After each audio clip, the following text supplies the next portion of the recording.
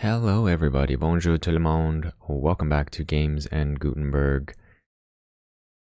The 39 Steps by John Buchan. Chapter 1, The Man Who Died.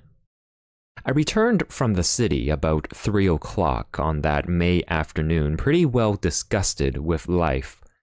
I had been 3 months in the old country and was fed up with it. If anyone had told me a year ago that I would have been feeling like that, I should have laughed at him. But there was the fact. The weather made me liverish. The talk of the ordinary Englishman made me sick. I couldn't get enough exercise, and the amusements of London seemed as flat as soda water that has been standing in the sun. Richard Hannay, I kept telling myself, you have got into the wrong ditch, my friend, and you had better climb out. It made me bite my lips to think of the plans I had been building up those last years in Buluwayo. I had got my pile, not one of the big ones, but good enough for me, and I had figured out all kinds of ways of enjoying myself. My father had brought me out from Scotland at the age of 6, and I had never been home since. So England was a sort of Arabian Nights to me, and I counted on stopping there for the rest of my days. But from the first, I was disappointed with it. In about a week, I was tired of seeing sights, and in less than a month, I had had enough of restaurants and theaters and race meetings. I had no real pal to go about with, which probably explains things. Plenty of people invited me to their houses, but they didn't seem much interested in me. They would fling me a question or two about South Africa, and then get on to their own affairs. A lot of imperialist ladies asked me to tea to meet schoolmasters from New Zealand and editors from Vancouver, and that was the dismalest business of all. Here was I, 37 years old, sound in wind and limb, with enough money to have a good time, yawning my head off all day. I had just about settled to clear out and get back to the Veld, for I was the best bored man in the United Kingdom. That afternoon, I had been worrying my brokers about investments to give my mind something to work on, and on my way home I turned into my club, rather a pothouse, which took in colonial members. I had a long drink and read the evening papers. They were full of the row in the Near East, and there was an article about Karolides, the Greek premier. I rather fancied the chap. From all accounts, he seemed the one big man in the show, and he played a straight game too, which was more than could be said for most of them. I gathered that they hated him pretty blackly in Berlin and Vienna, but that we were going to stick by him. And one paper said that he was the only barrier between Europe and Armageddon. I remember wondering if I could get a job in those parts. It struck me that Albania was the sort of place that might keep a man from yawning. About 6 o'clock, I went home, dressed, dined at the Café Royal, and turned into a music hall. It was a silly show, all capering women and monkey-faced men, and I did not stay long. The night was fine and clear as I walked back to the flat I had hired near Portland Place. The crowd surged past me on the pavements, busy and chattering, and I envied the people for having something to do. These shopgirls and clerks and dandies and policemen had some interest in life that kept them going. I gave half a crown to a beggar because I saw him yawn. It was a fellow sufferer. At Oxford Circus, I looked up into the spring sky and I made a vow.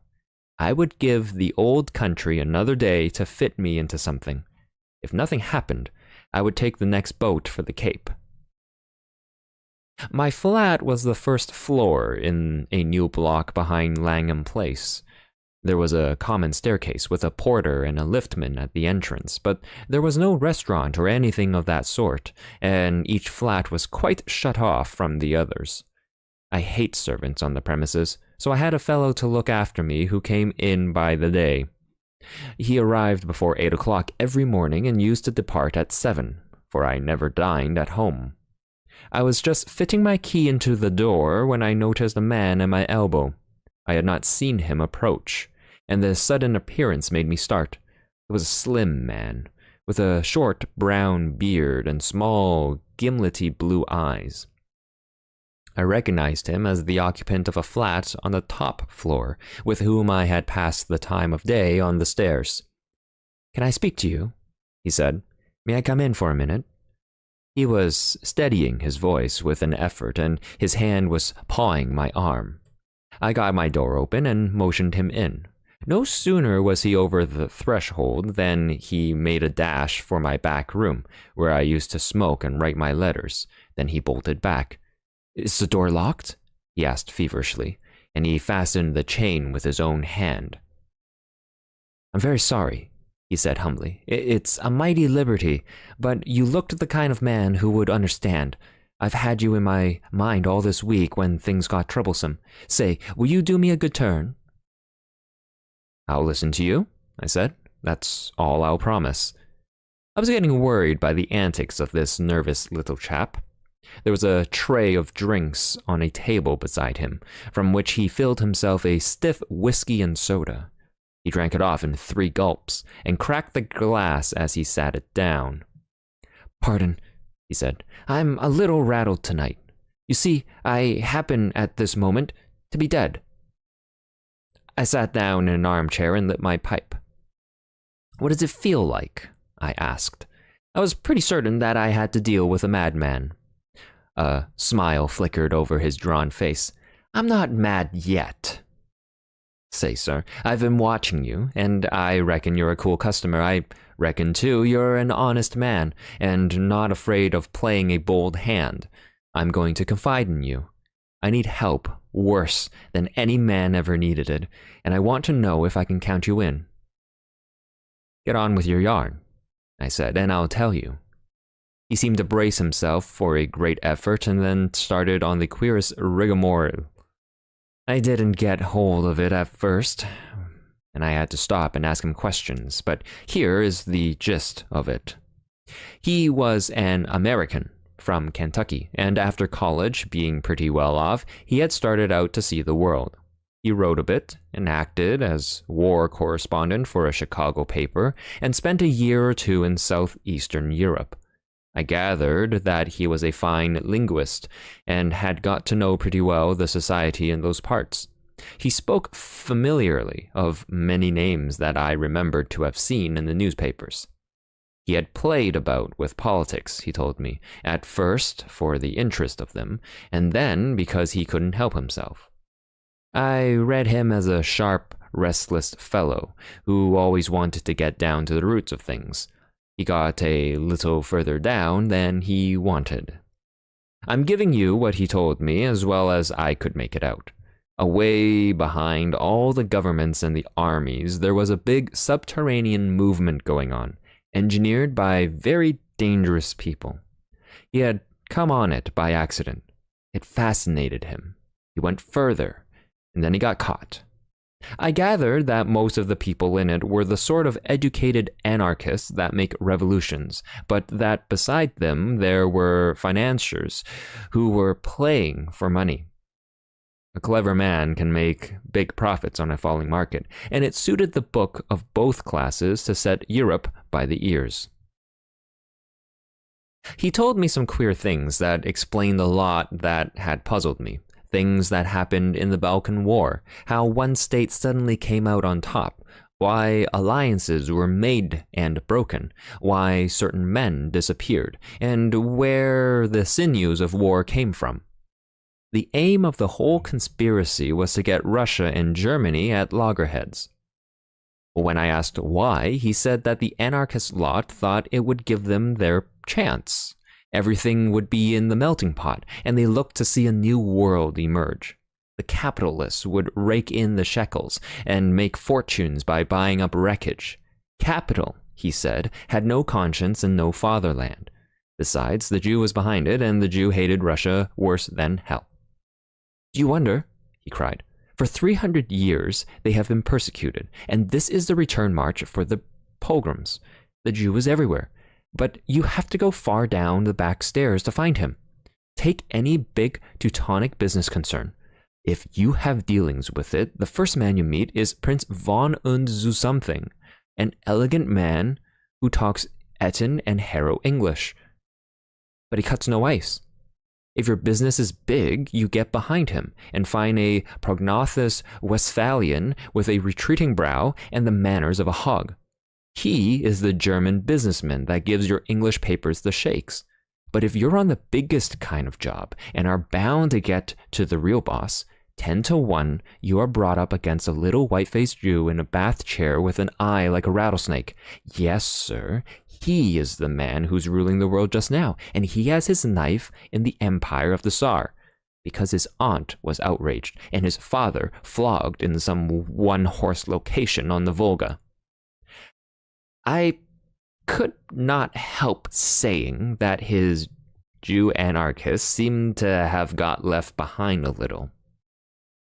Yes and no, he said. They won up to a point, but they struck a bigger thing than money, a thing that couldn't be bought, the old elemental fighting instincts of man.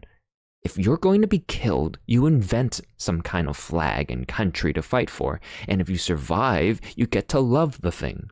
Those foolish devils of soldiers have found something they care for, and that has upset the pretty plan laid in Berlin and Vienna. But my friends haven't played their last card by a long sight. They've gotten the ace up their sleeves, and unless I can keep alive for a month, they are going to play it and win. But I thought you were dead, I put in. Moria nua vitae, he smiled.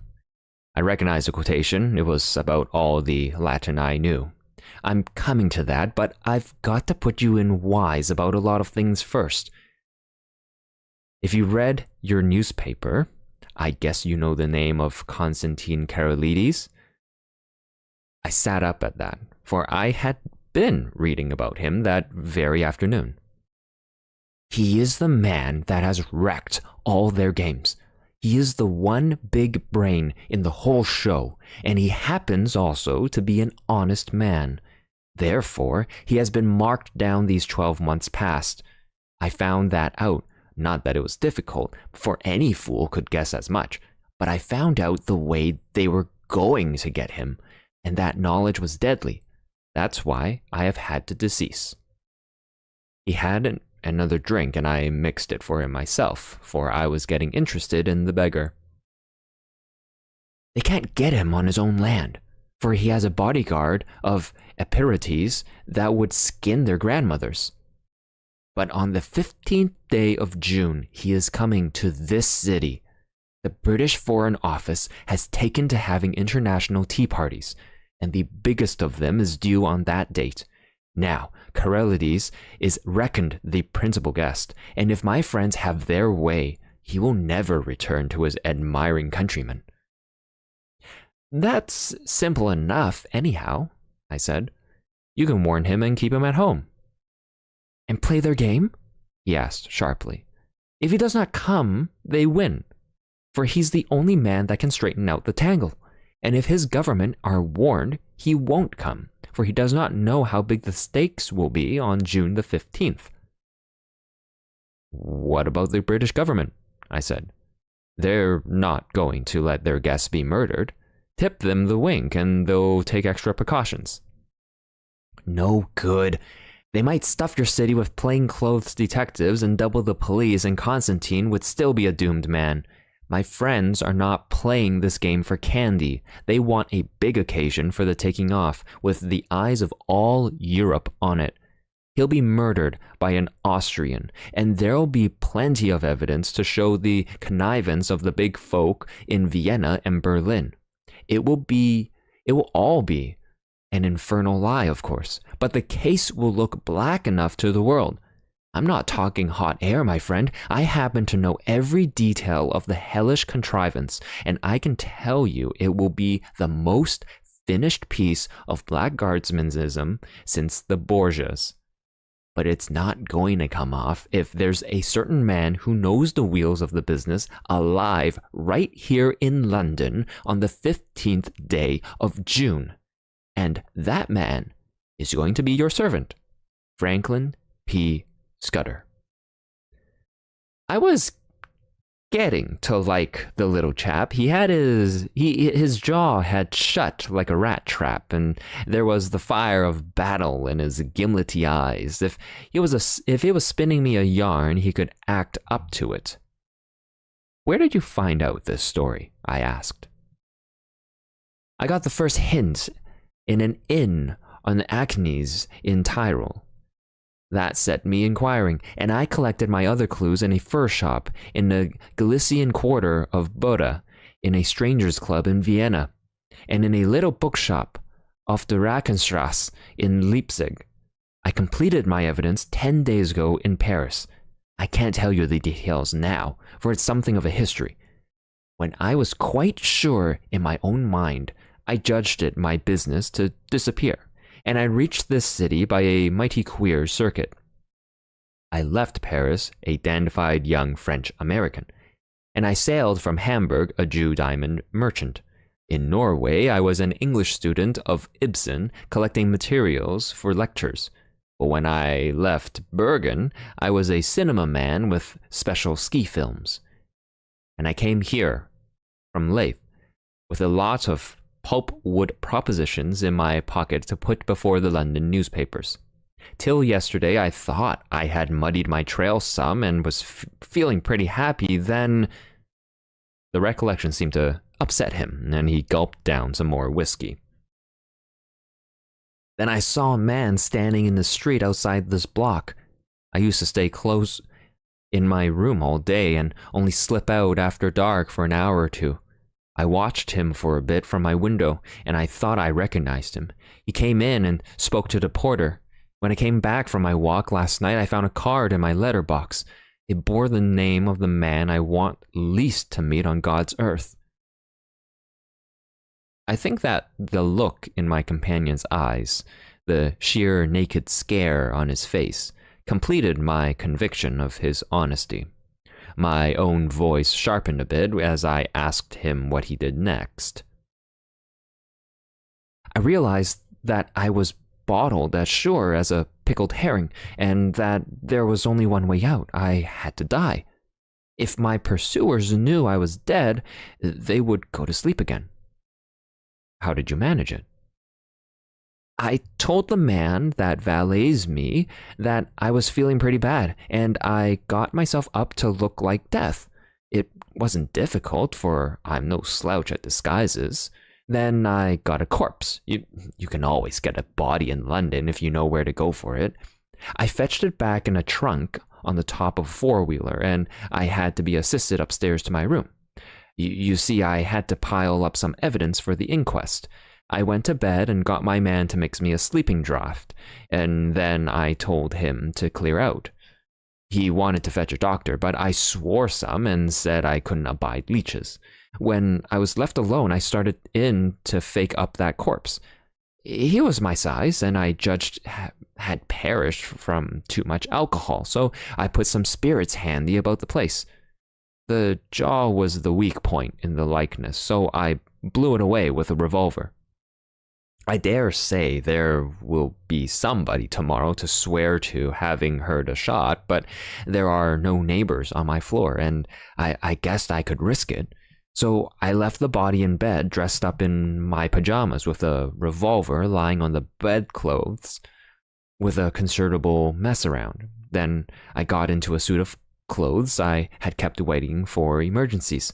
I didn't dare to shave for fear of leaving tracks, and besides, it wasn't any kind of use my trying to get into the streets. I had you in my mind all day, and there seemed nothing to do but to make an appeal to you. I watched from my window till I saw you come home, and then slipped down the stair to meet you. There, sir, I guess you know about as much as me of this business. He sat blinking like an owl, fluttering with nerves and yet desperately determined. By this time, I was pretty well convinced that he was going straight with me. It was the wildest sort of narrative, but I had heard in my time many steep tales which had turned out to be true, and I had made a practice of judging the man rather than the story. If he had wanted to get a location in my flat and then cut my throat, he would have pitched a milder yarn. "Hand me your key," I said, "and I'll take a look at the corpse. Excuse my caution, but I'm bound to verify a bit if I can." He shook his head mournfully. "I reckon you'd ask for that, but I haven't got it. It's on my chain on the dressing table. I had to leave it behind, for I couldn't leave any clues to breed suspicions. The gentry who are after me are pretty bright-eyed citizens. You'll have to take me on trust for the night, and tomorrow you'll get proof of the corpse business right enough." I thought for an instant or two. "Right, I'll trust you for the night. I'll lock you into this room and keep the key. Just one word, Mr. Scudder. I believe you're straight, but if so be you are not, I should warn you that I'm a handy man with a gun." "Sure," he said, jumping up with some briskness. "I haven't the privilege of your name, sir, but let me tell you that you're a white man. I'll thank you to lend me a razor." I took him into my bedroom and turned him loose. In half an hour's time, a figure came out that I scarcely recognized. Only his gimlety, hungry eyes were the same. He was shaved clean, his hair was parted in the middle, and he had cut his eyebrows. Further, he carried himself as if he had been drilled, and was the very model, even to the brown complexion, of some British officer who had had a long spell in India. He had a monocle, too, which he stuck in his eye, and every trace of the American had gone out of his speech. "My hat! Mr. Scudder," I stammered. "Not Mr. Scudder," he corrected. "Captain Theophilus Digby of the 40th Gurkhas. Presently home on leave. I'll thank you to remember that, sir." I made him up a bed in my smoking room and sought my own couch, more cheerful than I had been for the past month. Things did happen occasionally, even in this god-forgotten metropolis. I woke next man to hear my man, Paddock, making the deuce of a row at the smoking room door. Paddock was a fellow I had done a good turn to out on the Selachwy, and I had inspanned him as my servant as soon as I got to England. He had about as much gift of the gab as a hippopotamus, and was not a great hand at valeting, but I knew I could count on his loyalty. "Stop that row, Paddock," I said. "There's a friend of mine, Captain, I couldn't remember the name, dossing down in there. Get breakfast for two, and then come and speak to me." I told Paddock a fine story about how my friend was a great swell, with his nerves pretty bad from overwork, who wanted absolute rest and stillness. Nobody had got to know he was here, or he would be besieged by communications from the India office and the Prime Minister, and his cure would be ruined. I am bound to say Scudder played up splendidly when he came to breakfast. He fixed Paddock with his eyeglass, just like a British officer, asked him about the Boer War, and slung out at me a lot of stuff about imaginary pals.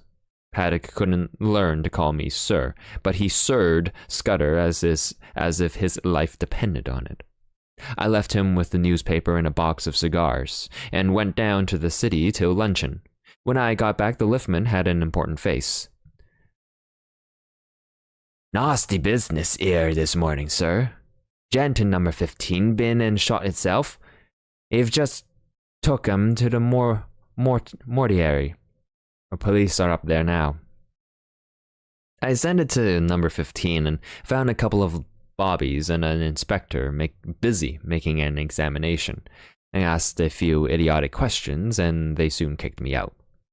Then I found the man that had valeted Scudder and pumped him, but I could see he suspected nothing. It was a whining fellow with a churchyard face, and half a crown went far to console him. I attended the inquest next day. A partner of some publishing firm gave evidence that the deceased had brought him wood pulp propositions and had been, he believed, an agent of an American business.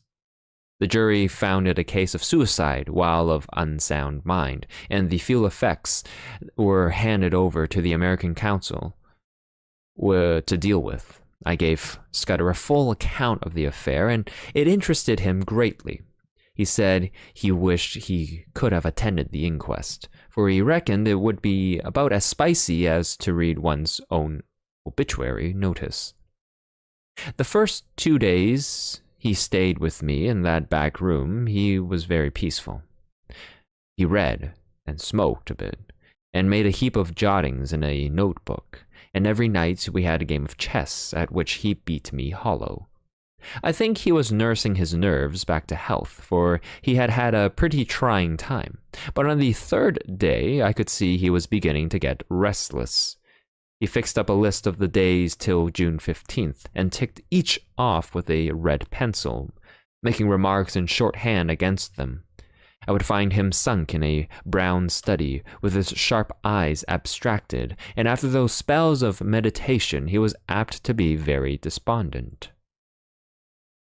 Then I could see that he began to get edgy again. He listened for little noises and was always asking me if Paddock could be trusted. Once or twice he got very peevish and apologized for it. I didn't blame him. I made every allowance, for he had taken off a fairly stiff job. It was not the safety of his own skin that troubled him, but the success of the scheme he had planned. That little man was clean grit all through, without a soft spot in him. One night he was very solemn. "Say, Henny," he said, I judge I should let you a bit deeper into this business. I should hate to go out without leaving somebody else to put up a fight." And he began to tell me in detail what I had only heard from him vaguely. I did not give him very close attention. The fact is, I was more interested in his own adventures than in his high politics. I reckoned that Carilides and his affairs were not my business, leaving all that to him. So a lot that he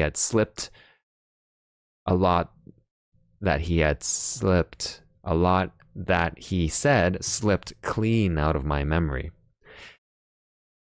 I remember that he was very clear that the danger to Carilides would not begin till he had got to London, and would come from the very highest quarters, where there would be no thought of suspicion.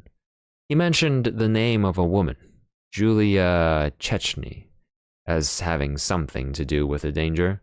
She would be the decoy, I gathered, to get Carilides out of the care of his guards.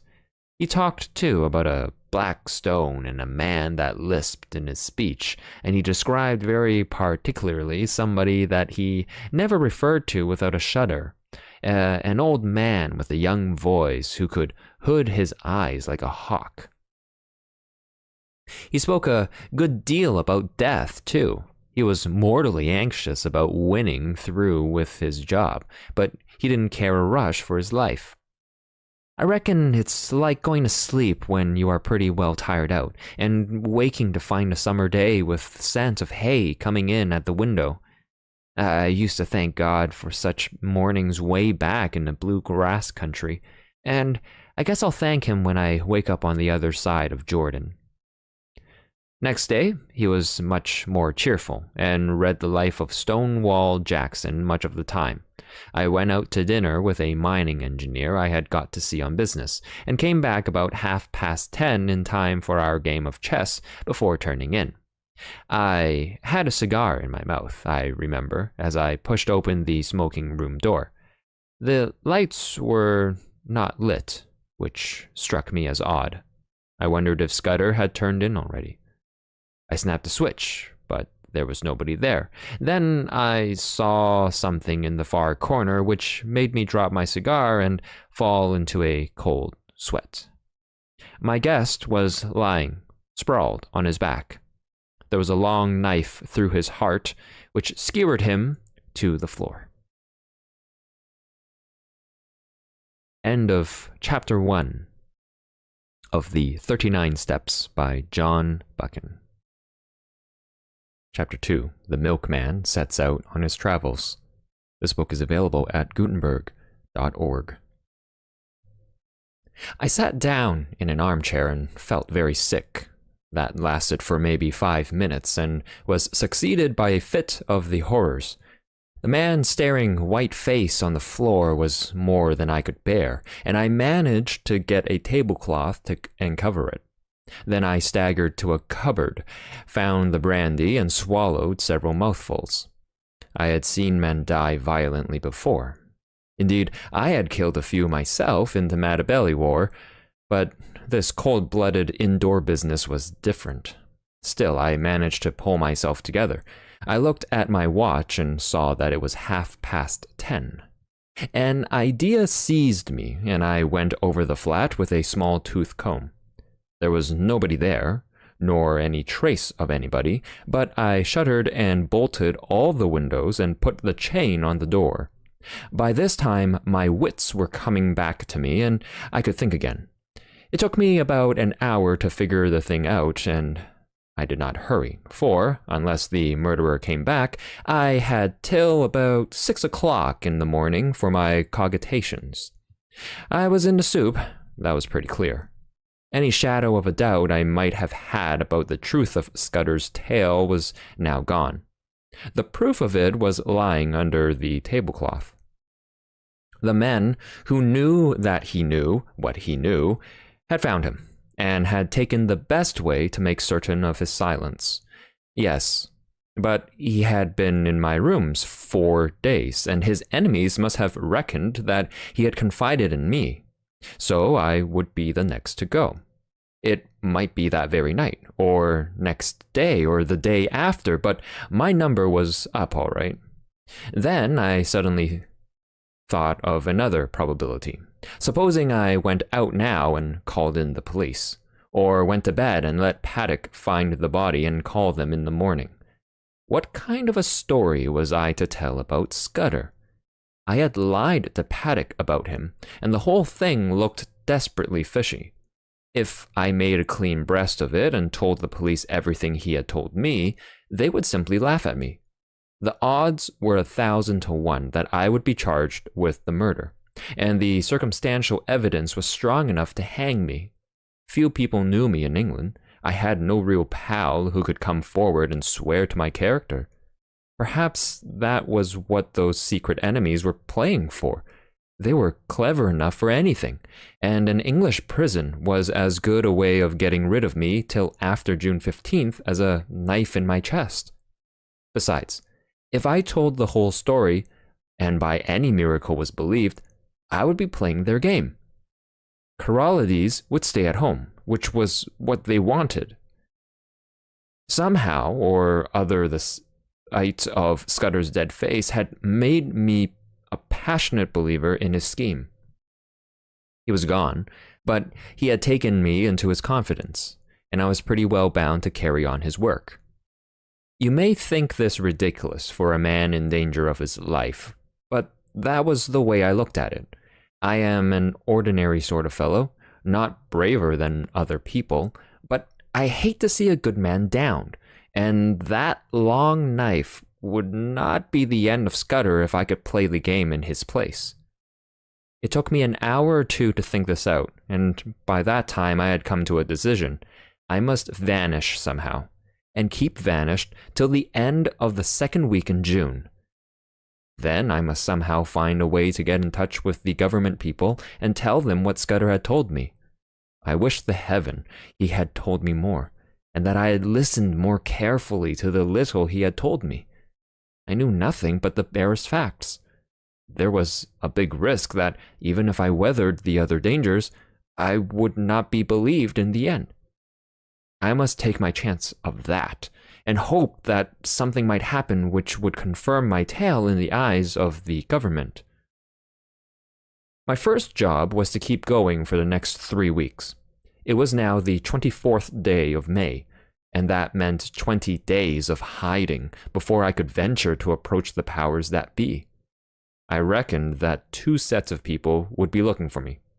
Scudder's enemies, to put me out of existence, and the police, who would want me for Scudder's murder. It was going to be a giddy hunt, and it was queer how the prospect comforted me. I had been slack so long that almost any chance of activity was welcome. When I had to sit alone with that corpse and wait on fortune, I was no better than a crushed worm. But if my next safety was to hang on my own wits, I was prepared to be cheerful about it. My next thought was whether Scudder had any papers about him to give me a better clue to the business. I drew back the tablecloth and searched his pockets, for I had no longer any shrinking from the body. The face was wonderfully calm for a man who had been struck down in a moment. There was nothing in the breast pocket, and only a few loose coins in a cigar holder in the waistcoat. The trousers held a little penknife and some silver, and the side pocket of his jacket contained an old crocodile skin cigar case. There was no sign of the little black book in which I had seen him making notes. That had, no doubt, been taken by his murderer. But as I looked up from my task, I saw that some drawers had been pulled out in the writing table. Scudder would never have left them in that state, for he was the tidiest of mortals. Someone must have been searching for something, perhaps for the pocketbook. I went round the flat and found that everything had been ransacked, the inside of books, drawers, cupboards, boxes, even the pockets of the clothes in my wardrobe, and the sideboard in the dining room. There was no trace of the book.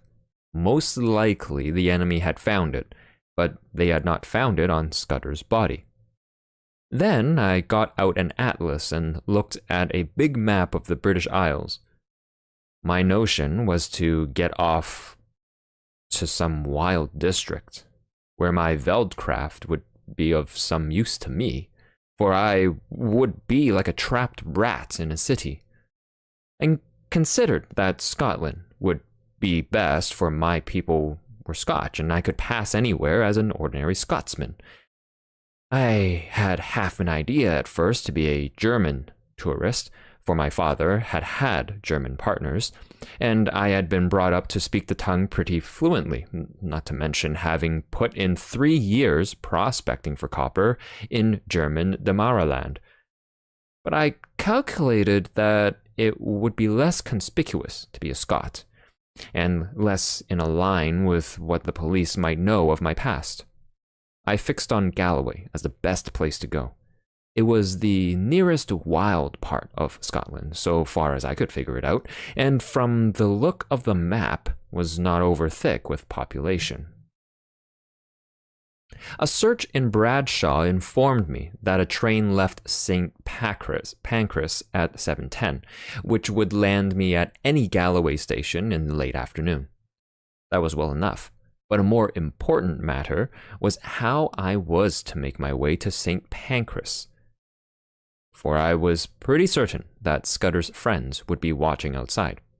This puzzled me for a bit. Then I had an inspiration, on which I went to bed and slept for 2 troubled hours. I got up at 4 and opened my bedroom shutters. The faint light of a fine summer morning was flooding the skies, and the sparrows had begun to chatter. I had a great revulsion of feeling, and felt a God-forgotten fool.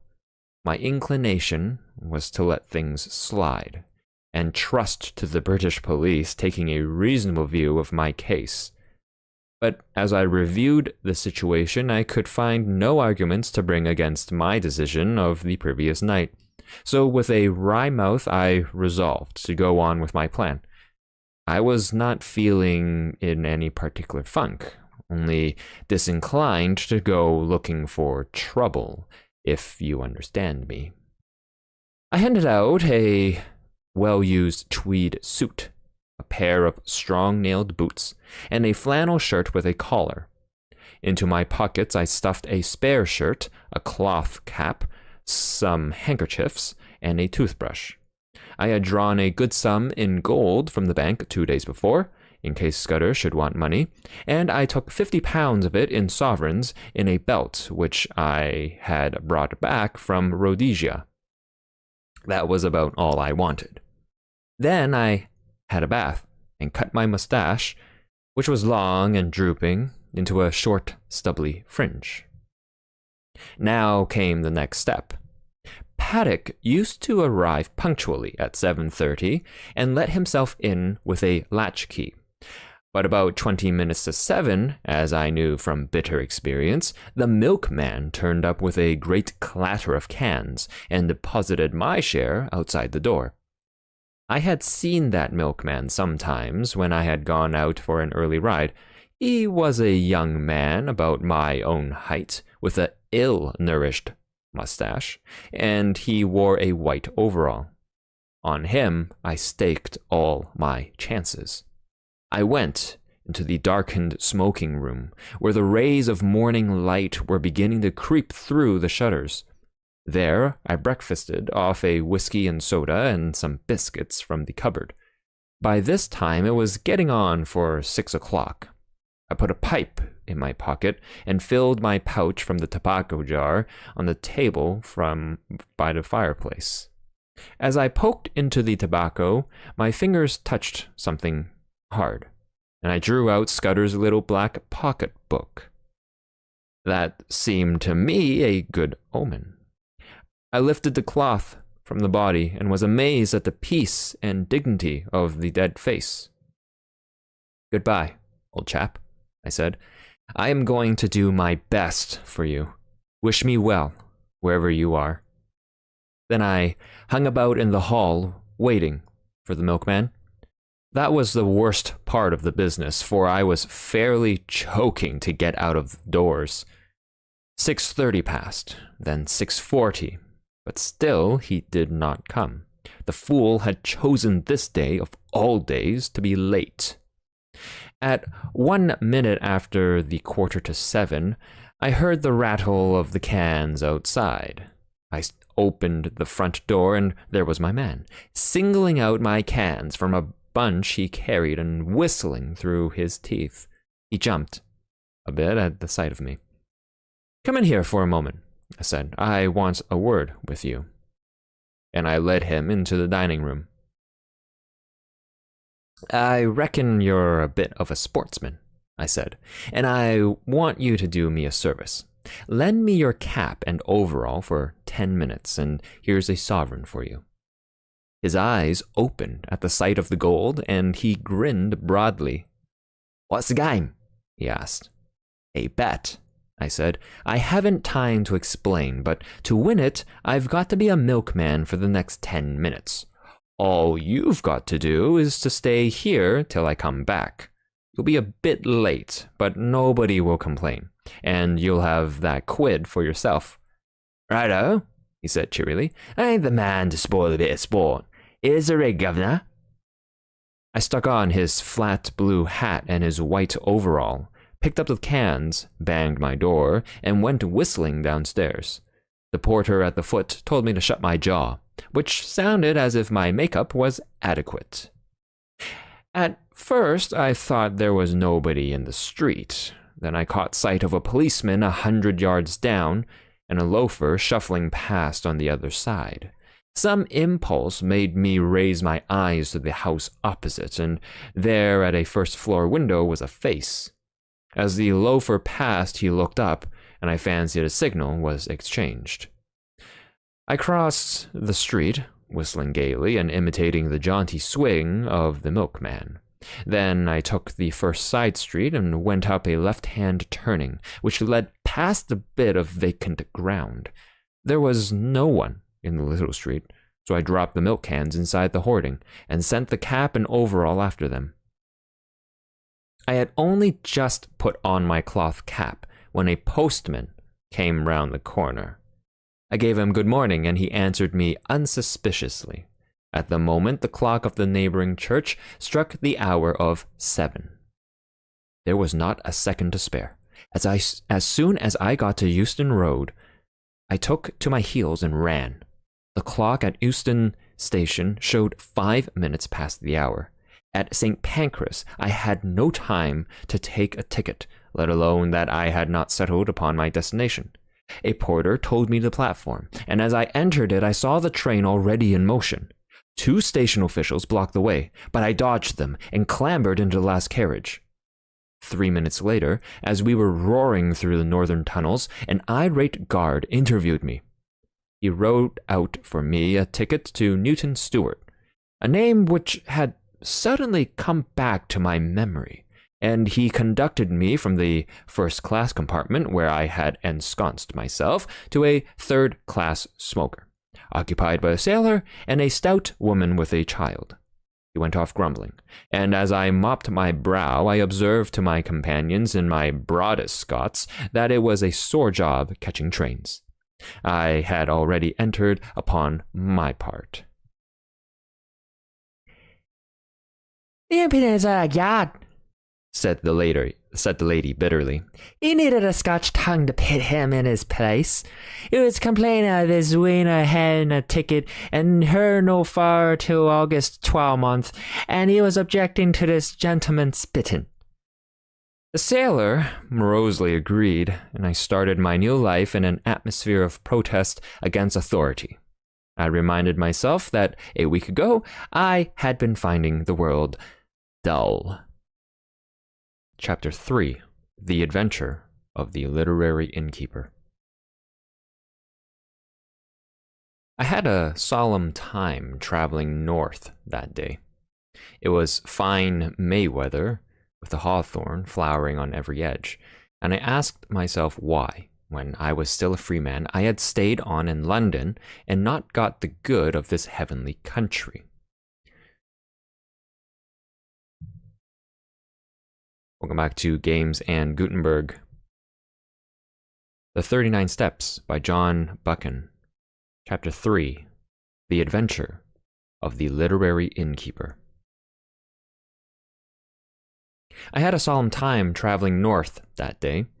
It was fine May weather, with the hawthorn flowering on every hedge, and I asked myself why, when I was still a free man, I had stayed on in London and not got the good of this heavenly country.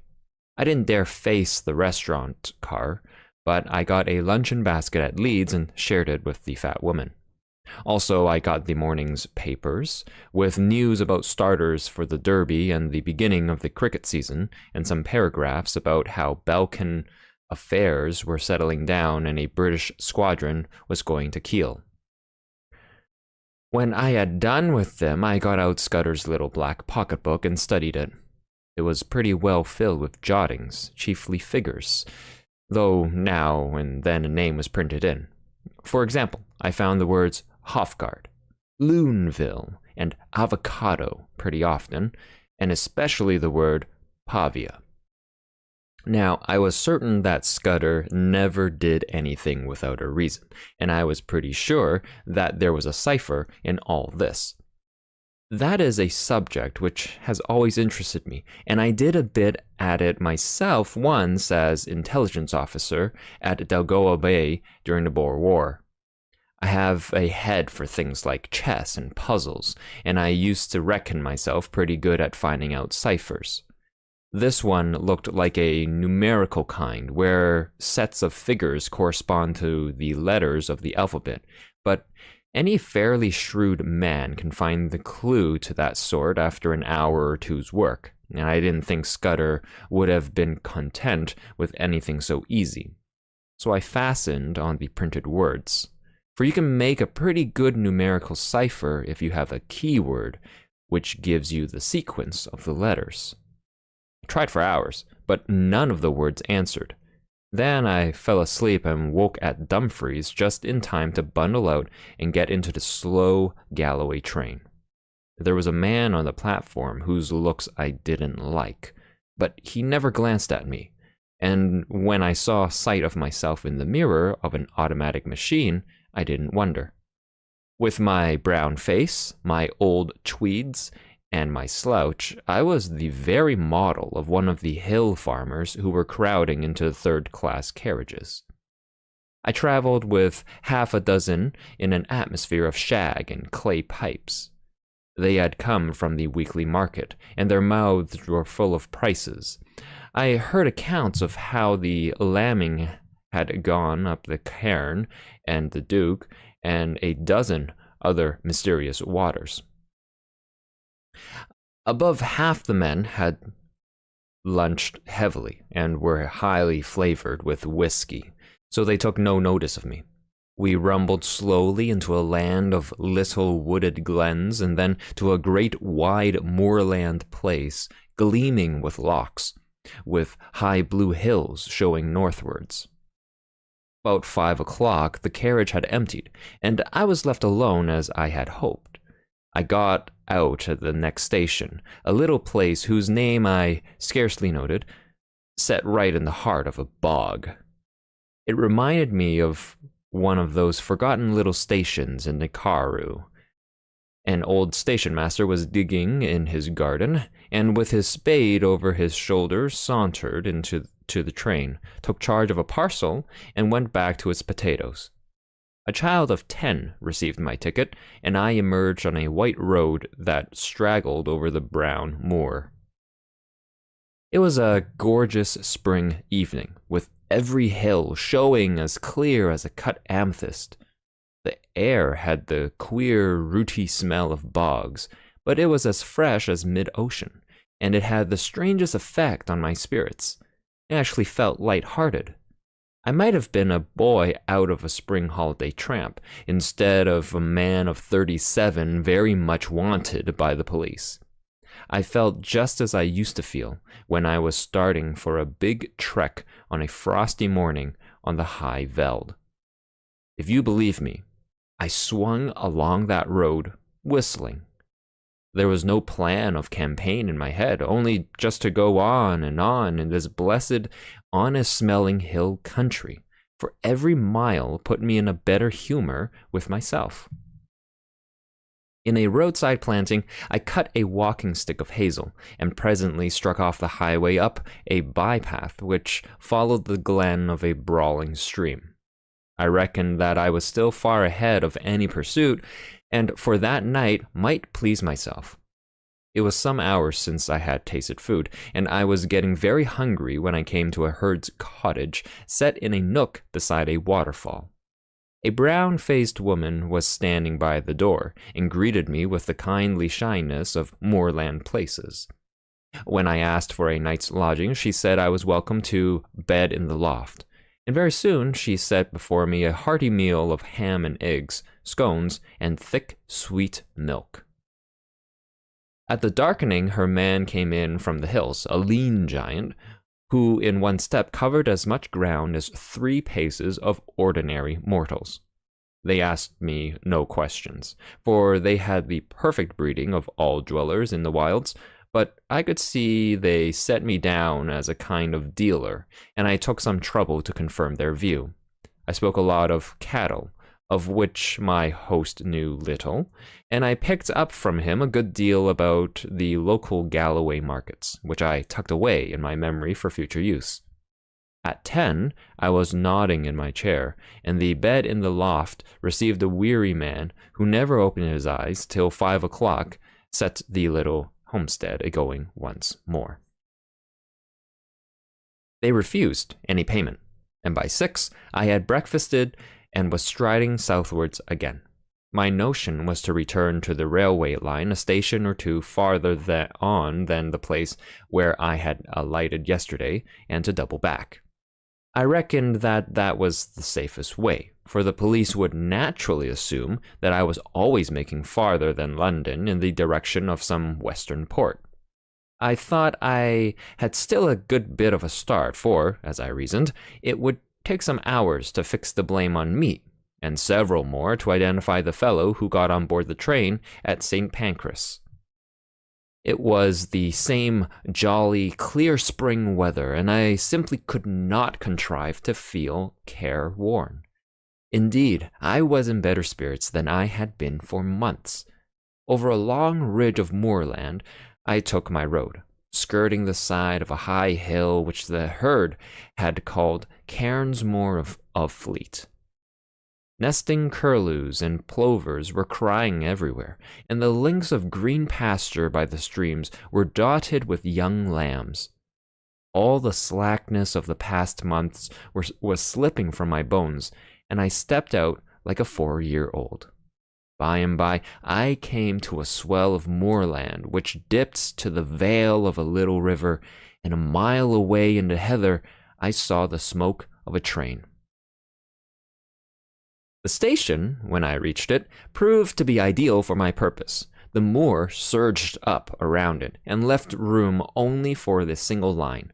The slender siding, a waiting room, an office, the station master's cottage, and a tiny yard of gooseberries and sweet william.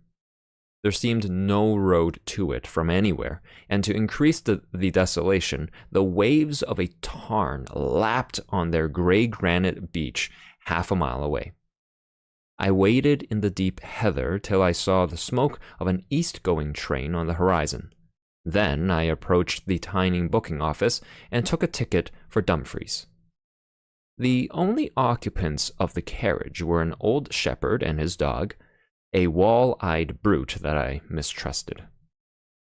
The man was asleep, and on the cushions beside him was that morning's Scotsman.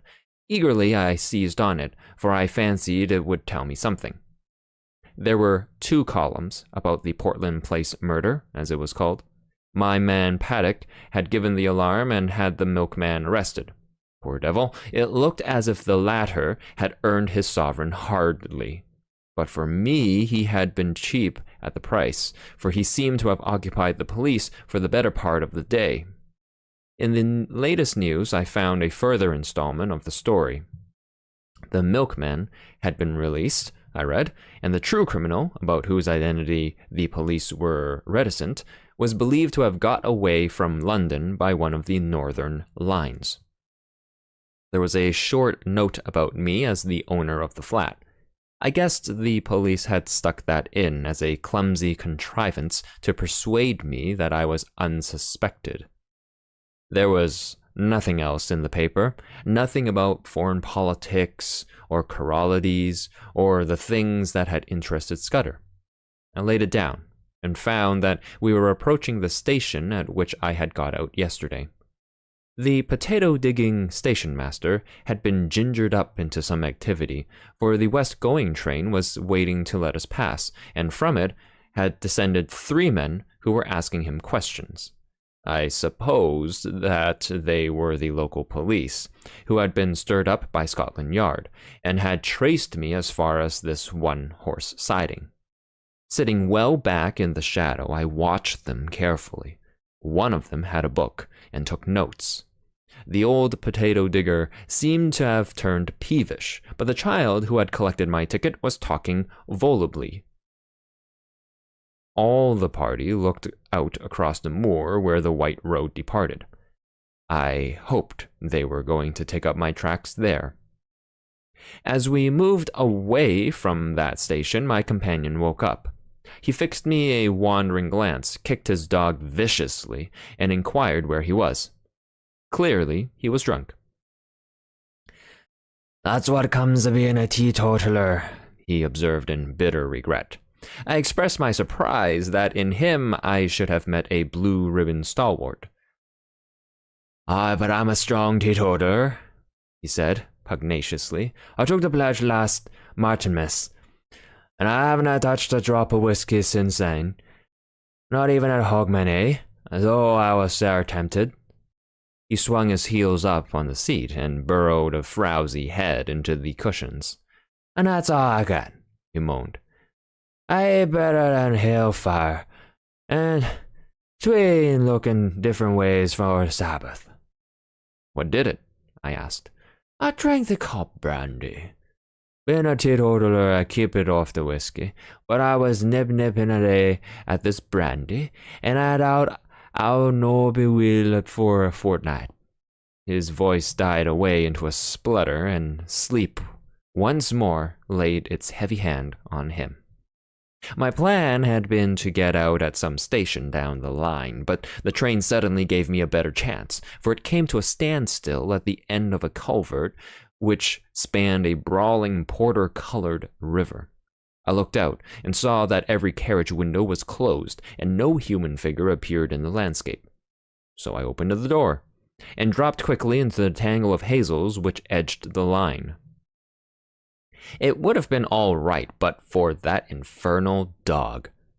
Under the impression that I was decamping with its master's holdings, it started to bark, and all but got me by the trousers. This woke up the herd, who stood bawling at the carriage door in the belief that I had committed suicide. I crawled through the thicket, reached the edge of the stream, and in cover of the bushes put 100 yards or so behind me. Then, from my shelter, I peered back, and saw the guard and several passengers gathered around the open carriage door and staring in my direction. I could not have made a more public departure if I had left with a bugler and a brass band. Happily, the drunken herd provided a diversion. He and his dog, which was attached by a rope to his waist, suddenly cascaded out of the carriage, landed on their heads on the track, and rolled some way down the bank towards the water. In the rescue which followed, the dog bit somebody, for I could hear the sound of hard swearing. Presently, they had forgotten me, and when after a quarter of a mile's crawl I ventured to look back, the train had started again and was vanishing in the cutting. I was in a wide semicircle of moorland, with the brown river as radius, and the high hills forming the northern circumference. There was not a sign or sound of a human being, only the plashing water and the interminable crying of curlews. Yet, oddly enough, for the first time I felt the terror of the hunted on me. It was not the police that I thought of, but the other folk, who knew that I knew Scudder's secret and dared not let me live. I was certain that they would pursue me with a keenness and vigilance unknown to the British law, and that once their grip closed on me, I should find no mercy. I looked back. There was nothing in the landscape.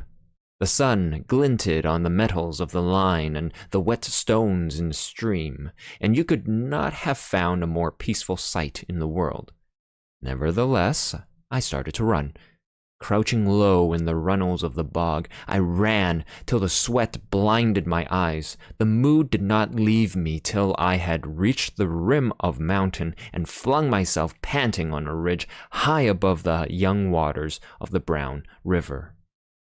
From my vantage ground, I could scan the whole moor right away to the railway line and to the south of it where green fields took the place of heather. I have eyes like a hawk, but I could see nothing moving in the whole countryside. Then I looked east beyond the ridge and saw a new kind of landscape. Shallow green valleys with plentiful fir plantations and the faint lines of dust which spoke of high roads. Last of all, I looked into the blue May sky, and there I saw that which set my pulses racing. Low, down in the south, a monoplane was climbing into the heavens. I was as certain as if I had been told that that aeroplane was looking for me and that it did not belong to the police. For an hour or two I watched it from a pit of heather. It flew low along the hilltops and then in narrow circles over the valley up which I had come. Then it seemed to change its mind, rose to a great height, and flew away back to the south. I did not like this espionage from the air, and I began to think less well of the countryside I had chosen for a refuge. These heather hills were no sort of cover if my enemies were in the sky, and I must find a different kind of sanctuary. I looked with more satisfaction to the green country beyond the ridge, for there I should find woods and stone houses. About 6 in the evening I came out of the moorland to a white ribbon of road which wound up the narrow vale of a lowland stream. As I followed it, fields gave place to bent, the glen became a plateau, and presently I had reached a kind of pass where a solitary house smoked in the twilight. The road swung over a bridge, and leaning on the parapet was a young man. He was smoking a long clay pipe and studying the water with spectacled eyes. In his left hand was a small book with a finger marking the place. Slowly, he repeated, "As when a griffin through the wilderness, with winged step, o'er hill and moory dale, pursues the Arimaspian." He jumped round as my step rung on the keystone, and I saw a pleasant, sunburnt, boyish face. "Good evening to you," he said gravely. "It's a fine night for the road." The smell of peat smoke and of some savory roast floated to me from the house. "Is that place an inn?" I asked. "At your service," he said politely. "I am the landlord, sir, and I hope you will stay the night, for to tell you the truth, I have had no company for a week." I pulled myself up the parapet of the bridge and filled my pipe. I began to detect an ally. "You're young to be an innkeeper," I said. "My father died a year ago and left me the business. I live there with my grandmother. It's a slow job for a young man, and it wasn't my choice of profession." "Which was?" He actually blushed. "I want to write books," he said. "And what better chance could you ask?" I cried. "Man, I've often thought that an innkeeper would make the best storyteller in the world." "Not now," he said eagerly. "Maybe in the old days when you had pilgrims and ballad makers and highwaymen and mail coaches on the road, but not now. Nothing comes here but motor cars full of fat women who stop for lunch, and a fisherman or two in the spring, and the shooting tenants in August. There's not much material to be got out of that. I want to see life, to travel the world and write things like Kipling and Conrad. But the most I've done yet is to get some verses printed in Chambers' journal." I looked at the inn, standing golden in the sunset against the brown hills. "I've knocked about the world, and I wouldn't despise such a hermitage. Do you think that adventure is found only in the tropics or among gentry in red shirts? Maybe you're rubbing shoulders with it at this moment." "That's what Kipling says," he said, his eyes brightening, and he quoted some verse about romance brings up the 9:15. "Here's a true tale for you then," I cried, "and a month from now you can make a novel out of it." Sitting on the bridge in the soft May gloaming, I pitched him a lovely yarn. It was true in essentials, too, though I altered some minor details. I made out that I was a mining magnate from Kimberley, who had had a lot of trouble with IDB and had shown up a gang. They had pursued me across the ocean and had killed my best friend and were now on my tracks. I told the story well, though I say, who shouldn't? I pictured a flight across the Kalahari to German Africa, the crackling, parching days, the wonderful Blue Valley nights. I described an attack on my life on the voyage home, and I made a really horrid affair of the Portland Place murder. "You're looking for adventure," I cried. "Well, you've found it here. The devils are after me, and the police are after them. It's a race that I mean to win." "By God," he whispered, drawing his breath in sharply. "It is all pure Rider Haggard and Conan Doyle." "You believe me?" I said gratefully. "Of course I do," and he held out his hand. "I believe everything out of the common. The only thing to distrust is the normal." He was very young, but he was a man for my money. "I think they're off my track for the moment, but I must lie close for a couple of days. Can you take me in?" He caught my elbow in his eagerness and drew me towards the house. You can lie a slug here as if you were in a moss hole. I'll see that nobody blabs either. And you'll give me some more material about your adventures? As I entered the inn porch, I heard from far off the beat of an engine. There, silhouetted against the dusky west, was my friend, the monoplane. He gave me a room at the back of the house with a fine outlook over the plateau, and he made me free of his own study, which was stacked with cheap editions of his favorite authors. I never saw the grandmother, so I guessed she was bedridden. An old woman called Margaret brought me my meals, and the innkeeper was around me at all hours. I wanted some time to myself, so I invented a job for him. He had a motor bicycle, and I sent him off next morning for the daily paper, which usually arrived with the post in the late afternoon. I told him to keep his eyes skinned and make note of any strange figures he saw, keeping a special sharp lookout for motors and aeroplanes. Then I sat down in real earnest to Scudder's notebook. He came back at midday with the Scotsman. There was nothing in it, except some further evidence of Paddock and the milkman, and a repetition of yesterday's statement that the murderer had gone north. But there was a long article, reprinted from the Times, about Corralides and the state of affairs in the Balkans, though there was no mention of any visit to England. I got rid of the innkeeper for the afternoon, for he was getting very warm in my search for the cipher. As I told you, it was a numerical cipher, and by an elaborate system of experiments, I had pretty well discovered what were the nulls and stops.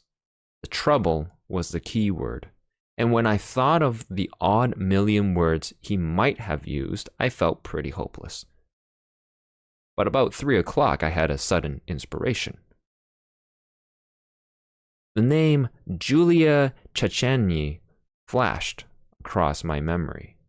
Scudder had said it was the key to the Corralides business, and it occurred to me to try it on his cipher. It worked. The 5 letters of Julia gave me the position of the vowels. A was J, the 10th letter of the alphabet, and so represented by X in the cipher. E was U equals XXI, and so on. Checheny gave me the numerals for the principal consonants. I scribbled that scheme on a bit of paper and sat down to read Scudder's pages. In half an hour, I was reading with a whitish face and fingers that drummed on the table. I glanced out of the window and saw a big touring car coming up the glen towards the inn. It drew up at the door, and there was the sound of people alighting.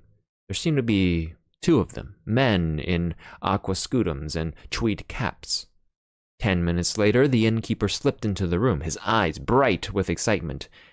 "There's 2 chaps below looking for you," he whispered. "They're in the dining room having whiskeys and sodas. They asked about you and said they had hoped to meet you here. Oh, and they described you jolly well, down to your boots and shirt. I told them you had been here last night and had gone off on a motor bicycle this morning, and one of the chaps swore like a navvy." I made him tell me what they looked like. One was a dark-eyed, thin fellow with bushy eyebrows. The other was always smiling and lisped in his talk. Neither was any kind of foreigner. On this, my young friend was positive. I took a bit of paper and wrote these words in German as if they were part of a letter. Blackstone. Scudder had got on to this, but he could not act for a fortnight. I doubt if I can do any good now, especially as Corralides is uncertain about his plans, but if Mr. T advises, I will do the best I manufactured it rather neatly, so that it looked like a loose page of a private letter. "Take this down and say it was found in my bedroom, and ask them to return it to me if they overtake me." 3 minutes later, I heard the car begin to move, and peeping from behind the curtain, caught sight of the 2 figures. One was slim, The other was sleek. That was the most I could make of my reconnaissance. The innkeeper appeared in great excitement. "Your paper woke them up," he said gleefully.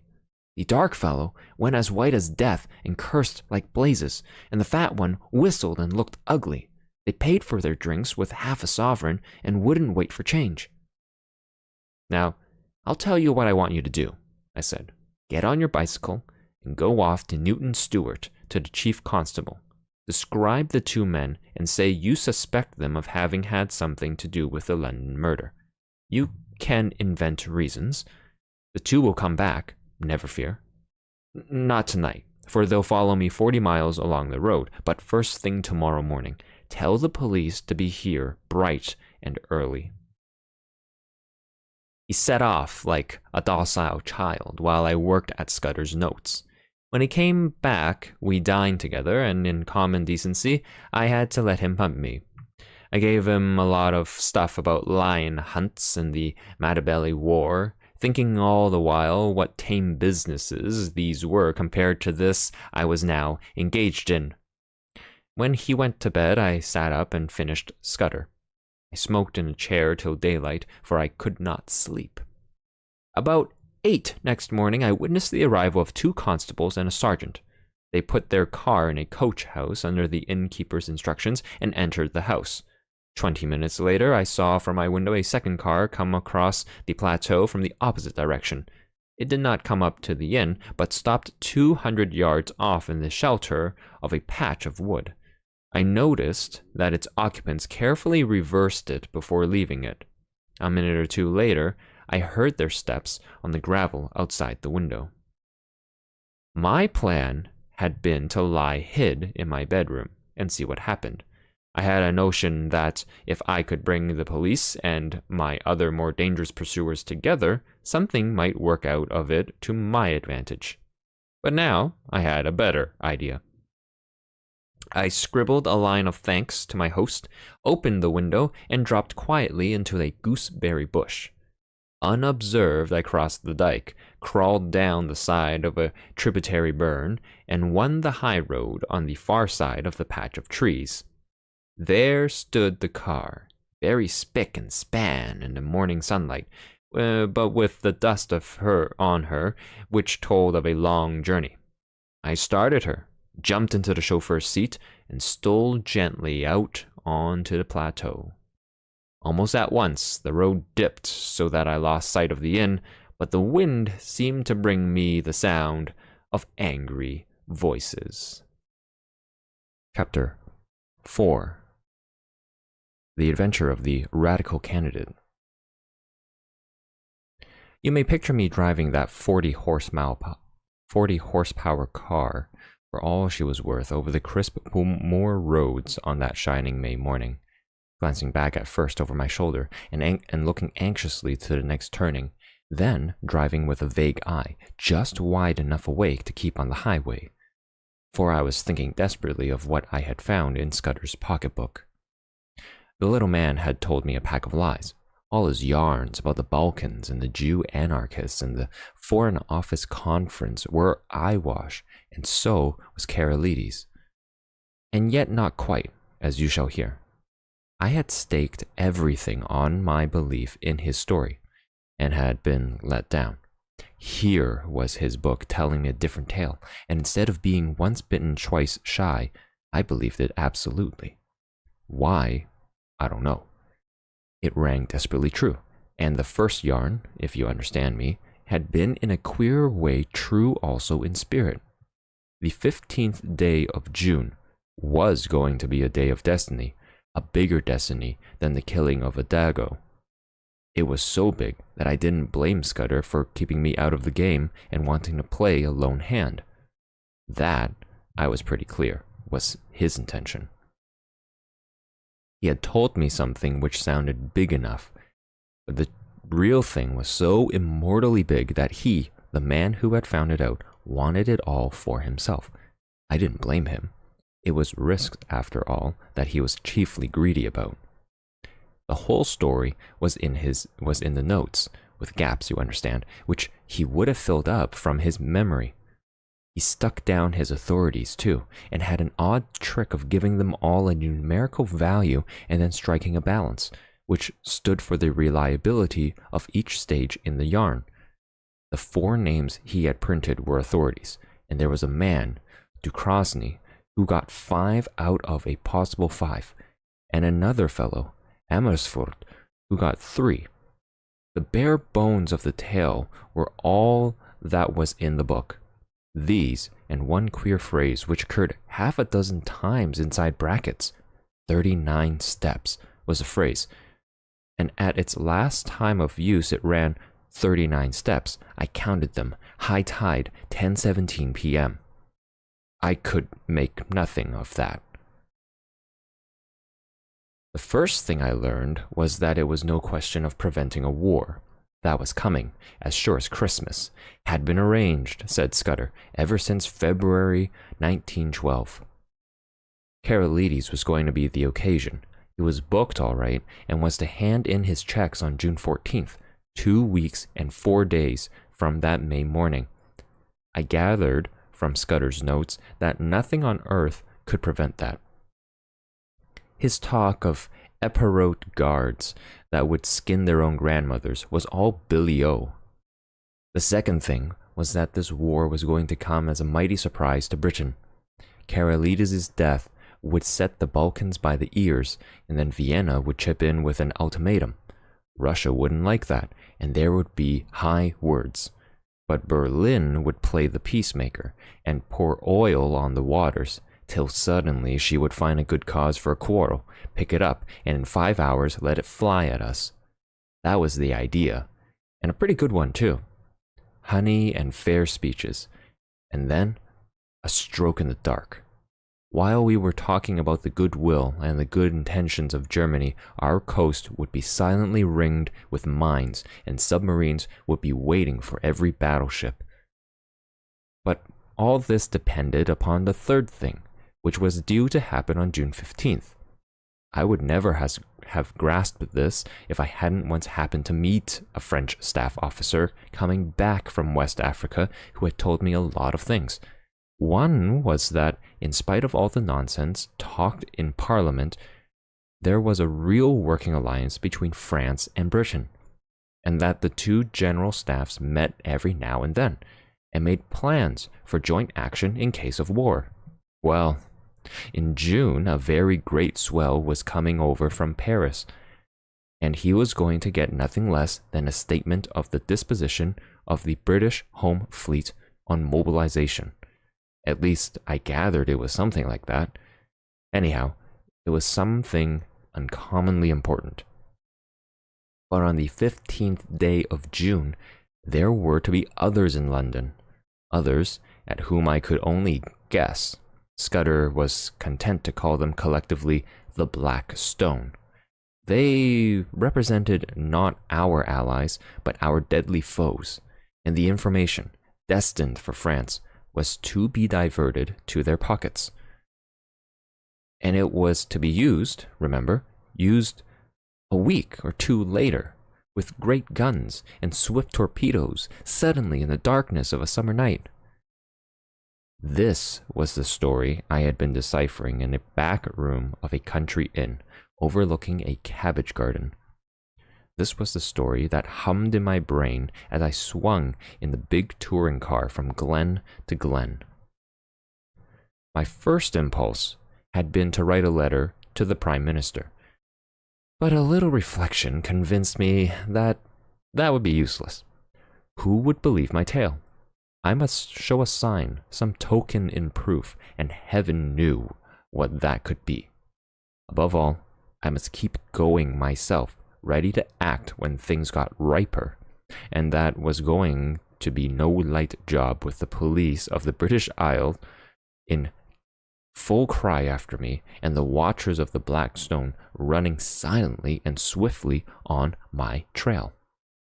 I had no very clear purpose in my journey, but I steered east by the sun, for I remembered from the map that if I went north, I would come into a region of coal pits and industrial towns. Presently, I was down from the moorlands and traversing the broad haugh of a river. For miles, I ran alongside a park wall, and in a break of the trees I saw a great castle.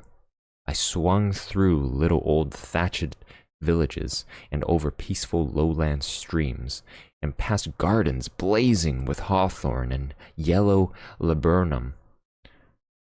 The land was so deep in peace that I could scarcely believe that somewhere behind me were those who sought my life. Aye. And that in a month's time, unless I had the almightiest of luck, these round country faces would be pinched and staring, and men would be lying dead in English fields.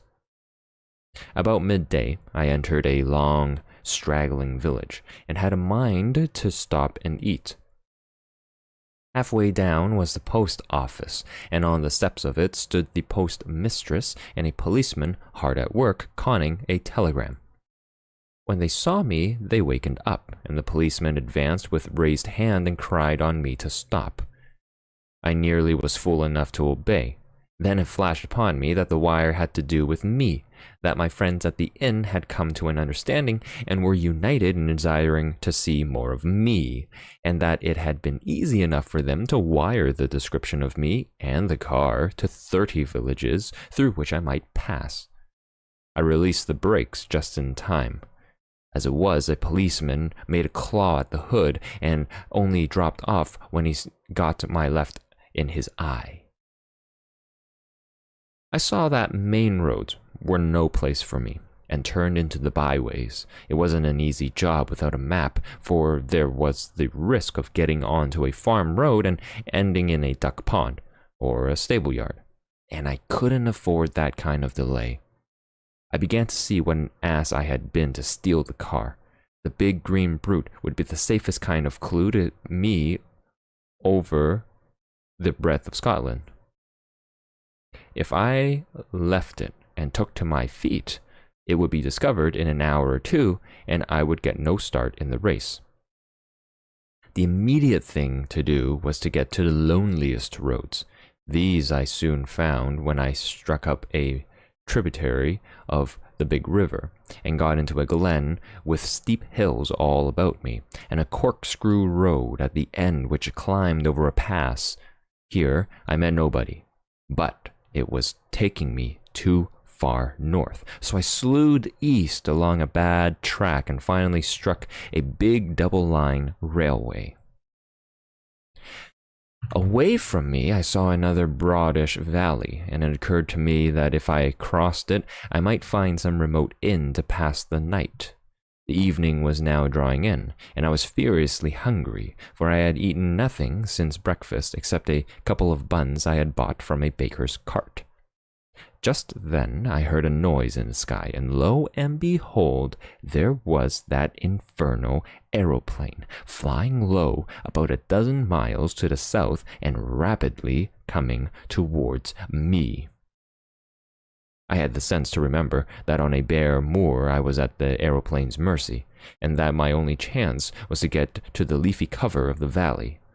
Down the hill I went like a blue lightning, screwing my head round whenever I dared to watch that damned flying machine. Soon I was on a road between hedges and dipping to the deep-cut glen of a stream. Then came a bit of thick wood where I slackened speed. Suddenly on my left, I heard the hoot of another car and realized to my horror that I was almost up on a couple of gate posts through which a private road debouched on the highway. My horn gave an agonized roar, but it was too late. I clapped on my brakes, but my impetus was too great, and there before me a car was sliding athwart my course. In a second, there would have been the deuce of a wreck. I did the only thing possible, and ran slap into the hedge on the right, trusting to find something soft beyond. But there I was mistaken. My car slithered through the hedge like butter, and then gave a sickening plunge forward. I saw what was coming, leapt on the seat, and would have jumped out. but a branch of hawthorn got me in the chest, lifted me up and held me, while a ton or two of expensive metal slipped below me, bucked and pitched, and then dropped with an almighty smash 50 feet to the bed of the stream. Slowly, that thorn let me go. I subsided first on the hedge, and then very gently on a bower of nettles. As I scrambled to my feet, a hand took me by the arm, and a sympathetic and badly scared voice asked me if I were hurt. I found myself looking at a tall young man in goggles and a leather ulster, who kept on blessing his soul and whinnying apologies. For myself, once I got my wind back, I was rather glad than otherwise. This was one way of getting rid of the car. "My blame, sir," I answered him. "It's lucky that I did not add homicide to my follies. That's the end of my Scotch motor tour, but it might have been the end of my life." He plucked out a watch and studied it. "You're the right sort of fellow," he said. "I can spare a quarter of an hour, and my house is 2 minutes off. I'll see you clothed and fed and snug in bed. Where's your kit, by the way? Didn't it burn along with the car?" "It's in my pocket," I said, brandishing a toothbrush. "I'm a colonial and travel light." "A colonial?" he cried. "By God, you're the very man I've been praying for. Are you by any blessed chance a free trader?" "I am," said I, without the foggiest notion of what he meant. He patted my shoulder and hurried me into his car. 3 minutes later, we drew up before a comfortable-looking shooting box set among pine trees, and he ushered me indoors. He took me first to a bedroom and flung half a dozen of his suits before me, for my own had been pretty well reduced to rags. I selected a loose blue serge, which differed most conspicuously from my former garments, and borrowed a linen collar. Then he hailed me to the dining room, where the remnants of a meal stood on the table, and announced that I had just 5 minutes to feed.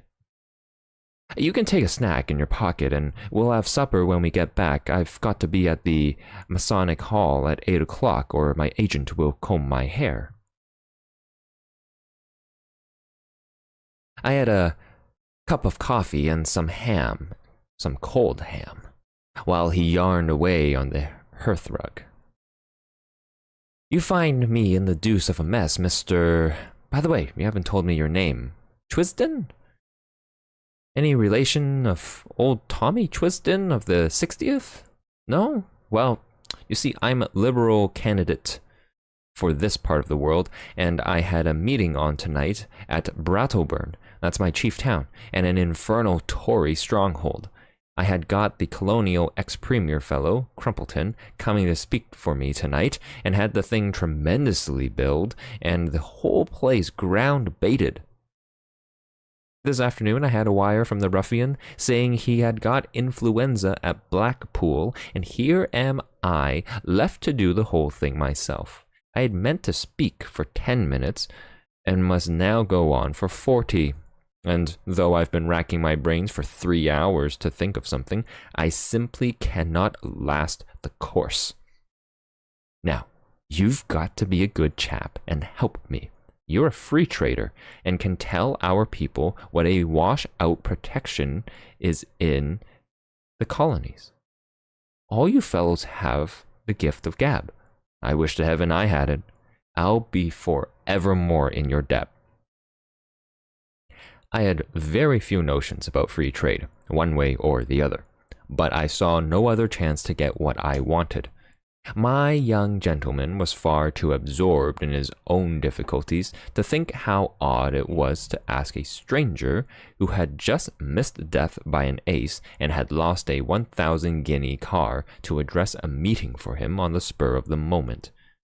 But my necessities did not allow me to contemplate oddnesses or to pick and choose my supports. "All right," I said.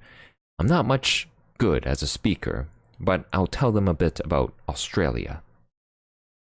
At my words, the cares of the ages slipped from his shoulders, and he was rapturous in his thanks. he lent me a big driving coat and never troubled to ask why I had started on a motor tour without possessing an ulster, and as we slipped down the dusty roads, poured into my ears the simple facts of his history. He was an orphan, and his uncle had brought him up. I've forgotten the uncle's name, but he was in the cabinet, and you can read his speeches in the papers. He had gone round the world after leaving Cambridge, and then, being short of a job, his uncle had advised politics. I gathered that he had no preference in parties. Good chaps in both, he said cheerfully, and plenty of blighters, too. I'm liberal because my family have always been Whigs. But if he was lukewarm politically, he had strong views on other things. He found out I knew a bit about horses and jawed away about the Derby entries, and he was full of plans for improving his shooting. Altogether, a very clean, decent, callow young man. As we passed through a little town, 2 policemen signaled us to stop and flashed their lanterns on us. "Beg pardon, Sir Harry," said one. "We've got instructions to look out for a car, and the description's no unlike yours." "Righto," said my host, while I thanked Providence for the devious ways I had been brought to safety. After that he spoke no more, for his mind began to labor heavily with his coming speech. His lips kept muttering, his eye wandered, and I began to prepare myself for a second catastrophe. I tried to think of something to say myself, but my mind was dry as a stone. The next thing I knew, we had drawn up outside a door in a street, and were being welcomed by some noisy gentlemen with rosettes.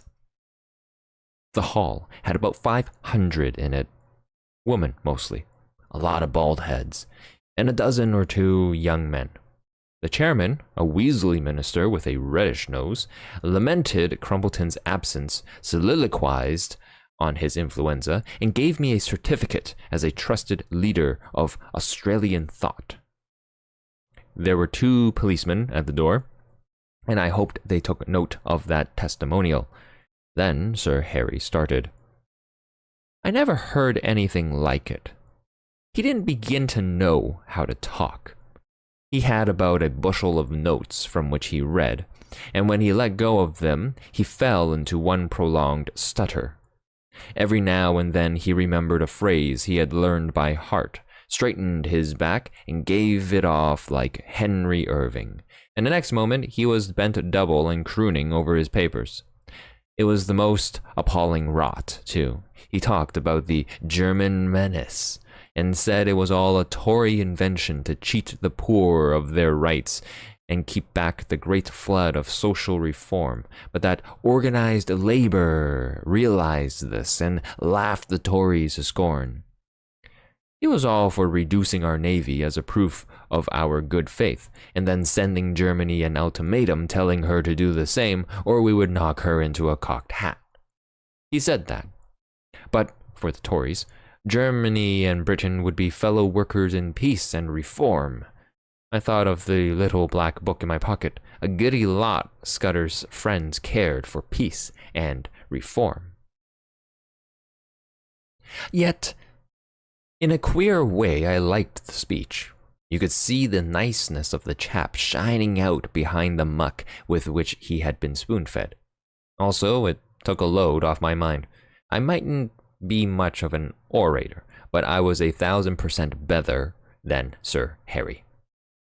I didn't get on so badly when it came to my turn. I simply told them all I could remember about Australia, praying there should be no Australian there. All about its Labour Party and emigration and universal service. I doubt if I remembered to mention free trade, but I said there were no Tories in Australia, only Labour and Liberals. That fetched a cheer, and I woke them up a bit when I started in to tell them the kind of glorious business I thought could be made out of the empire if we really put our backs into it. Although I fancy I was rather a success, the minister didn't like me, though, and when he proposed a vote of thanks, spoke of Sir Harry's speech as statesmanlike and mine as having the eloquence of an emigration agent. When we were in the car again, my host was in wild spirits at having got his job over. "A ripping speech, Twisden," he said. "Now you're coming home with me. I'm all alone, and if you'll stop a day or two, I'll show you some very decent fishing." We had a hot supper, and I wanted it pretty badly, and then drank grog in a big, cheery smoking room with a crackling wood fire. I thought the time had come for me to put my cards on the table. I saw by this man's eye that he was the kind you could trust. "Listen, Sir Harry," I said, "I've something pretty important to say to you. You're a good fellow, and I'm going to be frank. Where on earth did you get that poisonous rubbish you talked tonight?" His face fell. "Was it as bad as that?" he asked, ruefully. "It did sound rather thin. I got most of it out of the Progressive magazine and pamphlets that agent chap of mine keeps sending me. But if you surely don't think Germany would ever go to war with us? Ask that question in 6 weeks and it won't need an answer," I said. If you'll give me your attention for half an hour, I'm going to tell you a story."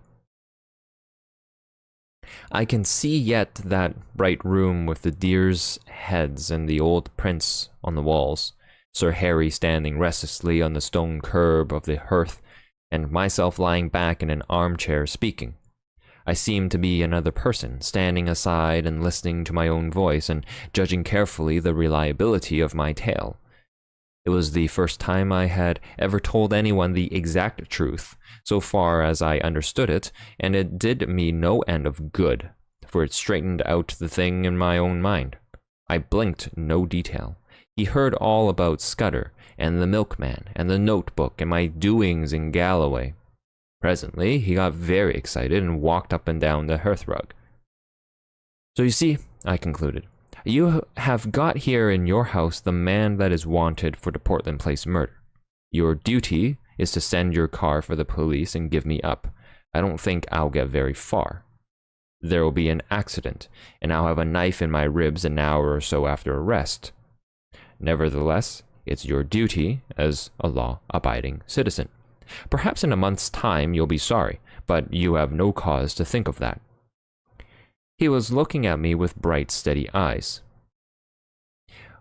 "What was your job in Rhodesia, Mr. Haney?" he asked. "Mining engineer," I said. I've made my pile cleanly, and I've had a good time in the making of it." "Not a profession that weakens the nerves, is it?" I laughed. "Oh, as to that, my nerves are good enough.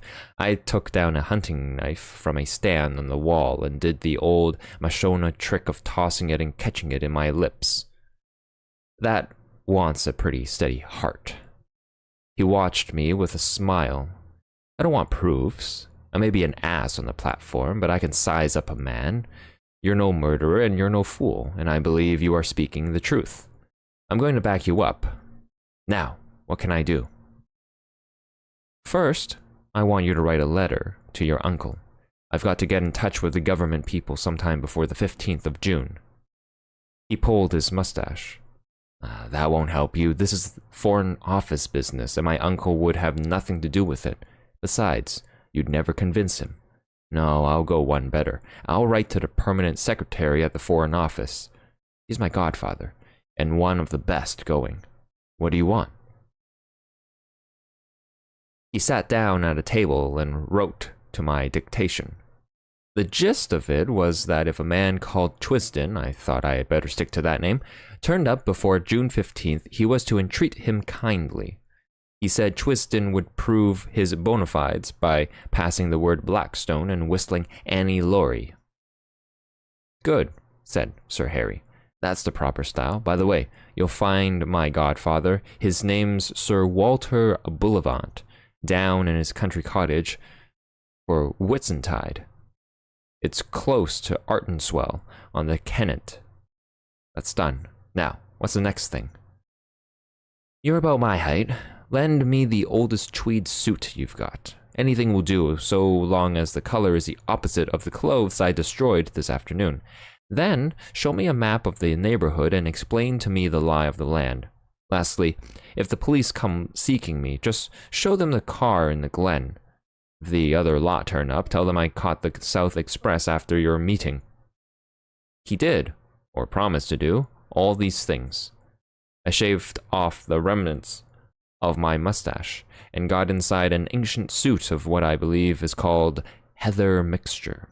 The map gave me some notion of my whereabouts and told me the two things I wanted to know: where the main railway to the south could be joined, and what were the wildest districts near at hand. At 2 o'clock, he wakened me from my slumbers in the smoking room armchair and led me blinking into dark, starry night. An old bicycle was found in a tool shed and handed over to me. "First turn to the right, up by the long fir wood," he enjoined. "By daybreak, you'll be well into the hills. Then I should pitch the machine into a bog and take to the moors on foot. You can put in a week among the shepherds and be as safe as if you were in New Guinea." I pedaled diligently up steep roads of hill gravel till the skies grew pale with morning. As the mists cleared before the sun, I found myself in a wide green world with glens falling on every side and a faraway blue horizon. Here, at any rate, I could get early news of my enemies. Chapter 5. The Adventure of the Spectacled Roadman. I sat down on the very crest of the pass and took stock of my position. Behind me was the road climbing through a long cleft in the hills, which was the upper glen of some notable river. In front was a flat space of maybe a mile, all pitted with bog holes and rough with tussocks. And then beyond it, the road fell steeply down another glen to a plain whose blue dimness melted into the distance. To left and right were round-shouldered green hills as smooth as pancakes, but to the south, that is, the left hand, there was a glimpse of high, heathery mountains, which I remembered from the map as the big knot of hill which I had chosen for my sanctuary. I was on the central boss of a huge upland country and could see everything moving for miles. In the meadows below the road, half a mile back, a cottage smoked, but it was the only sign of human life. Otherwise, there was only the calling of plovers and the tinkling of little streams. It was now about 7 o'clock, and as I waited, I heard once again that ominous beat in the air. Then I realized that my vantage ground might be, in reality, a trap. There was no cover for a tomtit in those bald green places. I sat quite still and hopeless while the beat grew louder. Then I saw an aeroplane coming up from the east. It was flying high, but as I looked, it dropped several hundred feet and began to circle round the knot of hill in narrowing circles, just as a hawk wheels before it pounces. Now it was flying very low, and now the observer on board caught sight of me. I could see one of the two occupants examining me through glasses. Suddenly, it began to rise in swift whirls, and the next I knew, it was speeding eastward again till it became a speck in the blue morning. That made me do some savage thinking. My enemies had located me, and the next thing would be a cordon round me. I didn't know what force they could command, but I was certain it would be sufficient. The aeroplane had seen my bicycle, and would conclude that I would try to escape by the road. In that case, there might be a chance on the moors to the right or left. I wheeled the machine 100 yards from the highway and plunged it into a moss hole, where it sank among pondweed and water buttercups. Then I climbed to a knoll which gave me a view of the two valleys. Nothing was stirring on the long white ribbon that threaded them. I have said there was not cover in the whole place to hide a rat. As the day advanced, it was flooded with soft, fresh light till it had the fragrant sunniness of the South African veld. At other times I would have liked the place, but now it seemed to suffocate me. The free moorlands were prison walls, and the keen hill air was the breath of a dungeon.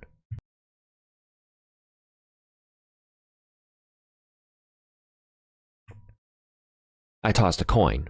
Heads, right, tails, left, and it fell heads, so I turned to the north.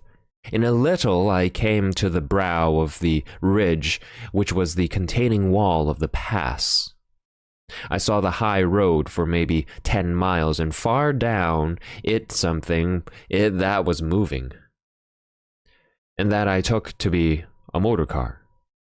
Beyond the ridge I looked on a rolling green moor, which fell away into wooded glens. Now my life on the veld has given me the eyes of a kite, and I can see things for which most men need a telescope.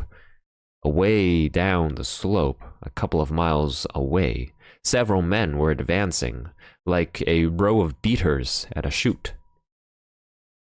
I dropped out of sight behind the skyline. That way was shut to me, and I must try the bigger hills to the south beyond the highway.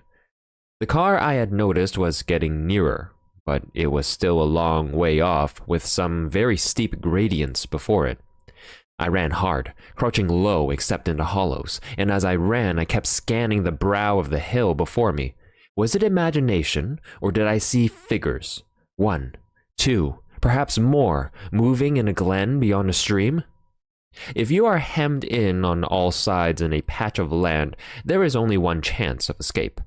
You must stay in the patch and let your enemies search it and not find you. That was good sense, but how on earth was I to escape notice in that tablecloth of a place? I would have buried myself to the neck in mud, or lain below water, or climbed the tallest tree. But there was not a stick of wood. The bog holes were little puddles, the stream was a slender trickle. There was nothing but short heather and bare hill bent and the white highway. Then, in a tiny bight of road, beside a heap of stones, I found the roadman. He had just arrived, and was wearily flinging down his hammer. He looked at me with a fishy eye and yawned. "Confound the day I ever left the herdin'," he said, as if to the world at large. "There I was, my ain maister, now I'm a slave to the government, tethered to the roadside, with Sareen and a back like a suckle." He took up the hammer, struck a stone, dropped the implement with an oath, and put both hands to his ears. "Mercy on me, my head burstin'," he cried. He was a wild figure, about my own size, but much bent, with a week's beard on his chin, and a pair of big horn spectacles. "I canna do it," he cried again. "The surveyor maun just report me. I'm for my bed." I asked him what was the trouble, though indeed that was clear enough. "The trouble is that I'm not sober. Last night, my Dr. Marin was wadded, and they danced till far in the byre. Me and some other chels sat down to the drinking, and here I am. Pity that I ever looked it on the wine when it was red." I agreed with him about bed. "It's easy speaking," he moaned. "But I got a postcard yesterday saying that the new road surveyor would be round the day. He'll come and he'll no find me, and else he'll find me full. And either way, I'm a done man. I'll away back to my bed and say I'm no ill, but I don't, that'll no help me, for they ken no kind o' no illness." Then I had an inspiration. "Does the new surveyor know you?" I asked. "Know him? He's just been a week at the job. He reigns about in a wee motor car, and wad spare the inside out a week." "Where's your house?" I asked, and was directed by a wavering finger to the cottage by the stream. "Well, back to your bed," I said, "and sleep in peace. I'll take on your job for a bit and see the surveyor." He stared at me blankly. Then, as the notion dawned on his fuddled brain, his face broke into a vacant drunkard's smile. "You're the Billy!" he cried. "It'll be easy enough managed. I've finished that bing of stains, and so you need a chap on your mare this forenoon. Just take the berry, the wheel in a meadow, frae on quarry down the road to make another bing the morn. My name's Alexander Tremley, and I've been 7 year at the trade, and 20 for that herding on Leatherwater.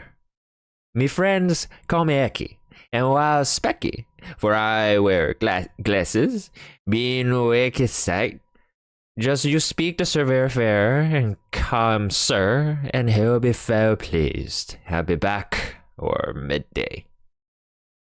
I borrowed his spectacles and filthy old hat, stripped off coat, waistcoat, and collar, and gave him them to carry home.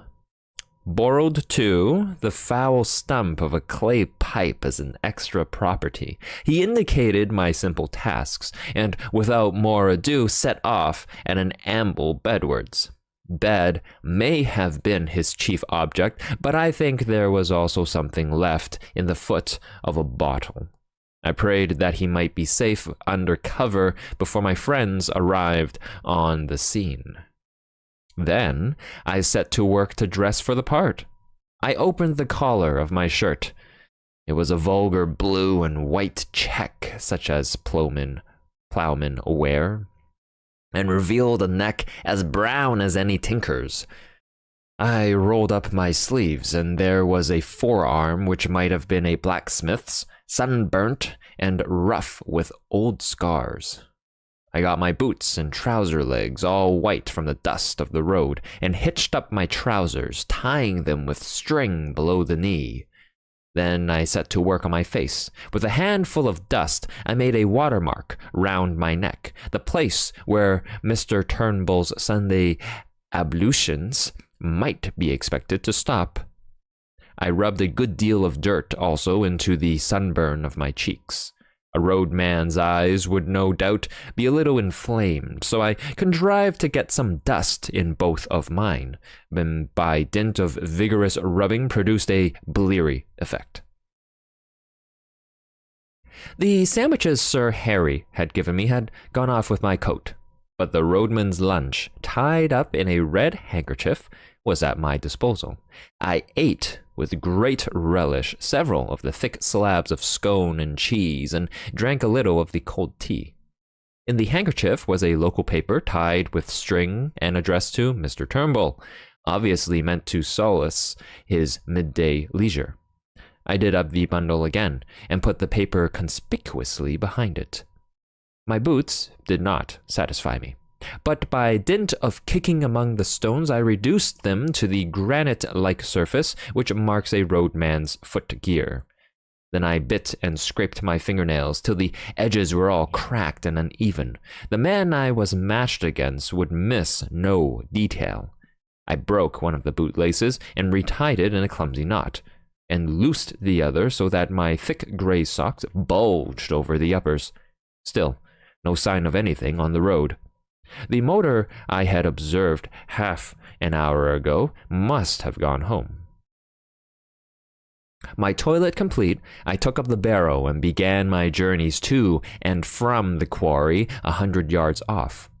I remember an old scout in Rhodesia, who had done many queer things in his day, once telling me that the secret of playing a part was to think yourself into it. You could never keep it up, he said, unless you could manage to convince yourself that you were it. So I shut off all other thoughts and switched them on to the road mending. I thought of the little white cottage as my home. I recalled the years I had spent herding on Leithen water. I made my mind dwell lovingly on sleep in a box bed and a bottle of cheap whiskey. Still, nothing appeared on that long white road. Now and then a sheep wandered off the heather to stare at me. A heron flopped down into a pool in the stream, and started to fish, taking no more notice of me than if I had been a milestone. Then on I went, trundling my loads of stone with the heavy step of the professional. Soon I grew warm, and the dust on my face changed into solid and abiding grit. I was already counting the hours till evening should put a limit to Mr. Turnbull's monotonous toil. Suddenly, a crisp voice spoke from the road, and looking up, I saw a little Ford two-seater and a round-faced young man in a bowler hat. "Are you Mr. Alexander Turnbull?" he asked. "I am the new county road surveyor. You live at Black Hope Foot and have charge of the section from Laidlaw Byres to the Briggs? Good. A fair bit of road, Turnbull, and not badly engineered. A little soft about a mile off, and the edges want cleaning. See you look after that. Good morning. You'll know me the next time you see me." Clearly, my get-up was good enough for the dreaded surveyor. I went on with my work, and as the morning grew towards noon, I was cheered by a little traffic. A baker's van breasted the hill and sold me a bag of ginger biscuits, which I stowed in my trouser pockets against emergencies. Then a herd passed with sheep and disturbed me somewhat by asking loudly, "When I become a specky?" "In bed with a colic," I replied, and the herd passed on. Just about midday, a big car stole down the road, glided past, and drew up 100 yards beyond. Its 3 occupants descended as if to stretch their legs and sauntered towards me. 2 of the men I had seen before from the window of the Galloway Inn, one lean, sharp, and dark, the other comfortable and smiling. The third had the look of a countryman, a vet, perhaps, or a small farmer. He was dressed in ill-cut knickerbockers, and the eye in his head was as bright and wary as a hen's. "Morning," said the last. "That's a fine, easy job of yours." I had not looked up on their approach, and now, when accosted, I slowly and painfully straightened my back, after the manner of roadmen, spat vigorously, after the manner of the low Scot, and regarded them steadily before replying. I confronted 3 pairs of eyes that missed nothing. "There's war jobs and there's better," I said, sententiously. "I would rather have yours sitting a day on your hinderlands on the cushions. It's you and your muscle cars that wreck my roads. If we had our rights, it's I'd be made to mend what you break." The bright-eyed man was looking at the newspaper lying beside Turnbull's bundle. "I see you get your papers in good time," he said. I glanced at it casually. "Aye, in good time, seeing that paper came out last Saturday. I'm just 6 days late." He picked it up, glanced at the superscription, and laid it down again. One of the others had been looking at my boots, and a word in German called the speaker's attention to them. "You've a fine taste in boots," he said. "These were never made by a country shoemaker." "They were not," I said readily. "They were made in London. I got them frae a gentleman that was here last year for the shooting. What was his name now?" And I scratched a forgetful head. Again, the sleek one spoke in German. "Let us get on," he said. "This fellow is all right." They asked one last question. "Did you see anyone pass early this morning? He might be on a bicycle or he might be on foot." I very nearly fell into the trap and told the story of a bicyclist hurrying past in the grey dawn, but I had the sense to see my danger. I pretended to consider very deeply. "I wasn't up very early," I said. "You see, my doctor was married last night, and we keep it till up late. I opened the house door about 7, and there was nobody on the road then. Since I came up here, it's just been the baker and the Rothschild herd, besides you gentlemen." One of them gave me a cigar, which I smelt gingerly and stuck in Turnbull's bundle. They got into their car and were out of sight in 3 minutes. My heart leaped with an enormous relief, but I went on wheeling my stones. It was as well, for 10 minutes later the car returned, one of the occupants waving a hand to me. Those gentry left nothing to chance. I finished Turnbull's bread and cheese, and pretty soon I had finished the stones. The next step was what puzzled me. I could not keep up this road-making business for long.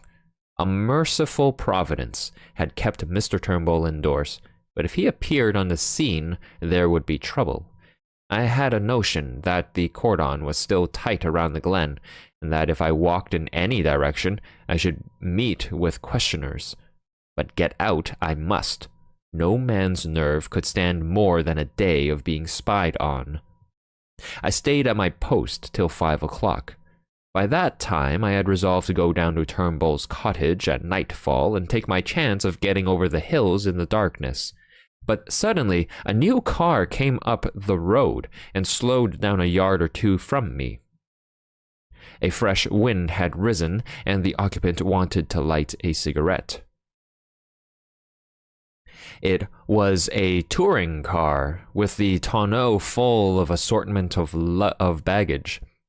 One man sat in it, and by an amazing chance I knew him. His name was Marmaduke Jopley, and he was an offense to creation. He was a sort of blood stockbroker, who did his business in toadying eldest sons and rich young peers and foolish old ladies. Marmy was a familiar figure, I understood, at balls and polo weeks and country houses. He was an adroit scandal monger, and would crawl a mile on his belly to anything that had a title or a million. I had a business introduction to his firm when I came to London, and he was good enough to ask me to dinner at his club. There he showed off at a great rate, and pattered about his duchesses till the snobbery of the creature turned me sick. I asked a man afterwards why nobody kicked him, and was told that Englishmen reverenced the weaker sex.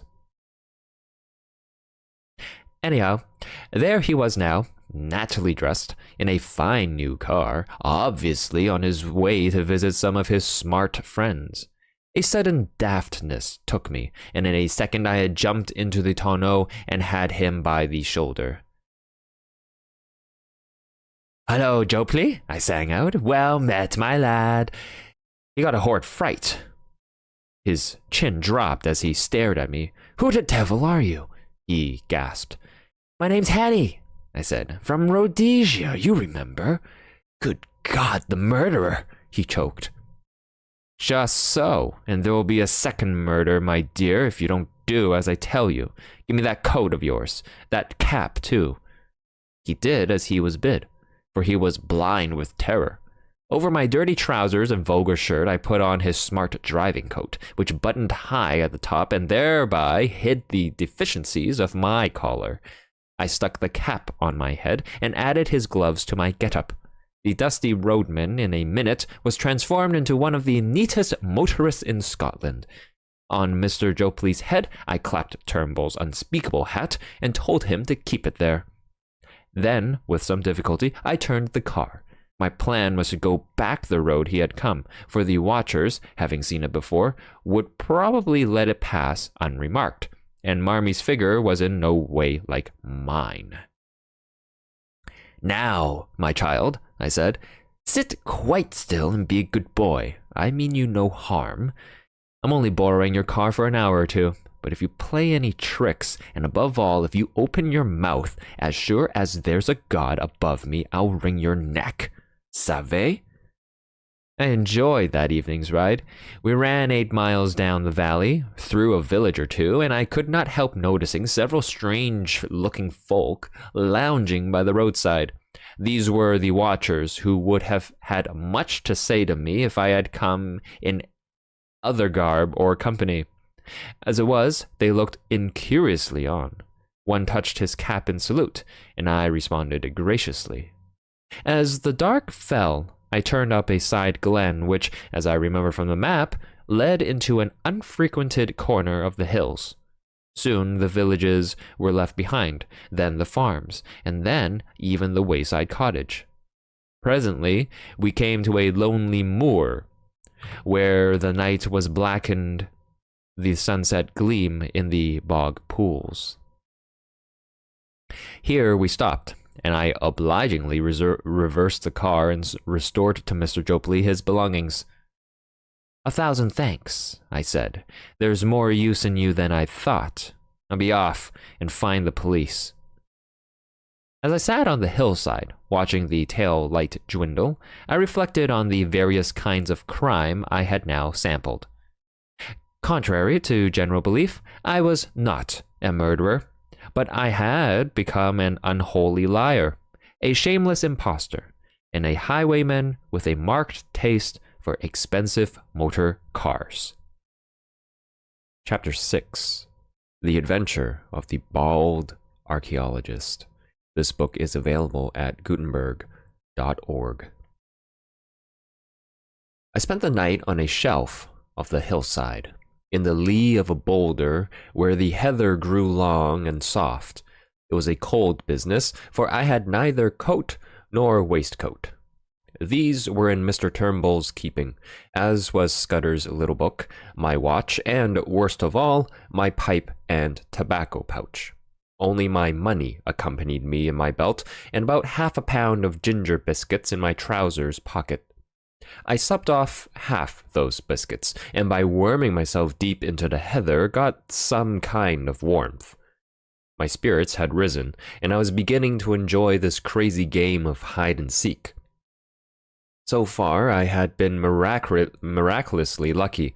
The milkman, the literary innkeeper, Sir Harry, the roadman, and the idiotic Marmee were all pieces of undeserved good fortune. Somehow, the first success gave me a feeling that I was going to pull the thing through. My chief trouble was that I was desperately hungry. When a Jew shoots himself in the city and there is an inquest, the newspapers usually report that the deceased was well nourished. I remember thinking that they would not call me well nourished if I broke my neck in a bog hole. I lay and tortured myself, for the ginger biscuits merely emphasized the aching void, with the memory of all the good food I had thought so little of in London. There were Paddock's crisp sausages, and fragrant shavings of bacon, and shapely poached eggs. How often I had turned up my nose at them. There were the cutlets they did at the club, and a particular ham that stood on the cold table, for which my soul lusted. My thoughts hovered over all varieties of mortal edible, and finally settled on a porterhouse steak and a quart of bitter, with a Welsh rabbit to follow. In longing hopelessly for these dainties, I fell asleep. I woke very cold and stiff about an hour after dawn. It took me a little while to remember where I was, for I had been very weary and had slept heavily.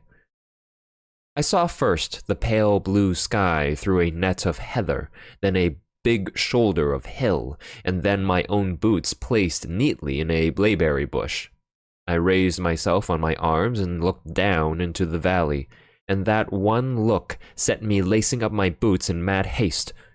For there were men below, not more than a quarter of a mile off, spaced off on the hillside like a fan, and beating the heather. Marmee had not been slow in looking for his revenge. I crawled out of my shelf into the cover of a boulder, and from it gained the shallow trench which slanted up the mountain face. This led me presently into a narrow gully of a burn, by way of which I scrambled to the top of the ridge. From there I looked back, and saw that I was still undiscovered. My pursuers were patiently quartering the hillside and moving upwards. Keeping behind the skyline, I ran for maybe half a mile, till I judged I was above the uppermost end of the glen. Then I showed myself, and was instantly noted by one of the flankers, who passed the word to the others. I heard cries coming up from below and saw that the line of search had changed its direction. I pretended to retreat over the skyline, but instead went back the way I had come, and in 20 minutes was behind the ridge overlooking my sleeping place. From that viewpoint, I had the satisfaction of seeing the pursuit streaming up the hill at the top of the glen on a hopelessly false scent.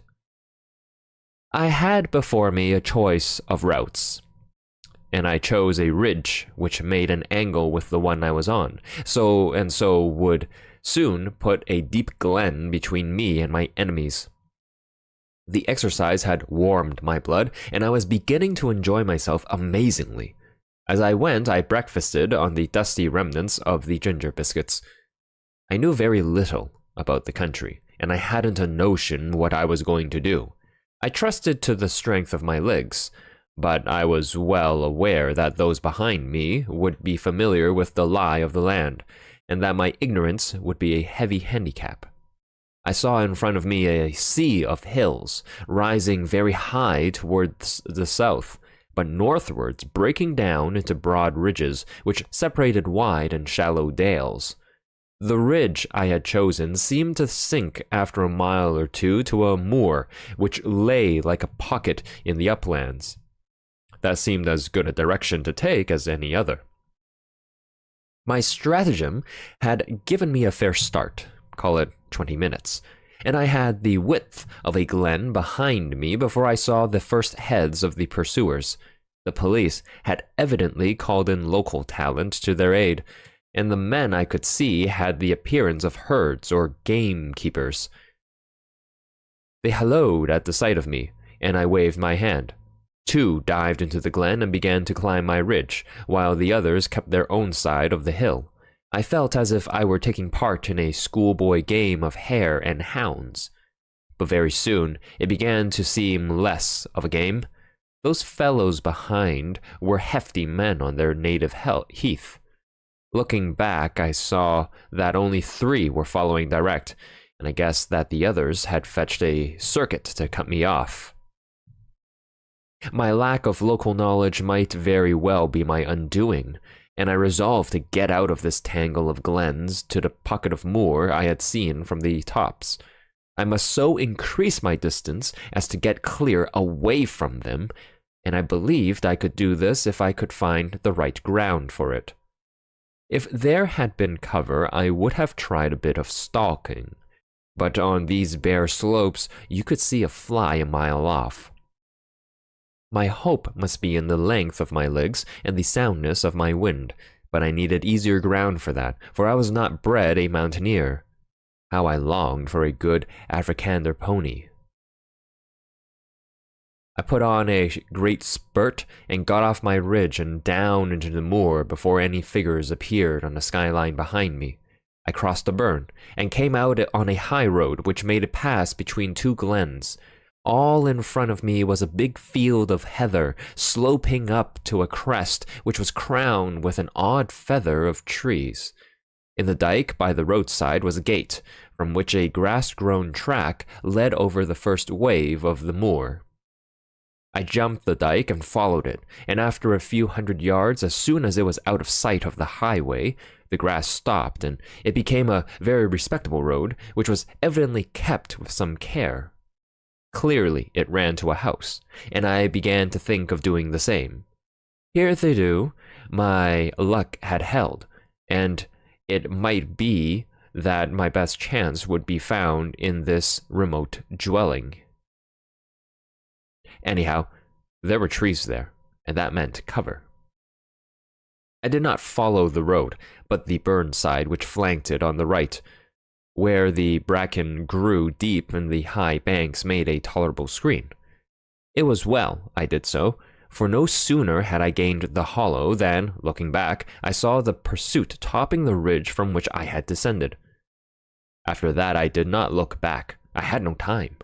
I ran up the burnside, crawling over the open places, and for a large part wading in the shallow stream. I found a deserted cottage with a row of phantom peat stacks and an overgrown garden. Then I was among young hay, and very soon had come to the edge of a plantation of wind-blown firs. From there I saw the chimneys of the house smoking a few hundred yards to my left. I forsook the burnside, crossed another dike, and almost before I knew was on a rough lawn. A glance back told me that I was well out of sight of the pursuit, which had not yet lifted past the first lift of the moor. The lawn was a very rough place, cut with a scythe instead of a mower, and planted with beds of scrubby rhododendrons. A brace of black game, which are not usually garden birds, rose at my approach. The house before me was the ordinary moorland farm, with a more pretentious whitewashed wing added. Attached to this wing was a glass veranda, and through the glass I saw the face of an elderly gentleman meekly watching me. I stalked over the border of coarse hill gravel and entered the open veranda door. Within was a pleasant room, glass on one side, and on the other a mass of books. More books showed in an inner room. On the floor, instead of tables, stood cases such as you see in a museum, filled with coins and queer stone implements. There was a knee-hole desk in the middle, and seated at it, with some papers and open volumes before him, was the benevolent old gentleman. His face was round and shiny, like Mr. Pickwick's. Big glasses were stuck on the end of his nose, and the top of his head was as bright and bare as a glass bottle. He never moved when I entered, but raised his placid eyebrows and waited on me to speak. It was not an easy job, with about 5 minutes to spare, to tell a stranger who I was and what I wanted and to win his aid. I did not attempt it. There was something about the eye of the man before me, something so keen and knowledgeable that I could not find a word. I simply stared at him and stuttered. "You seem in a hurry, my friend," he said slowly. I nodded towards the window. It gave a prospect across the moor through a gap in the plantation, and revealed certain figures half a mile off straggling through the heather. "Ah, I see," he said, and took up a pair of field glasses through which he patiently scrutinized the figures. "A fugitive from justice, eh? Well, we'll go into the matter at our leisure. Meantime, I object to my privacy being broken in upon by the clumsy rural policeman. Go into my study, and you will see 2 doors facing you. Take the one on the left and close it behind you. You will be perfectly safe." And this extraordinary man took up his pen again. I did as I was bid, and found myself in a little dark chamber which smelt of chemicals, and was lit only by a tiny window high up in the wall. The door had swung behind me with a click like the door of a safe. Once again, I had found an unexpected sanctuary. All the same, I was not comfortable. There was something about the old gentleman which puzzled and rather terrified me. He had been too easy and ready, almost as if he had expected me, and his eyes had been horribly intelligent. No sound came to me in that dark place. For all I knew, the police might be searching the house, and if they did, they would want to know what was behind this door. I tried to possess my soul in patience and to forget how hungry I was. Then I took a more cheerful view. The old gentleman could scarcely refuse me a meal, and I fell to reconstructing my breakfast. Bacon and eggs would content me, but I wanted the better part of a flitch of bacon and 100 eggs. And then, while my mouth was watering in anticipation, there was a click and the door stood open.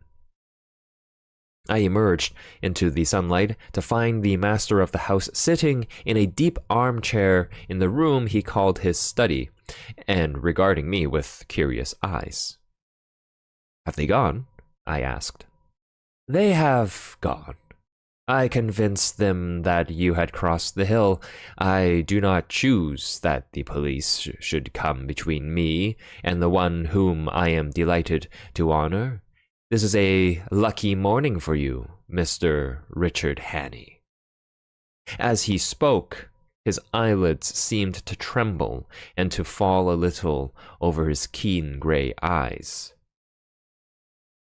In a flash, the phrase of Scudder's came back to me. When he had described the man he most dreaded in the world, he had said that he could hood his eyes like a hawk.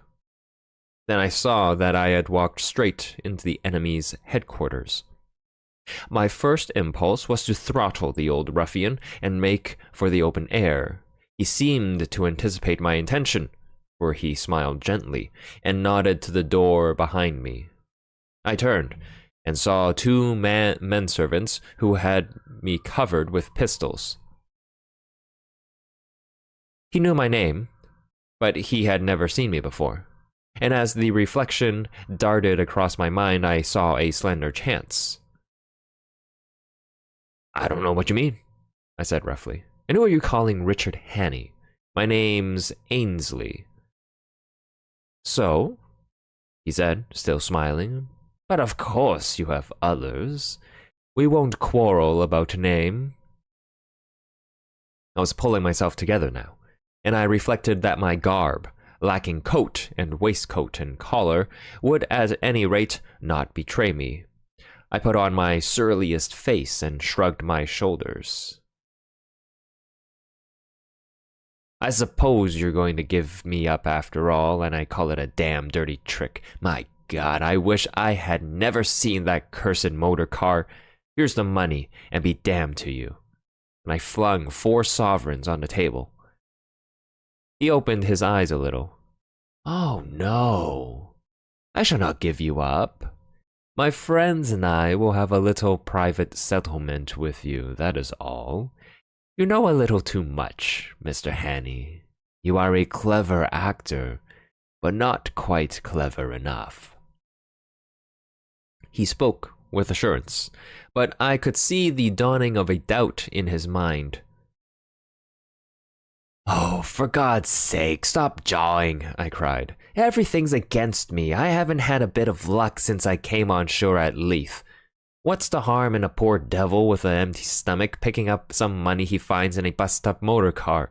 That's all I've done, and for that I've been chivied for 2 days by those blasted bobbies over those blasted hills. I tell you, I'm fair sick of it.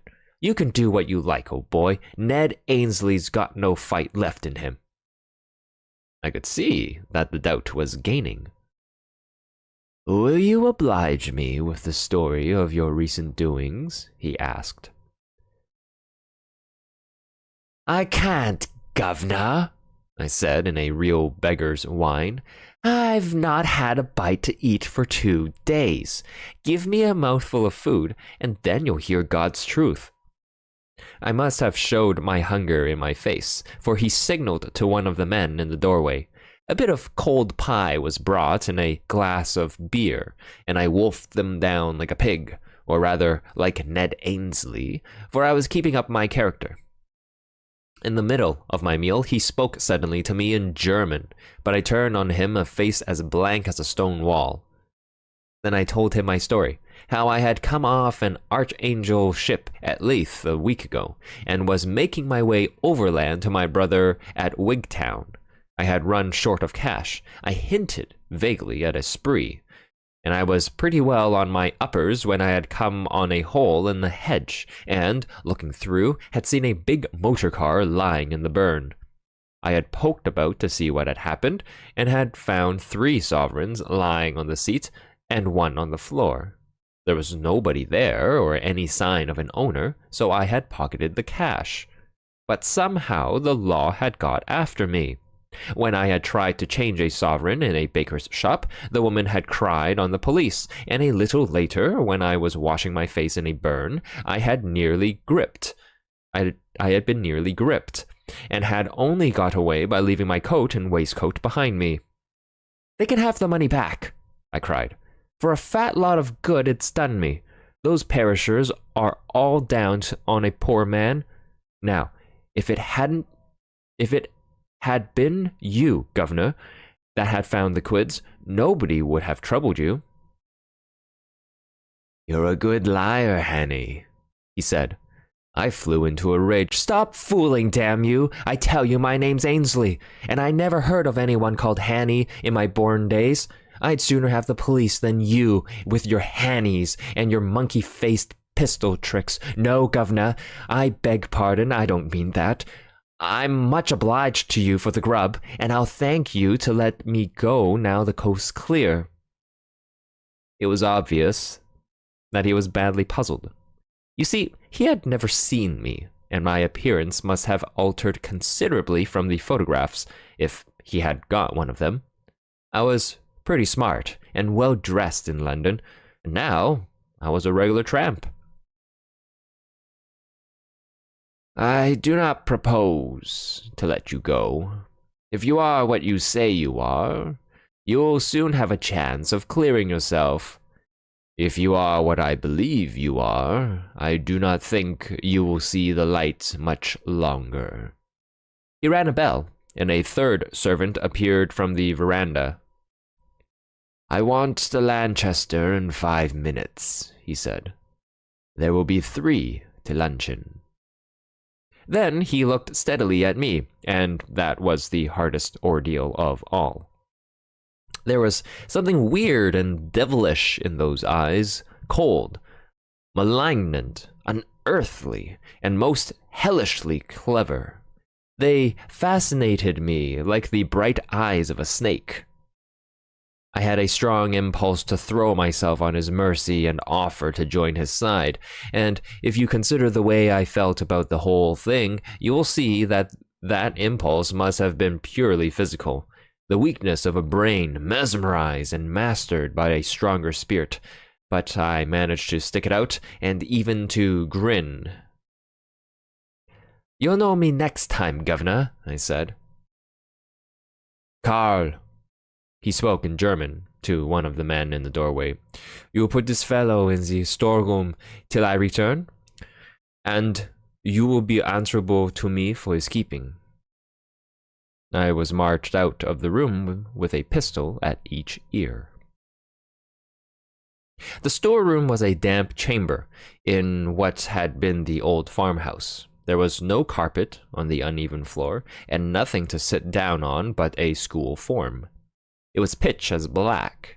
It was black as pitch, for the windows were heavily shuttered. I made out by groping that the walls were lined with boxes and barrels and sacks of some heavy stuff.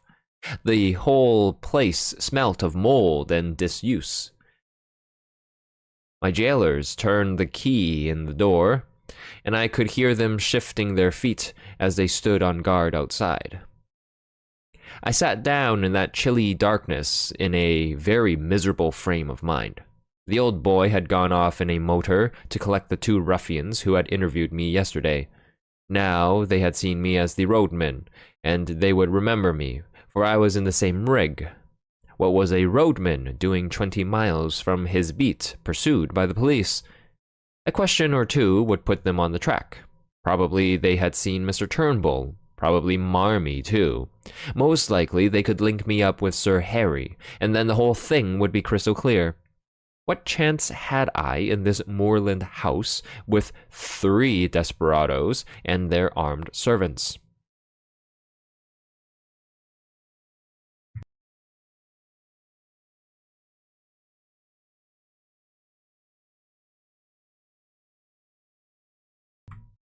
I began to think wistfully of the police, now plodding over the hills after my wraith. They, at any rate, were fellow countrymen and honest men, and their tender mercies would be kinder than these ghoulish aliens. But they wouldn't have listened to me. That old devil with the eyelids had not taken long to get rid of them. I thought he probably had some kind of graft with the constabulary. Most likely he had letters from cabinet ministers saying he was to be given every facility for plotting against Britain. That's the sort of owlish way we run our politics in this jolly old country. The three would be back for lunch, so I hadn't more than a couple of hours to wait. It was simply waiting on destruction, for I could see no way out of this mess. I wished that I had Scudder's courage, for I am free to confess I didn't feel any great fortitude. The only thing that kept me going was that I was pretty furious. It made me boil with rage to think that of those 3 spies getting the pull on me like this. I hope that, at any rate, I might be able to twist one of their necks before they downed me. The more I thought of it, the angrier I grew, and I had to get up and move about the room. I tried the shutters, but they were the kind that lock with a key, and I couldn't move them. From the outside came the faint clucking of hens in the warm sun. Then I groped among the sacks and boxes. I couldn't open the latter, and the sacks seemed to be full of things like dog biscuits that smelt of cinnamon. But as I circumnavigated the room, I found a handle in the wall which seemed worth investigating. It was the door of a wall cupboard, what they call a press in Scotland, and it was locked. I shook it, and it seemed rather flimsy. For want of something better to do, I put out my strength on that door, getting some purchase on the handle by looping my braces around it. Presently, the thing gave with a crash which I thought would bring in my warders to inquire.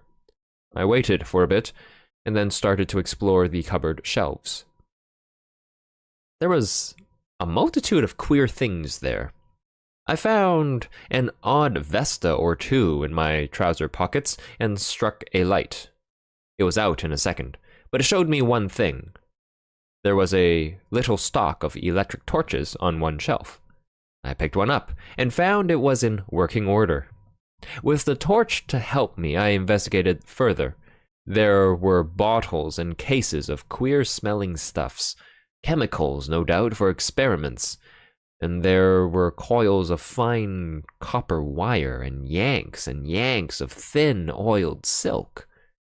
There was a box of detonators, and a lot of cord for fuses. Then away at the back of the shelf, I found a stout brown cardboard box, and inside it a wooden case. I managed to wrench it open, and within lay 6 little gray bricks, each a couple of inches square.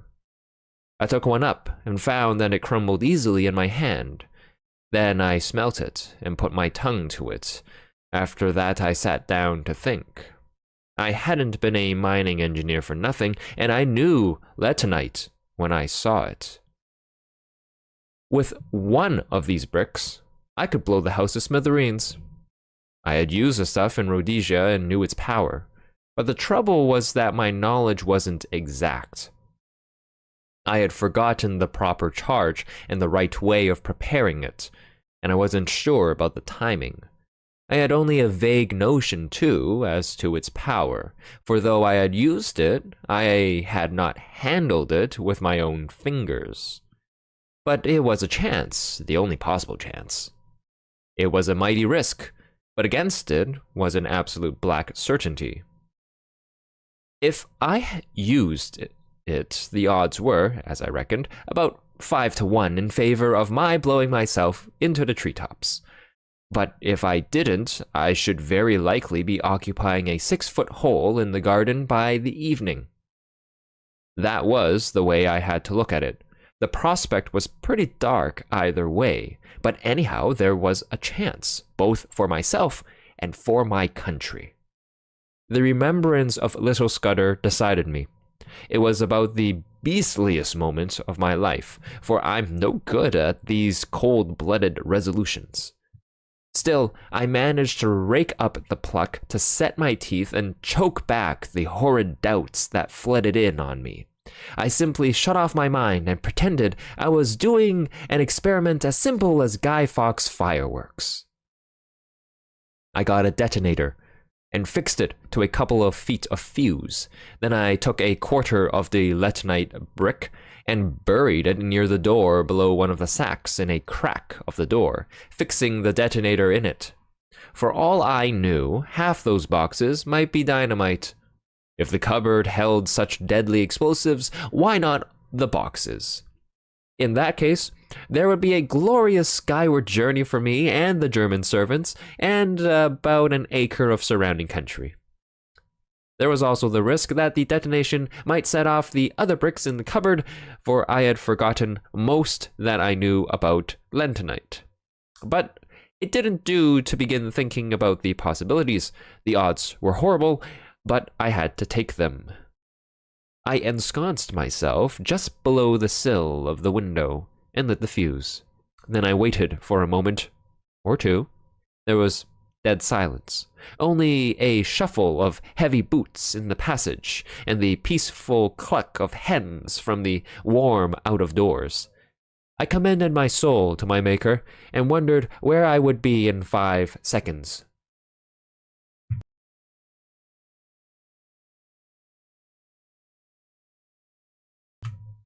A great wave of heat seemed to surge upwards from the floor and hang for a blistering instant in the air. Then the wall opposite me flashed into a golden yellow and dissolved with a rending thunder that hammered my brain into a pulp. Something dropped on me, catching the point of my left shoulder, and then I think I became unconscious.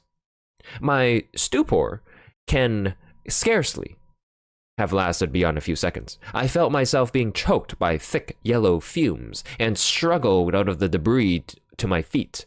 Somewhere behind me I felt fresh air. The jambs of the window had fallen, and through the ragged rent the smoke was pouring out to the summer noon. I stepped over the broken lintel and found myself standing in a yard in a dense and acrid fog. I felt very sick and ill, but I could move my limbs, and I staggered blindly forward away from the house.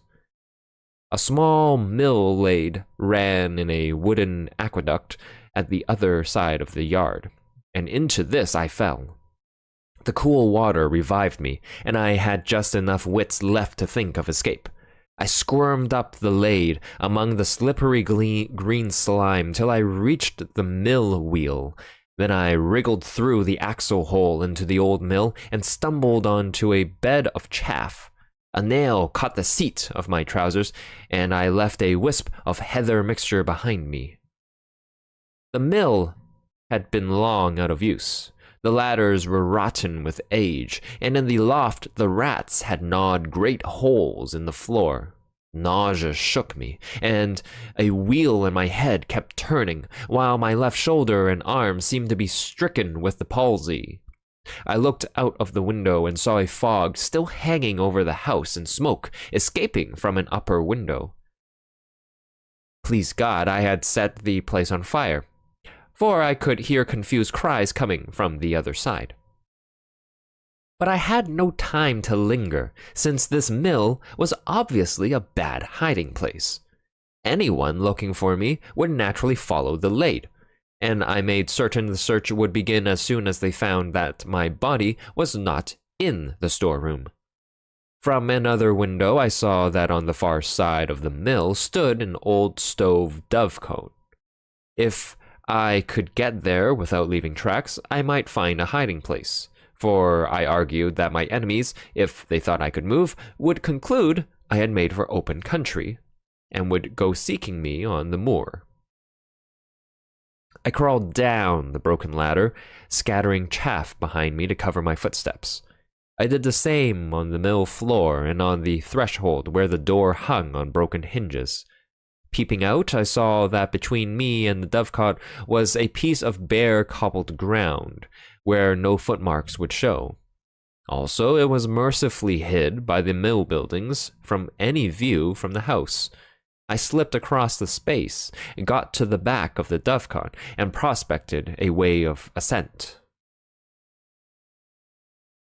That was one of the hardest jobs I ever took on. My shoulder and arm ached like hell, and I was so sick and giddy that I was always on the verge of falling, but I managed it somehow. By the use of out-jutting stones and gaps in the masonry and a tough ivy root, I got to the top in the end. There was a little parapet behind which I found space to lie down. Then I proceeded to go off into an old-fashioned swoon. I woke with a burning head and the sun glaring in my face. For a long time I lay motionless, for those horrible fumes seemed to have loosened my joints and dulled my brain. Sounds came to me from the house, men speaking throatily and the throbbing of a stationary car. There was a little gap in the parapet to which I wriggled, and from which I had some sort of prospect of the yard. I saw figures come out, a servant with his head bound up, and then a younger man in knickerbockers. They were looking for something, and moved towards the mill. Then one of them caught sight of the wisp of cloth in a nail and cried out to the other. They both went back to the house and brought two more to look at it. I saw the rotund figure of my late captor, and I thought I made out the man with the lisp. I noticed that all had pistols. For half an hour they ransacked the mill. I could hear them kicking over the barrels and pulling up the rotten planking. Then they came outside and stood just below the dovecot, arguing fiercely. The servant with the bandage was being soundly rated. I heard them fiddling with the door of the dovecote, and for one horrid moment I fancied they were coming up.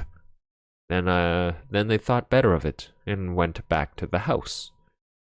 All that long, blistering afternoon, I lay baking on the rooftop. Thirst was my chief torment.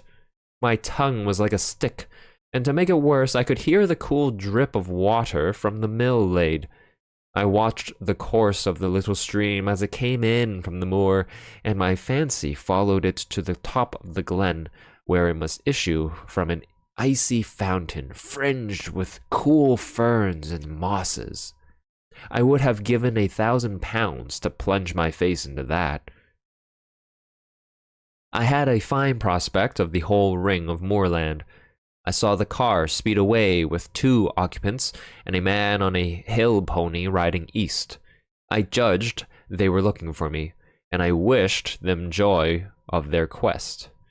But I saw something else more interesting. The house stood almost on a summit of a swell of moorland, which crowned a sort of plateau, and there was no higher point nearer than the big hills 6 miles off. The actual summit, as I have mentioned, was a biggish clump of trees, firs mostly, with a few ashes and beeches. On the dovecot, I was almost on a level with the treetops, and could see what lay beyond. The wood was not solid, but only a ring, and inside was an oval of green turf, for all the world like a big cricket field. I didn't take long to guess what it was. It was an aerodrome, and a secret one. The place had been most cunningly chosen. For suppose anyone were watching an aeroplane descending here, he would think it had gone over the hill beyond the trees, as the place was on top of a rise in the midst of a big amphitheater. Any observer from any direction would conclude it had passed out of view behind the hill. Only a man very close at hand would realize that the aeroplane had not gone over, but had descended in the midst of the wood. An observer with a telescope on one of the higher hills might have discovered the truth, but only herds went there, and herds do not carry spyglasses. When I looked from the dovecot, I could see far away a blue line, which I knew was the sea, and I grew furious to think that our enemies had this secret conning tower to rake our waterways. Then I reflected that if that aeroplane came back, the chances were 10 to 1 that I would be discovered. So through the afternoon, I lay and prayed for the coming of darkness, and glad I was when the sun went down over the big western hills and the twilight haze crept over the moor. The aeroplane was late. The gloaming was far advanced when I heard the beat of wings and saw it volplaning downward to its home in the wood. Lights twinkled for a bit, and there was much coming and going from the house. Then the dark fell, and silence. Thank God it was a black night. The moon was well on its last quarter and would not rise till late. My thirst was too great to allow me to tarry, so about 9 o'clock, so far as I could judge, I started to descend.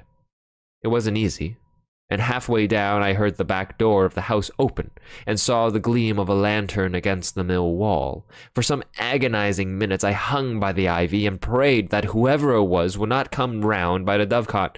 Then the light disappeared, and I dropped as softly as I could on to the hard soil of the yard.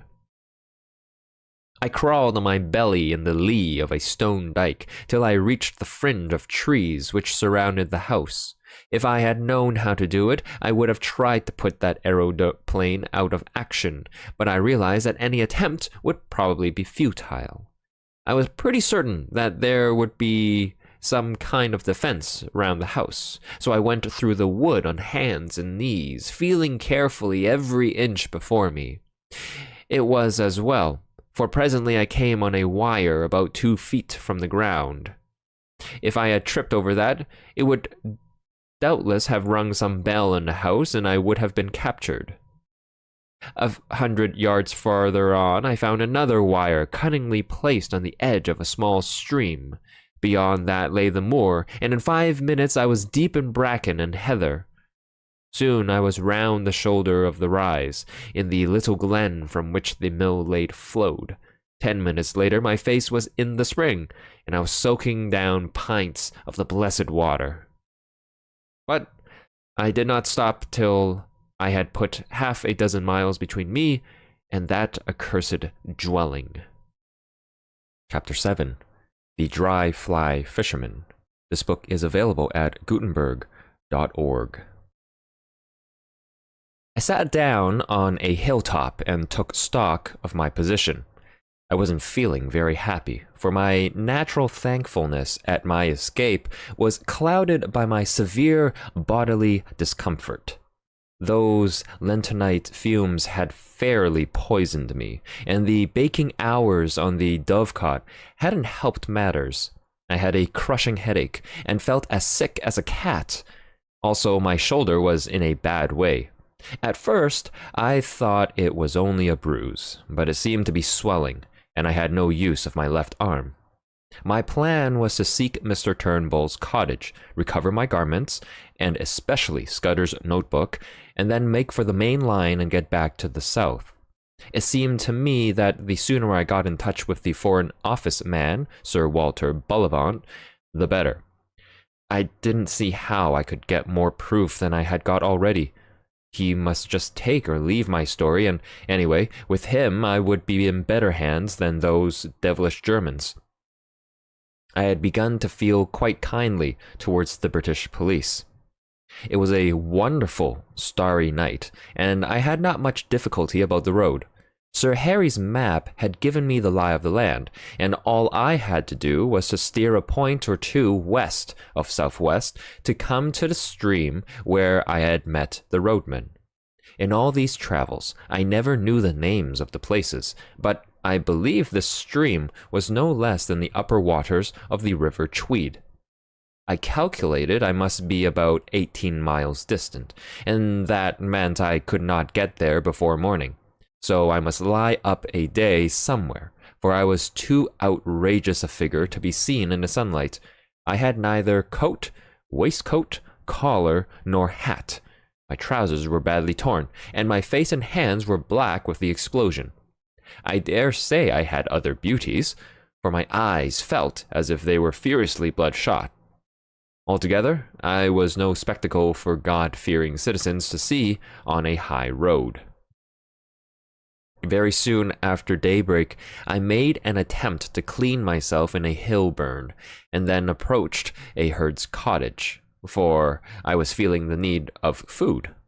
The herd was away from home, and his wife was alone, with no neighbors for 5 miles. She was a decent old body, and a plucky one, for though she got a fright when she saw me, she had an axe handy, and would have used it on any evildoer. I told her that I had had a fall. I didn't say how, and she saw by my looks that I was pretty sick. Like a true Samaritan, she asked no questions, but gave me a bowl of milk with a dash of whiskey in it, and let me sit for a little by her kitchen fire. She would have bathed my shoulder, but it ached so badly that I would not let her touch it. I don't know what she took me for. A repentant burglar, perhaps. For when I wanted to pay her for the milk and tendered a sovereign, which was the smallest coin I had, she shook her head and said something about giving it to them that had a right to it. At this I protested so strongly that I think she believed me honest, for she took the money and gave me a warm new plaid for it, and an old hat of her man's. She showed me how to wrap the plaid around my shoulders, and when I left that cottage, I was the living image of the kind of Scotsman you see in the illustrations to Burns's poems. But at any rate, I was more or less clad. It was as well, for the weather changed before midday to a thick drizzle of rain. I found shelter below an overhanging rock in the crook of a burn, where a drift of dead brackens made a tolerable bed. There I managed to sleep till nightfall, waking very cramped and wretched, with my shoulder gnawing like a toothache. I ate the oat cake and cheese the old wife had given me and set out again just before the darkening. I pass over the miseries of that night among the wet hills. There were no stars to steer by, and I had to do the best I could from my memory of the map. Twice I lost my way, and I had some nasty falls into peat bogs. I had only about 10 miles to go as a crow flies, but my mistakes made it nearer 20. The last bit was completed with set teeth and a very light and dizzy head. But I managed it, and in the early dawn I was knocking at Mr. Turnbull's door. The mist lay close and thick, and from the cottage I could not see the high road. Mr. Turnbull himself opened to me, sober, and something more than sober. He was primly dressed in an ancient but well-tended suit of black. He had been shaved not later than the night before. He wore a linen collar, and in his left hand he carried a pocket Bible. At first, he did not recognize me. "Why are ye that comes stravagging here on the Sabbath morning?" he asked. I had lost all count of the days. So the Sabbath was the reason for this strange decorum. My head was swimming so wildly that I could not frame a coherent answer. But he recognized me, and he saw that I was ill. "How ye got my specs?" he asked. I fetched them out of my trouser pocket and gave him them. "Ye'll have come for your jacket and waistcoat," he said. "Come in by. Losh, man, you're terrible down in the legs. Hold up till I get you to a chair." I perceived I was in for a bout of malaria. I had a good deal of fever in my bones, and the wet night had brought it out, while my shoulder and the effects of the fumes combined to make me feel pretty bad. Before I knew, Mr. Turnbull was helping me off with my clothes, and putting me to bed in one of the 2 cupboards that lined the kitchen walls. He was a true friend in need, that old roadman.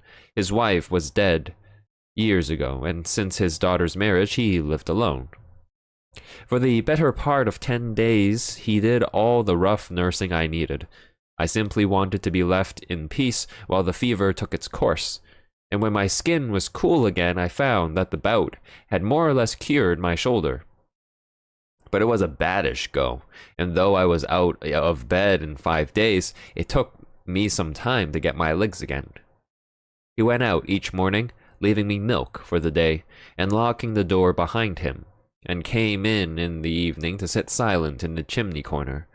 Not a soul came near the place. When I was getting better, he never bothered me with a question. Several times he fetched me a 2-days-old Scotsman, and I noticed that the interest in the Portland Place murder seemed to have died down. There was no mention of it, and I could find very little about anything except a thing called the General Assembly, some ecclesiastical spree, I gathered. One day he produced my belt from a lockfast drawer. "There's a horrible heap of siller in 't," he said. "You'd better count it to see if it's there." He never even sought my name. I asked him if anybody had been around making inquiries subsequent to my spell at the road making. "Aye, there was a man in the motor car. He speered we had ta'en my place that day, and I let on I thought him daft.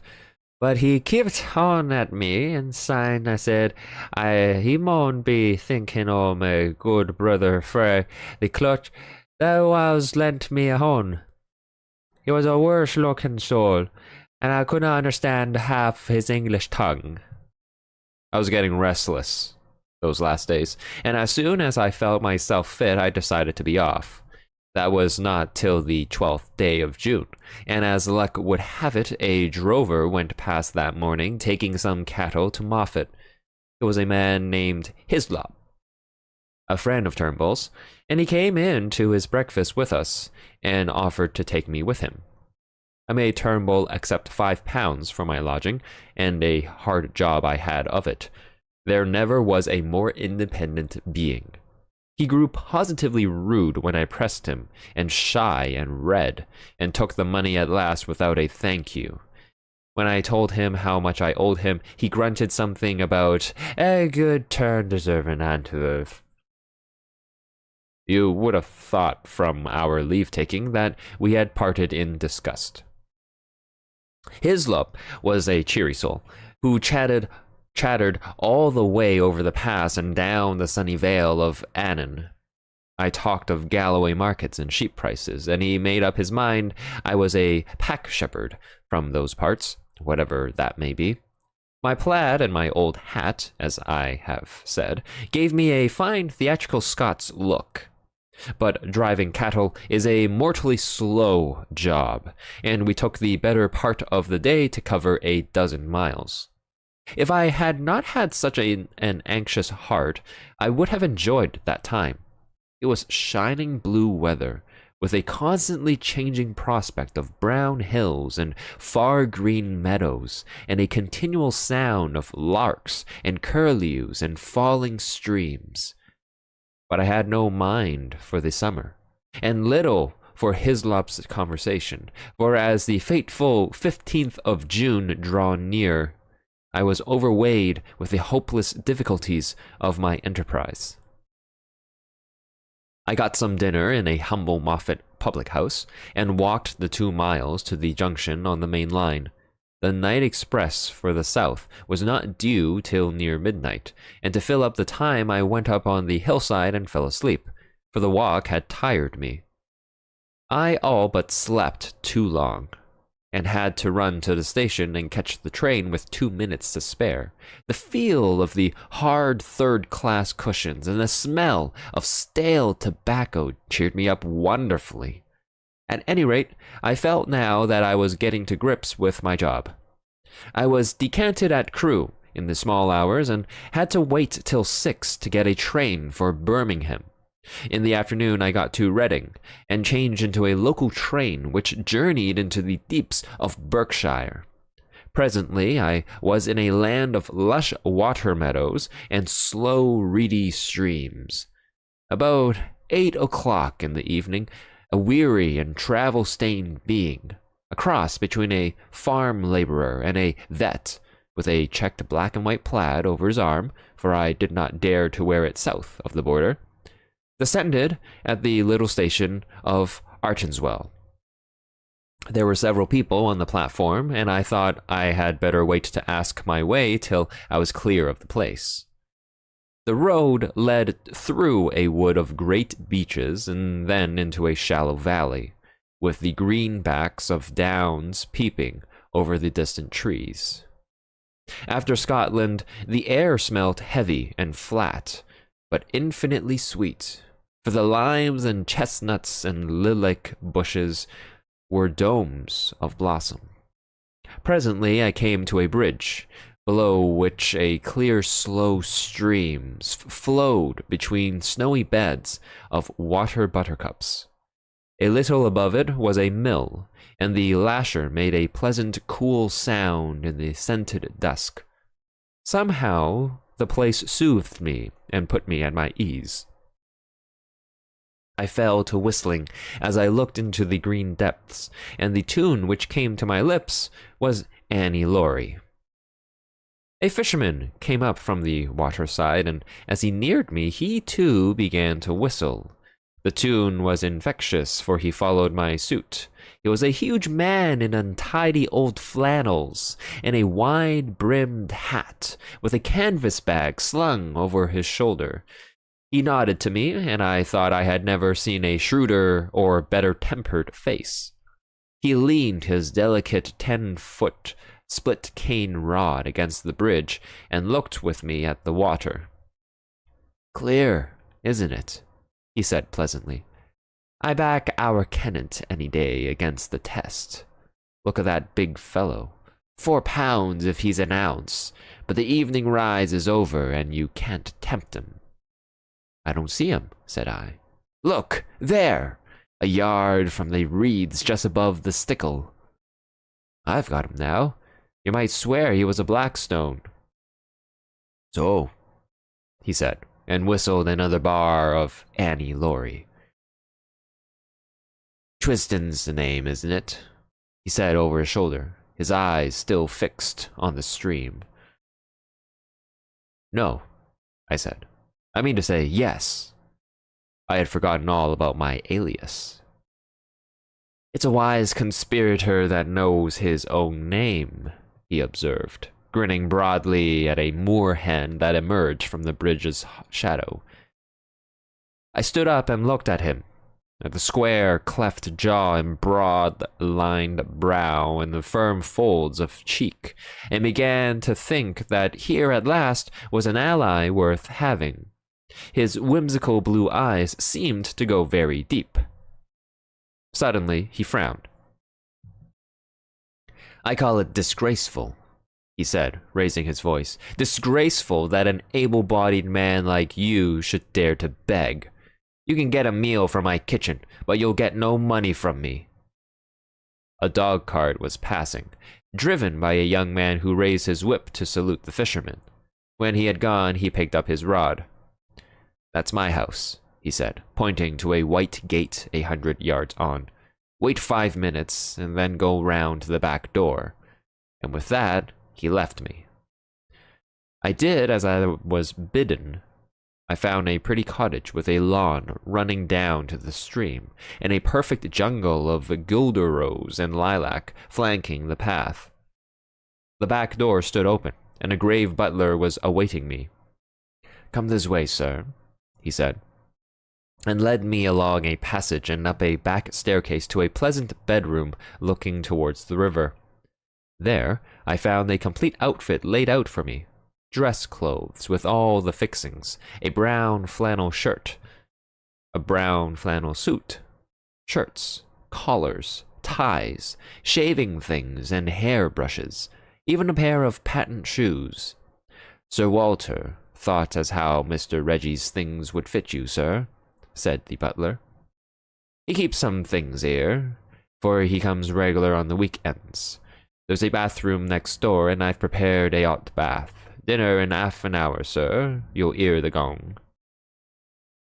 The grave being withdrew, and I sat down in a chintz-covered easy chair and gaped.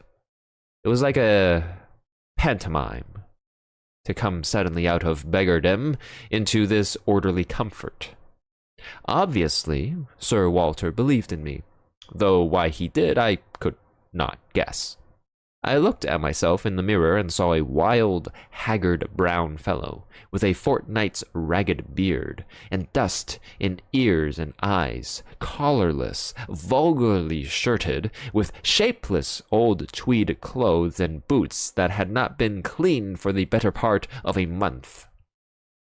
I made a fine tramp in a fair drover, and here I was ushered by a prim butler into this temple of gracious ease. And the best of it was that they did not even know my name. I resolved not to puzzle my head, but to take the gifts the gods had provided. I shaved and bathed luxuriously, and got into the dress clothes and clean, crackling shirt, which fitted me not so badly. By the time I had finished, the looking-glass showed a not unpersonable young man. Sir Walter awaited me in a dusky dining room where a little round table was lit with silver candles. The sight of him, so respectable and established and secure, the embodiment of law and government and all the conventions, took me aback and made me feel an interloper. He couldn't know the truth about me, or he wouldn't treat me like this. I simply could not accept his hospitality on false pretenses. "I'm more obliged to you than I can say, but I'm bound to make things clear," I said. "I'm an innocent man, but I'm wanted by the police. I've got to tell you this, and I won't be surprised if you kick me out." He smiled. "That's all right. Don't let that interfere with your appetite. We can talk about these things after dinner." I never ate a meal with greater relish, for I had had nothing all day but railway sandwiches. Sir Walter did me proud, for we drank a good champagne and had some uncommon fine port afterwards. It made me almost hysterical to be sitting there, waited on by a footman and a sleek butler, and remember that I had been living for 3 weeks like a brigand, with every man's hand against me. I told Sir Walter about tigerfish in a Zambezi that bite off your fingers if you give them a chance, and we discussed sport up and down the globe, for he had hunted a bit in his day. We went to his study for a coffee, a jolly room full of books and trophies and untidiness and comfort. I made up my mind that if ever I got rid of this business and had a house of my own, I would create just such a room. Then, when the coffee cups were cleared away and we got our cigars alight, my host swung his long legs over the side of his chair and bade me get started with my yarn. "I've obeyed Harry's instructions," he said, "and the bribe he offered me was that you would tell me something to wake me up. I'm ready, Mr. Hanny." I noticed with a start that he called me by my proper name. I began at the very beginning. I told of my boredom in London, and the nights I had come back to find Scudder gibbering on my doorstep. I told him all Scudder had told me about Coralides and the Foreign Office Conference, and that made him purse his lips and grin. Then I got to the murder, and he grew solemn again. He heard all about the milkman and my time in Galloway and my deciphering Scudder's notes at the inn. "You've got them here?" he asked sharply, and drew a long breath when I whipped the little book from my pocket. I said nothing of the contents. Then I described my meeting with Sir Harry and the speeches at the hall. At that he laughed uproariously. "Harry talked dash nonsense, did he? I quite believe it. He's as good a chap as ever breathed, but his idiot of an uncle has stuffed his head with maggots. Go on, Mr. Hanny."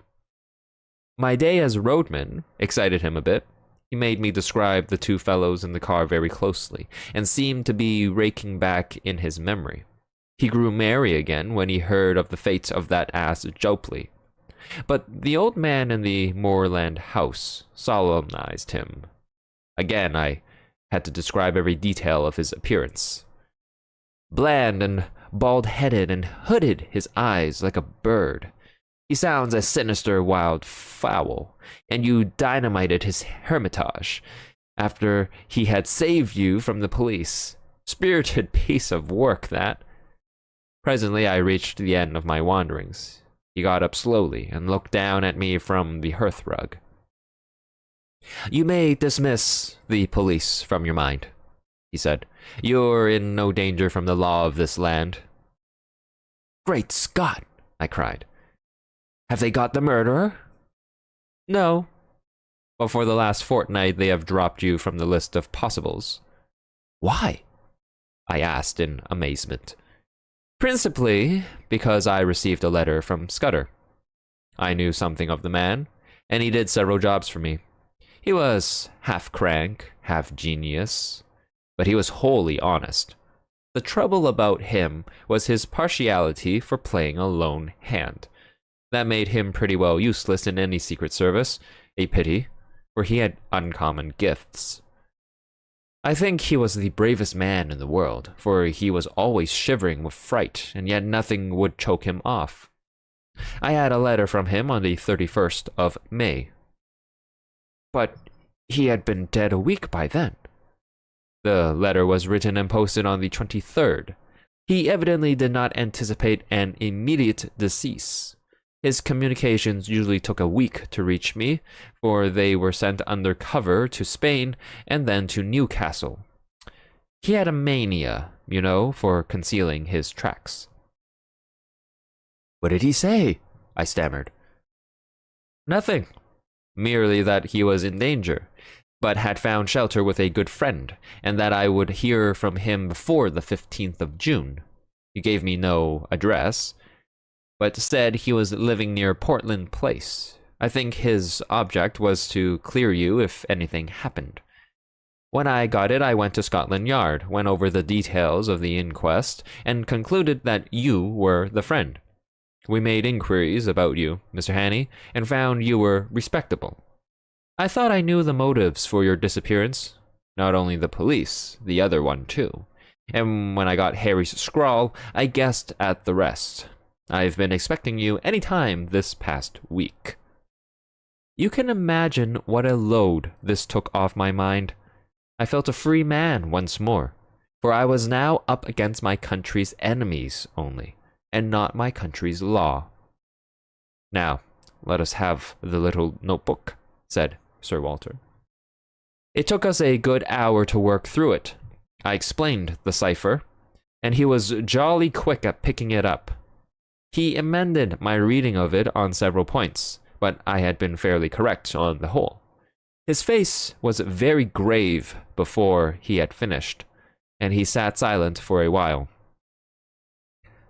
I don't know what to make of it, he said at last. He is right about one thing, what is going to happen the day after tomorrow. How the devil can it have got known? That is ugly enough in itself. But all this about war and the Black Stone, it reads like some wild melodrama. If only I had more confidence in Scudder's judgment. The trouble about him was that he was too romantic. He had the artistic temperament and wanted a story to be better than God meant it to be. He had a lot of odd biases too. Jews, for example, made him see red. Jews and the high finance. The Black Stone, he repeated. Der Schwarzstein. It's like a penny novelette. And all this stuff about choralities, that is the weak part of the tale, for I happen to know that the virtuous choralities is likely to outlast us both. There is no state in Europe that wants him gone. Besides, he has just been playing up to Berlin and Vienna and giving my chief some uneasy moments. No, Scudder has gone off the track there. Frankly, Hanny, I don't believe that part of his story. There's some nasty business afoot, and he found out too much and lost his life over it. But I am ready to take my oath that it is ordinary spy work. A certain great European power makes a hobby of her spy system, and her methods are not too particular. Since she pays by piecework, her blackguards are not likely to stick at a murder or two. They want our naval dispositions for their collection at the Merriment, but they will be pigeonholed, nothing more. Just then, the butler entered the room. "There's a trunk call from London, Sir Walter. It's Mr. Heath, and he wants to speak to you personally."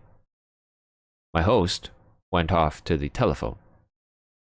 He returned in 5 minutes with a whitish face. "I apologize to the shade of Scudder," he said. "Coralides was shot dead this evening at a few minutes after 7. Chapter 8. The Coming of the Black Stone. I came down to breakfast next morning, after 8 hours of blessed, dreamless sleep, to find Sir Walter decoding a telegram in the midst of muffins and marmalade. His fresh rosiness of yesterday seemed a thought tarnished. "I had a busy hour on the telephone after you went to bed," he said. "I got my chief to speak to the First Lord and the Secretary for War, and they are bringing Royer over a day sooner. This wire clinches it. He will be in London at 5. Odd that the code word for a sous-chef d'état-major général should be porker."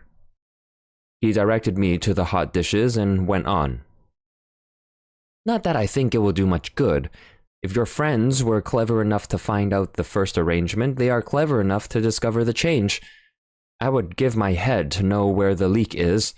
We believed there were only 5 men in England who knew about Royer's visit, and you may be certain there were fewer in France, for they managed these things better there." While I ate, he continued to talk, making me, to my surprise, a present of his full confidence. "Can the dispositions not be changed?" I asked. "They could," he said, "but we want to avoid that if possible. They are the result of immense thought, and no alteration would be as good.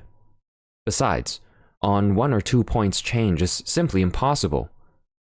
Still, something could be done, I suppose, if it were absolutely necessary. But you see the difficulty, Henny. Our enemies are not going to be such fools as to pick Royer's pocket or any childish game like that. They know that would mean a row and put us on our guard. Their aim is to get the details without any one of us knowing, so that Royer will go back to Paris in the belief that the whole business is still deadly secret. If they can't do that, they fail, for, once we suspect, they know that the whole thing must be altered. Then we must stick by the Frenchman's side till he is home again," I said. "If they thought they could get the information in Paris, they would try there. It means that they have some deep scheme on foot in London, which they reckon is going to win out. Royer dines with my chief, and then comes to my house where 4 people will see him. Whitaker from the Admiralty, myself, Sir Arthur Drew, and General Winstanley. The First Lord is ill, and has gone to Sheringham. At my house he will get a certain document from Whitaker, and after that he will be motored to Portsmouth, where a destroyer will take him to Havre. His journey is too important for the ordinary boat train. He will never be left unattended for a moment till he is safe on French soil. The same with Whitaker till he meets Royer. That is the best we can do, and it's hard to see how there can be any miscarriage. But I don't mind admitting that I'm horribly nervous. This murder of Coralides will play the deuce in the chancelleries of Europe." After breakfast, he asked me if I could drive a car. "Well, you'll be my chauffeur today and wear Hudson's rig. You're about his size. You have a hand in this business, and we are taking no risks. There are desperate men against us who will not respect the country retreat of an overworked official." When I first came to London, I had bought a car and amused myself with running about the south of England, so I knew something of the geography. I took Sir Walter to town by the Bath Road and made good going. It was a soft, breathless June morning, with a promise of sultriness later, but it was delicious enough, swinging through the little towns with their freshly watered streets, and past the summer gardens of the Thames Valley. I landed Sir Walter at his house in Queen Anne's Gate punctually by 11:30. The butler was coming up by train with the luggage. The first thing he did was to take me round to Scotland Yard. There we saw a prim gentleman with a clean-shaven lawyer's face. "I've brought you the Portland Place murderer," was Sir Walter's introduction. The reply was a wry smile. "It would have been a welcome present, Bullivant. This, I presume, is Mr. Richard Hannay, who for some days greatly interested my department." "Mr. Hannay will interest it again. He has much to tell you, but not today. For certain grave reasons, his tale must wait for 4 hours. Then, I can promise you, you will be entertained and possibly edified. I want you to assure Mr. Hannay that he will suffer no further inconvenience." This assurance was promptly given. "You can take up your life where you left off," I was told. "Your flat, which probably you no longer wish to occupy, is waiting for you, and your man is still there. As you were never publicly accused, we considered that there was no need of a public exculpation, but on that, of course, you must please yourself." "We may want your assistance later on, McGillivray," Sir Walter said as we left. Then he turned me loose. "Come and see me tomorrow, Hannay. I needn't tell you to keep deadly quiet. If I were you, I would go to bed, for you must have considerable arrears of sleep to overtake. You had better lie low, for if one of your Blackstone friends saw you, there might be trouble." I felt curiously at a loose end. At first, it was very pleasant to be a free man, able to go where I wanted without fearing anything. I had only been a month under the ban of the law, and it was quite enough for me. I went to the Savoy and ordered very carefully a very good luncheon, and then smoked the best cigar the house could provide. I was still feeling nervous. When I saw anybody look at me in the lounge, I grew shy, and wondered if they were thinking about the murder. After that, I took a taxi and drove miles away up into North London. I walked back through fields and lines of villas and terraces and then slums and mean streets, and it took me pretty nearly 2 hours. All the while, my restlessness was growing worse. I felt that great things, tremendous things, were happening or about to happen, and I, who was the cogwheel of the whole business, was out of it. Royer would be landing at Dover. Sir Walter would be making plans with the few people in England who were in the secret, and somewhere in the darkness the Black Stone would be working. I felt the sense of danger and impending calamity, and I had the curious feeling, too, that I alone could avert it, alone could grapple with it. But I was out of the game now. How could it be otherwise? It was not likely that cabinet ministers and admiralty lords and generals would admit me to their councils. I actually began to wish that I could run up against one of my 3 enemies. That would lead to developments. I felt that I wanted enormously to have a vulgar scrap with those gentry, where I could hit out and flatten something. I was rapidly getting into a very bad temper. I didn't feel like going back to my flat. That had to be faced some time, but as I still had sufficient money, I thought I would put it off till next morning and go to a hotel for the night. My irritation lasted through dinner, which I had at a restaurant in Jermyn Street. I was no longer hungry, and let several courses pass untasted. I drank the best part of a bottle of Burgundy, but it did nothing to cheer me. An abominable restlessness had taken possession of me. Here was I, A very ordinary fellow with no particular brains, and yet I was convinced that somehow I was needed to help this business through, that without me it would all go to blazes. I told myself it was sheer silly conceit, that 4 or 5 of the cleverest people living, with all the might of the British Empire at their back, had the job in hand. Yet I couldn't be convinced. It seemed as if a voice kept speaking in my ear, telling me to be up and doing, or I would never sleep again. The upshot was that about 9:30, I made up my mind to go to Queen Anne's Gate. Very likely I would not be admitted, but it would ease my conscience to try. I walked down Jermyn Street, and at the corner of Duke Street passed a group of young men. They were in evening dress, had been dining somewhere, and were going on to a music hall.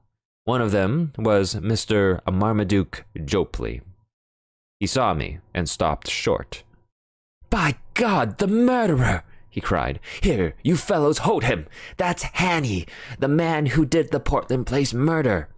He gripped me by the arm, and the others crowded around. I wasn't looking for any trouble, but my ill temper made me play the fool. A policeman came up, and I should have told him the truth, and, if he didn't believe it, demanded to be taken to Scotland Yard, or, for that matter, to the nearest police station. But a delay at that moment seemed to me unendurable, and the sight of Marmy's imbecile face was more than I could bear. I let out with my left, and had the satisfaction of seeing him measure his length in the gutter. Then began an unholy row. They were all on me at once, and the policeman took me in the rear. I got in 1 or 2 good blows, for I think, with fair play, I could have licked the lot of them, but the policeman pinned me behind, and one of them got his fingers on my throat. Through a black cloud of rage, I heard the officer of the law asking what was the matter, and Marmy, between his broken teeth, declaring that I was Hanny the murderer. "Oh, damn it all," I cried. "Make the fellow shut up. I advise you to leave me alone, Constable. Scotland Yard knows all about me, and you'll get a proper wigging if you interfere with me." "You've got to come along of me, young man," said the policeman.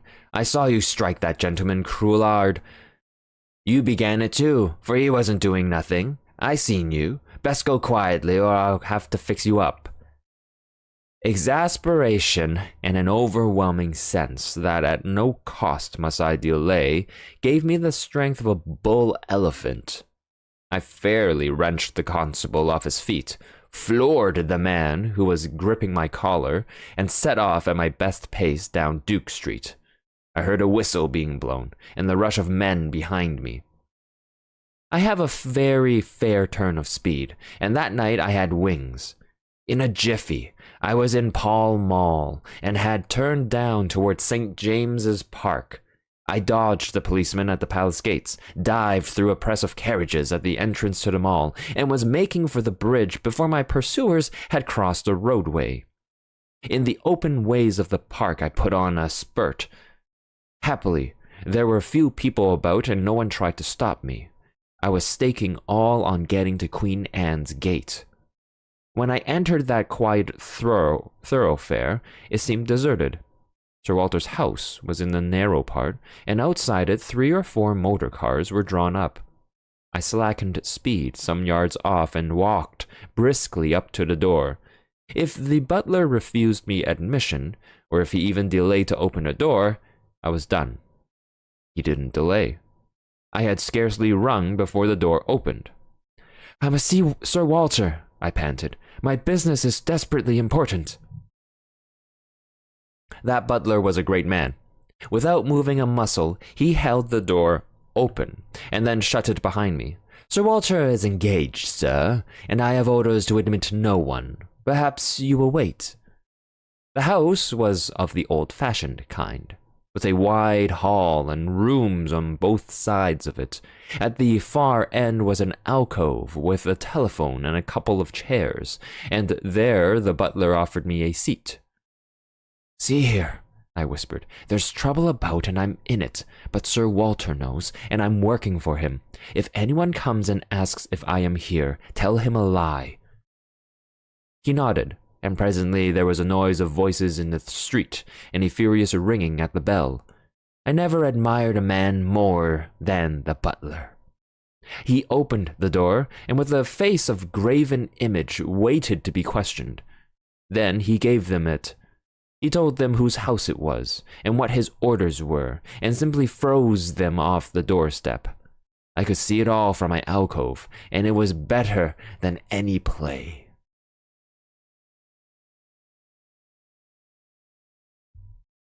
I hadn't waited long till there came another ring at the bell. The butler made no bones about admitting this new visitor. While he was taking off his coat, I saw who it was. You couldn't open a newspaper or a magazine without seeing that face. The gray beard cut like a spade, the firm, fighting mouth, the blunt, square nose, and the keen blue eyes. I recognized the First Sea Lord, the man, they say, that made the new British Navy. He passed my alcove and was ushered into a room at the back of the hall. As the door opened, I could hear the sound of low voices. It shut, and I was left alone again. For 20 minutes I sat there, wondering what I was to do next. I was still perfectly convinced that I was wanted, but when or how I had no notion. I kept looking at my watch, and as time crept on to 10:30, I began to think that the conference must soon end. In a quarter of an hour, Royer should be speeding along the road to Portsmouth. Then I heard a bell ring, and the butler appeared. The door of the back room opened, and the First Sea Lord came out. He walked past me, and in passing he glanced in my direction, and for a second we looked each other in the face. Only for a second, but it was enough to make my heart jump. I had never seen the great man before, and he had never seen me. But in that fraction of time, something sprang into his eyes, and that something was recognition. You can't mistake it. It is a flicker, a spark of light, a minute shade of difference, which means one thing and one thing only. It came involuntarily, and for in a moment it died, and he passed on. In a maze of wild fancies, I heard the street door close behind him. I picked up the telephone book and looked up the number of his house. We were connected at once, and I heard a servant's voice. "Is his lordship at home?" I asked. "His lordship returned half an hour ago," said the voice. "He has gone to bed. He's not very well tonight. Will you leave a message, sir?" I rang off and almost tumbled into a chair. My part in this business was not yet ended. It had been a close shave, but I had been in time. Not a moment could be lost, so I marched boldly to the door of that back room and entered without knocking. 5 surprised faces looked up from the round table. There was Sir Walter, and Drew, the War Minister, whom I knew from his photographs. There was a slim elderly man, who was probably Whitaker, and the Admiralty official, and there was General Winstanley, conspicuous from the long scar on his forehead. Lastly, there was a short, stout man with an iron gray mustache and bushy eyebrows, who had been arrested in the middle of a sentence. Sir Walter's face showed surprise and annoyance. "This is Mr. Hanny, of whom I have spoken to you," he said apologetically to the company. "I'm afraid, Hanny, this visit is ill-timed." I was getting back my coolness. "That remains to be seen, sir," I said, "but I think it may be in the nick of time. For God's sake, gentlemen, tell me who went out a minute ago." "Lord Alloa," Sir Walter said, reddening with anger. "It was not," I cried. "It was his living image, but it was not Lord Alloa. It was someone who recognized me, someone I have seen in the last month. He had scarcely left the doorstep when I rang up Lord Aloa's house and was told he had come in half an hour before he had gone to bed. Who? Someone stammered. The Black Stone, I cried. And I sat down in the chair so recently vacated and looked round at 5 badly scared gentlemen. Chapter 9. The 39 Steps. Nonsense, said the official from the Admiralty. Sir Walter got up and left the room while we looked blankly at the table. He came back in 10 minutes with a long face. I have spoken to Aloa, he said. Had him out of bed, very grumpy. He went straight home after Mulross's dinner. What is madness? Broke in General Winstanley. Do you mean to tell me that that man came here and sat beside me for the best part of half an hour, and that I didn't detect the imposture? Aloa must be out of his mind. Don't you see the cleverness of it? I said. You were too interested in other things to have any eyes. You took Lord Aloa for granted. If it had been anybody else, you might have looked more closely. But it was natural for him to be here, and that put you all to sleep. Then the Frenchman spoke, very slowly and in good English. The young man is right. His psychology is good. Our enemies have not been foolish. He bent his wise brows on the assembly.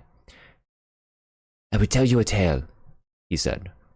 It happened many years ago in Senegal. I was quartered in a remote station, and to pass the time, used to go fishing for big barbel in the river. A little Arab mare used to carry my luncheon basket, one of the salted dun breed you got at Timbuktu in the old days. Well, one morning I had good sport, and the mare was unaccountably restless. I could hear her whinnying and squealing and stamping her feet, and I kept soothing her with my voice while my mind was intent on fish. I could see her all the time, as I thought, out of a corner of my eye, tethered to a tree 20 yards away. After a couple of hours, I began to think of food. I collected my fish in a tarpaulin bag and moved down the stream towards the mare, trawling my line. When I got up to her, I flung the tarpaulin on her back. He paused and looked round. It was the smell that gave me warning. I turned my head and found myself looking at a lion 3 feet off, an old man-eater that was the terror of the village. What was left of the mare, a mass of blood and bones and hide, was behind him. What happened? I asked. I was enough of a hunter to know a true yarn when I heard it. I stuffed my fishing rod into his jaws, and I had a pistol. Also, my servants came presently with rifles. But he left his mark on me. He held up a hand which lacked 3 fingers. Consider, he said, the mare had been dead more than an hour, and the brute had been patiently watching me ever since. I never saw the kill, for I was accustomed to the mare's fretting, and I never marked her absence, for my consciousness of her was only of something tawny, and the lion filled that part.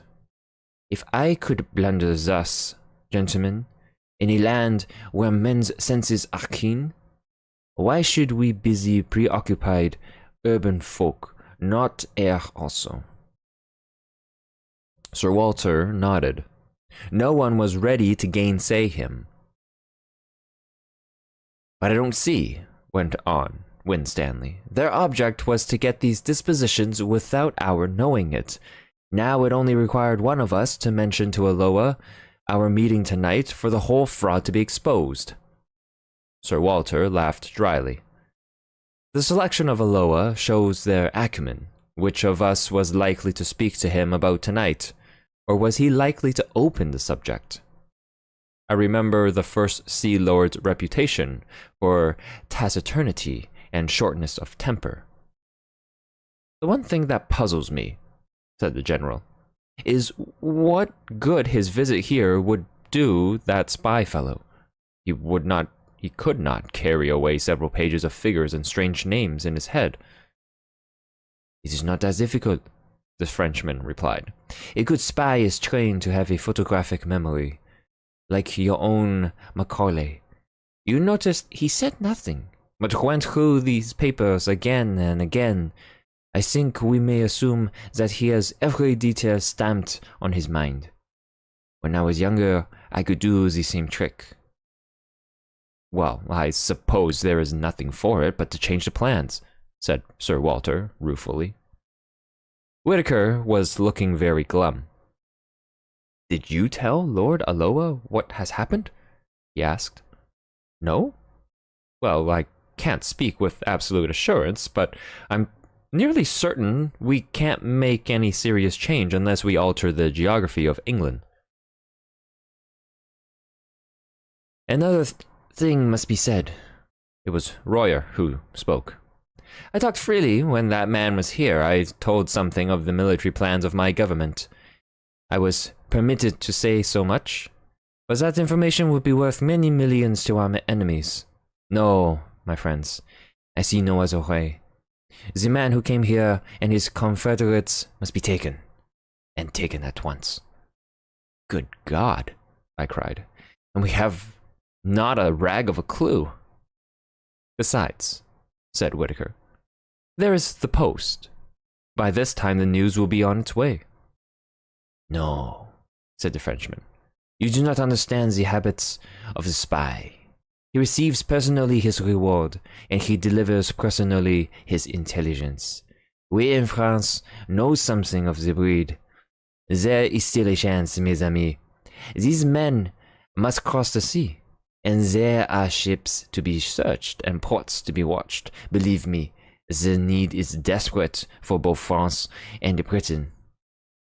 Royer's grave good sense seemed to pull us together. He was the man of action among fumblers, but I saw no hope in any face, and I felt none. Where among the 50 millions of these islands and within a dozen hours were we to lay hands on the 3 cleverest rogues in Europe? Then, suddenly, I had an inspiration. Where is Scudder's book? I cried to Sir Walter. Quick, man, I remember something in it. He unlocked the door of a bureau and gave it to me. I found the place. 39 steps, I read, and again. 39 steps. I counted them. High tide, 10:17 p.m.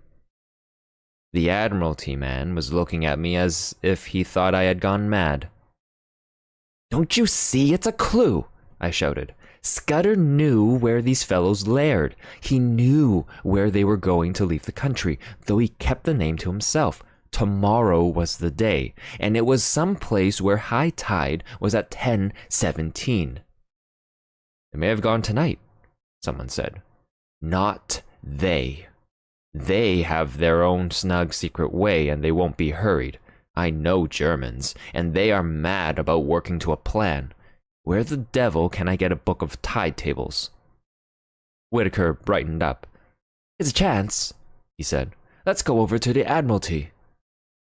We got into 2 of the waiting motor cars, all but Sir Walter, who went off to Scotland Yard to mobilize MacGillivray, so he said. We marched through empty corridors and big bare chambers where the charwomen were busy, till we reached a little room lined with books and maps. A resident clerk was unearthed, who presently fetched from the library the Admiralty tide tables. I sat at the desk and the others stood round, for somehow or other I had got charge of this expedition. It was no good. There were hundreds of entries, and so far as I could see, 10:17 might cover 50 places. We had to find some way of narrowing the possibilities. I took my head in my hands and thought, there must be some way of reading this riddle. What did Scudder mean by steps? I thought of dock steps, but if he had meant that, I didn't think he would have mentioned the number. It must be some place where there were several staircases, and one marked out from the others by having 39 steps. Then I had a sudden thought, and hunted up all the steamer sailings. There was no boat which left for the continent at 10:17 p.m. Why was high tide so important? If it was a harbor, it must have been some place where the tide mattered. Or else it was a heavy draft boat. But there was no regular steamer sailing at that hour, and somehow I didn't think they would travel by a big boat from a regular harbor. So it must be some little harbor where the tide was important, or perhaps no harbor at all. But if it was a little port, I couldn't see what the steps signified. There were no sets of staircases on any harbor that I had ever seen. It must be some place which a particular staircase identified, and where the tide was full at 10:17. On the whole, it seemed to me that the place must be a bit of open coast, but the staircases kept puzzling me. Then I went back to wider considerations. Whereabouts would a man be likely to leave for Germany? A man in a hurry, who wanted a speedy and a secret passage. Not from any of the big harbors, and not from the Channel, or the West Coast, or Scotland, for, remember, he was starting from London. I measured the distance on the map, and tried to put myself in the enemy's shoes. I should try for Ostend, or Antwerp, or Rotterdam, and I should sail from somewhere on the east coast between Cromer and Dover. All this was very loose guessing, and I don't pretend it was ingenious or scientific. I wasn't any kind of Sherlock Holmes. But I have always fancied I had a kind of instinct about questions like this. I don't know if I can explain myself, but I used to use my brains as far as they went, and after they came to a blank, well, I guessed, and I usually found my guesses pretty right. So, I set out all my conclusions on a bit of Admiralty paper. They ran like this.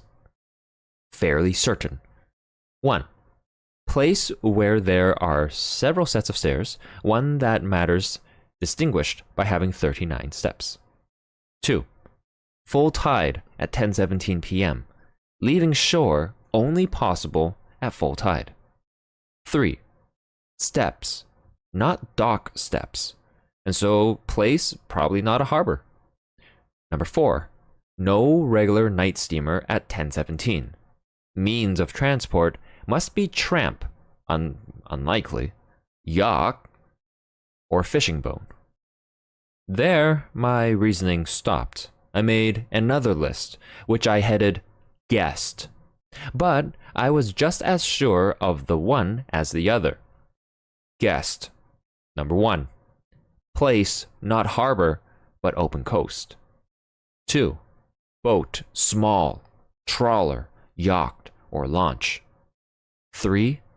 Place somewhere on east coast between Cromer and Dover. It struck me as odd that I should be sitting at that desk with a cabinet minister, a field marshal, 2 high government officials, and a French general watching me, while from the scribble of a dead man I was trying to drag a secret which meant life or death for us. Sir Walter had joined us, and presently MacGillivray arrived.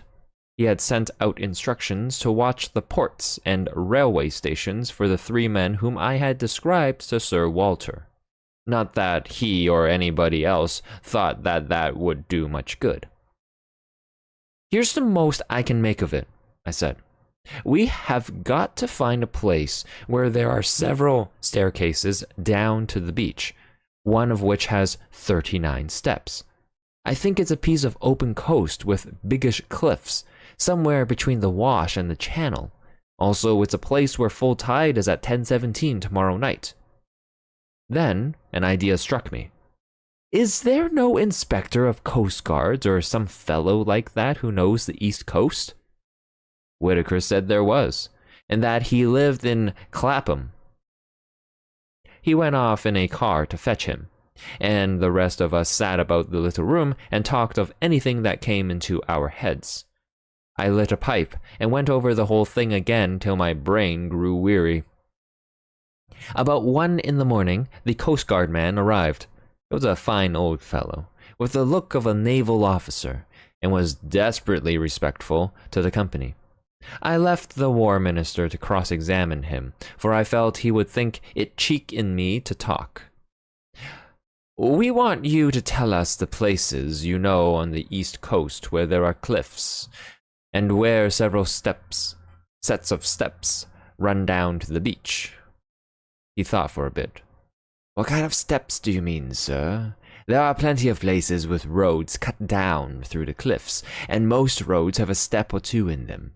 Or do you mean regular staircases, all steps, so to speak?" Sir Arthur looked towards me. "We mean regular staircases," I said. He reflected a minute or two. "I don't know that I can think of any. Wait a second. There's a place in Norfolk, Brattlesham, beside a golf course, where there are a couple of staircases, to let the gentleman get a lost ball."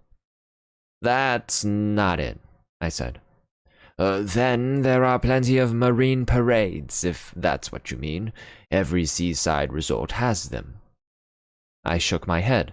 "It's gotta be more retired than that," I said.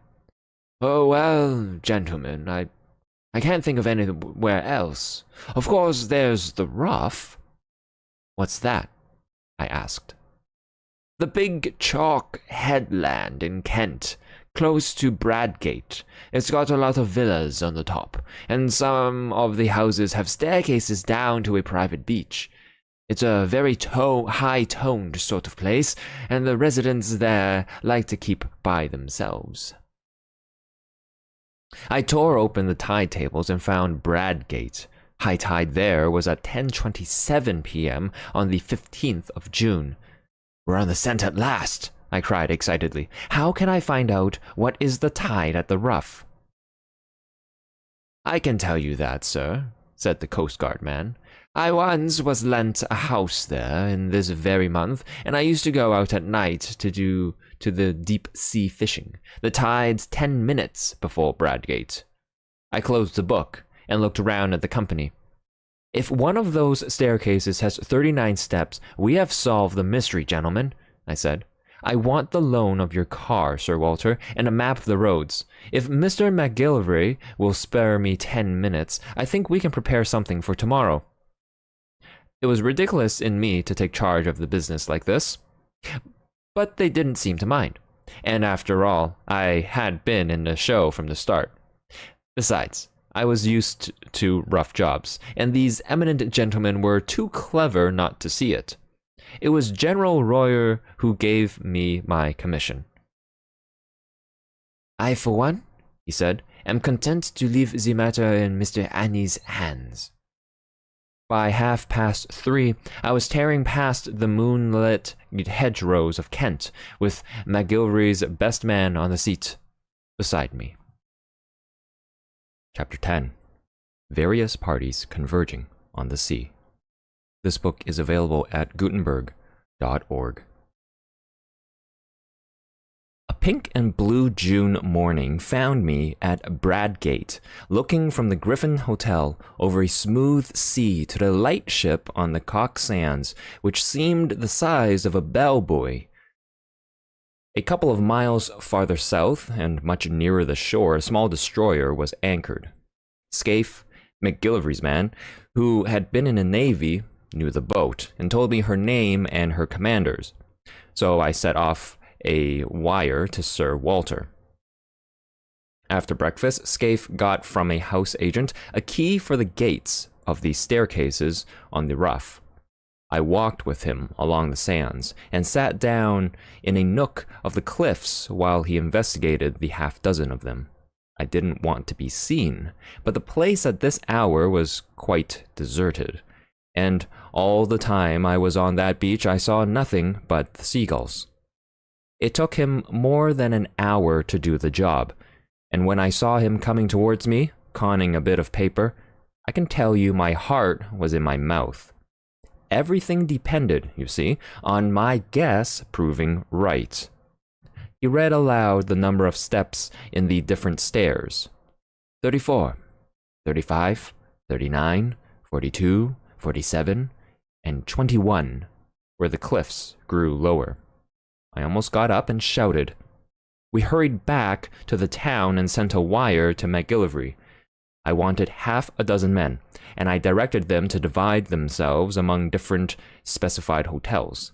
Then Scaife set out to prospect the house at the head of the 39 steps. He came back with news that both puzzled and reassured me. The house was called Trafalgar Lodge and belonged to an old gentleman called Appleton, a retired stockbroker. The house agent said. Mr. Appleton was there a good deal in the summertime and was in residence now, had been for the better part of a week. Scaife could pick up very little information about him, except that he was a decent old fellow who paid his bills regularly and was always good for a fiver for a local charity. Then Scaife seemed to have penetrated to the back door of the house, pretending he was an agent for sewing machines. Only 3 servants were kept, a cook, a parlor-maid, and a housemaid, and they were just the sort that you would find in a respectable middle-class household. The cook was not the gossiping kind, and had pretty soon shut the door in his face, but Scaife said he was positive she knew nothing. Next door, there was a new house building which would give good cover for observation, and the villa on the other side was to let, and its garden was rough and shrubby. I borrowed Scaife's telescope, and before lunch went for a walk along the rough. I kept well behind the rows of villas, and found a good observation point on the edge of the golf course. There I had a view of the line of turf along the cliff top, with seats placed at intervals, and the little square plots, railed in and planted with bushes, whence the staircases descended to the beach. I saw Trafalgar Lodge very plainly, a red brick villa with a veranda, a tennis lawn behind, and in front the ordinary seaside flower garden full of marguerites and scraggy geraniums. There was a flagstaff from which an enormous Union Jack hung limply in the still air. Presently I observed someone leave the house and saunter along the cliff. When I got my glasses on him, I saw it was an old man, wearing white flannel trousers, a blue serge jacket, and a straw hat. He carried field glasses and a newspaper, and sat down on one of the iron seats and began to read. Sometimes he would lay down the paper and turn his glasses on the sea. He looked for a long time at the destroyer. I watched him for half an hour, till he got up and went back to the house for his luncheon, when I returned to the hotel for mine. I wasn't feeling very confident. This decent, commonplace dwelling was not what I had expected. The man might be the bald archaeologist of that horrible moorland farm, or he might not. He was exactly the kind of satisfied old bird you will find in every suburb and every holiday place. If you wanted a type of the perfectly harmless person, you would probably pitch on that. But after lunch, as I sat in the hotel porch, I perked up, for I saw the thing I had hoped for and had dreaded to miss. A yacht came up from the south and dropped anchor pretty well opposite the Rough. She seemed about 150 tons, and I saw she belonged to the squadron from the White Ensign. So Scaife and I went down to the harbor and hired a boatman for an afternoon's fishing. I spent a warm and peaceful afternoon. We caught between us about 20 pounds of cod and lythe, and out in that dancing blue sea I took a cheerier view of things. Above the white cliffs of the Rough I saw the green and red of the villas, and especially the great flagstaff of Trafalgar Lodge. About 4 o'clock, when we had fished enough, I made the boatman row us round the yacht, which lay like a delicate white bird, ready at a moment to flee. Scaife said she must be a fast boat for her build, and that she was pretty heavily engined. Her name was the Ariadne, as I discovered from the cap of one of the men who was polishing brasswork. I spoke to him and got an answer in the soft dialect of Essex. Another hand that came along passed me the time of day in an unmistakable English tongue. Our boatman had an argument with one of them about the weather, and for a few minutes we lay on our oars close to starboard bow.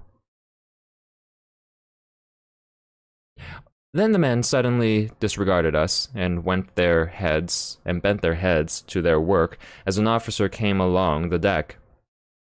He was a pleasant, clean-looking young fellow, and he put a question to us about our fishing in very good English. But there could be no doubt about him. His close-cropped head and the cut of his collar and tie never came out of England. That did something to reassure me. But as we rowed back to Bradgate, my obstinate doubts would not be dismissed. The thing that worried me was the reflection that my enemies knew that I had got my knowledge from Scudder, and it was Scudder who had given me the clue to this place. If they knew that Scudder had this clue, would they not be certain to change their plans? Too much depended on their success for them to take any risks. The whole question was how much they understood about Scudder's knowledge. I had talked confidently last night about Germans always sticking to a scheme, but if they had any suspicions that I was on their track, they would be fools not to cover it. I wondered if the man last night had seen that I recognized him. Somehow I did not think he had, and to that I had clung. But the whole business had never seemed so difficult as that afternoon, when by all calculations I should have been rejoicing in assured success. In the hotel, I met the commander of the destroyer, to whom Scaife introduced me, and with whom I had a few words. Then I thought I would put in an hour or two watching Trafalgar Lodge. I found a place farther up the hill, in the garden of an empty house. From there I had a full view of the court, on which two figures were having a game of tennis. One was the old man, whom I had already seen. The other was a younger fellow, wearing some club colors and a scarf round his middle. They played with tremendous zest, like two city gents who wanted hard exercise to open their pores. You couldn't conceive a more innocent spectacle. They shouted and laughed and stopped for drinks when a maid brought out 2 tankards on a salver. I rubbed my eyes and asked myself if I was not the most immortal fool on earth. Mystery and darkness had hung about the men who hunted me over the Scotch moor in aeroplane and motor car, and notably about that infernal antiquarian. It was easy enough to connect those folk with the knife that pinned Scudder to the floor, and with fell designs on the world's peace. But here were 2 guileless citizens, taking their innocuous exercise and soon about to go indoors to a humdrum dinner, where they would talk of market prices and the last cricket scores and the gossip of their native Surbiton. I had been making a net to catch vultures and falcons, and lo and behold, 2 plump thrushes had blundered into it. Presently a third figure arrived, a young man on a bicycle, with a bag of golf clubs slung on his back. He strolled round to the tennis lawn and was welcomed riotously by the players. Evidently, they were chaffing him, and their chaff sounded horribly English. Then the plump man, mopping his brow with a silk handkerchief, announced that he must have a tub. I heard his very words. "I've got into a proper lather," he said. "This will bring down my wage and my handicap, Bob. I'll take you on tomorrow and give you a stroke a hole. You wouldn't find anything much more English than that. They all went into the house and left me feeling a precious idiot. I had been barking up the wrong tree this time. These men might be acting. But if they were, where was their audience? They didn't know I was sitting 30 yards off in a rhododendron. It was simply impossible to believe that these three hearty fellows were anything but what they seemed. Three ordinary, game-playing, suburban Englishmen, wearisome, if you like, but sordidly innocent. And yet, there were three of them. And one was old, and one was plump, and one was lean and dark, and their house chimed in with Scudder's notes, and half a mile off was lying a steam yacht with at least one German officer. I thought of Carolides, lying dead, and all Europe trembling on the edge of earthquake, and the men I had left behind me in London who were waiting anxiously for the events of the next hours. There was no doubt that hell was afoot somewhere. The Black Stone had won, and if it survived this June night, would bank its winnings. There seemed only one thing to do. Go forward, as if I had no doubts, and if I was going to make a fool of myself, to do it handsomely. Never in my life have I faced a job with greater disinclination. I would rather, in my then mind, have walked into a den of anarchists, each with his Browning handy, or faced a charging lion with a pop gun, than enter that happy home of three cheerful Englishmen and tell them that their game was up. How they would laugh at me!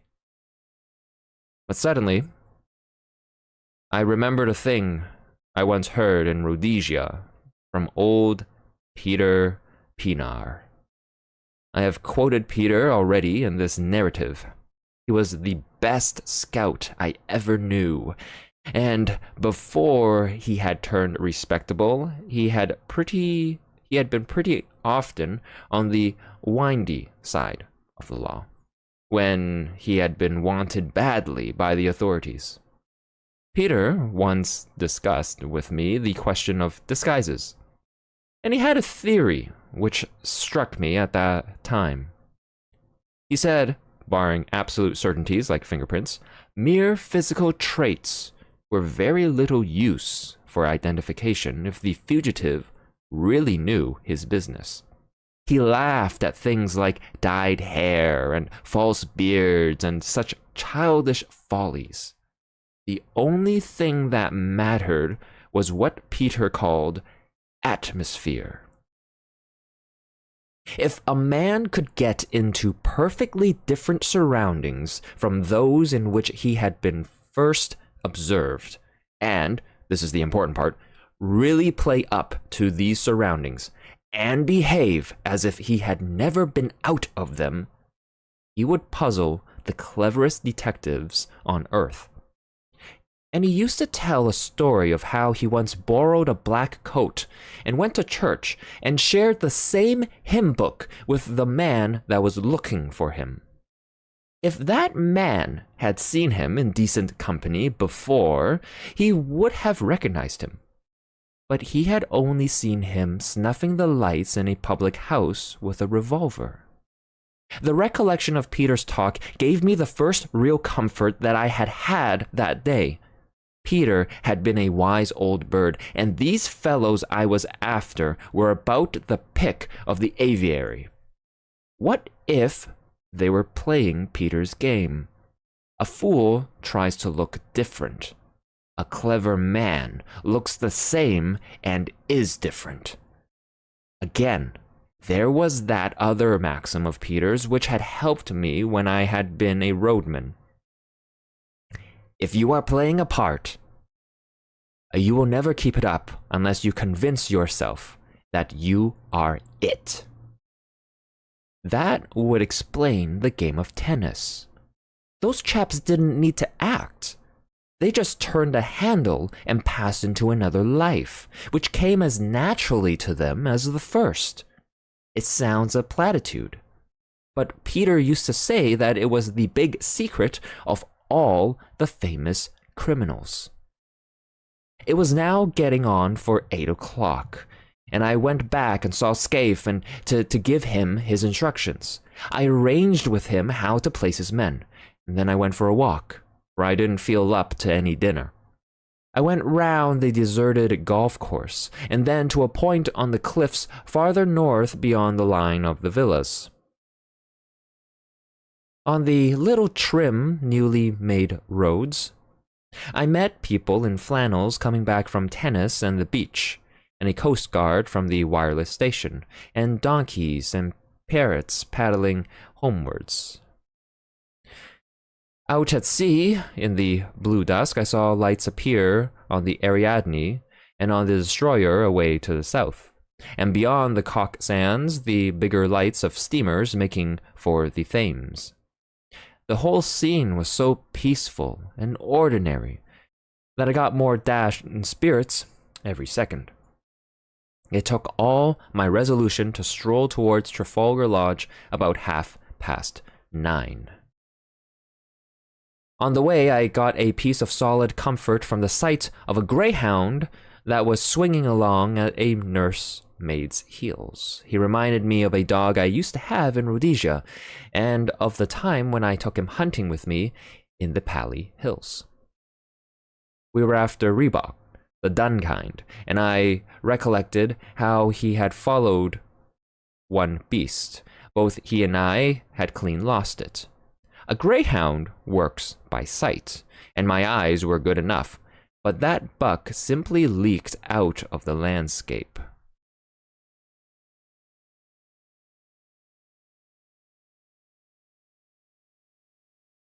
Afterwards, I found out how it managed it. Against the gray rock of the copy, it showed no more than a crow against a thundercloud. It didn't need to run away. All it had to do was to stand still and melt into the background.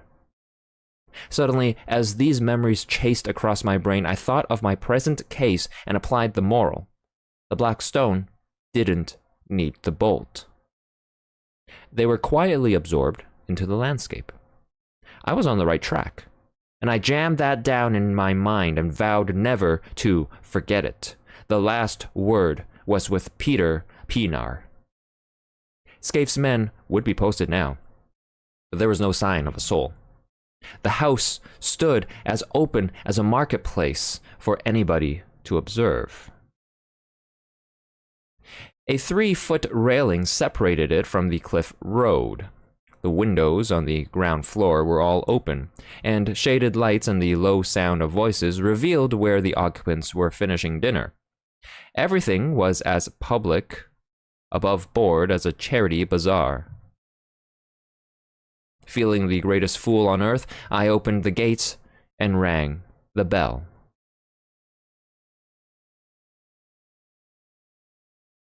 A man of my sort, who has traveled about the world in rough places, gets on perfectly well with 2 classes, what you may call the upper and the lower. He understands them, and they understand him. I was at home with herds and tramps and roadmen, and I was sufficiently at my ease with people like Sir Walter and the men I had met the night before. I can't explain why, but it is a fact.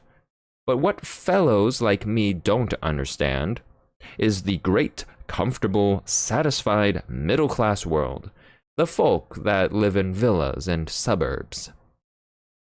He doesn't know how they look at things. He doesn't understand their conventions, and he is as shy of them as of a black mamba. When a trim parlor maid opened the door, I could hardly find my voice. I asked for Mr. Appleton and was ushered in. My plan had been to walk straight into the dining room and by a sudden appearance wake in the men that start of recognition which would confirm my theory. But when I found myself in that neat hall, the place mastered me. There were the golf clubs and tennis rackets, the straw hats and caps, the rows of gloves, the sheaf of walking sticks, which you will find in 10,000 British homes. A stack of neatly folded coats and waterproofs covered the top of an old oak chest. There was a grandfather clock ticking, and some polished brass warming pans on the walls, and a barometer, and the Prince of Chiltern winning the Saint-Leger. The place was as orthodox as an Anglican church. When the maid asked me for my name, I gave it automatically, and was shown into a smoking room on the right side of the hall. That room was even worse. I hadn't time to examine it, but I could see some framed group photographs above the mantelpiece, and I could have sworn they were English public school or college. I had only one glance, for I managed to pull myself together and go after the maid.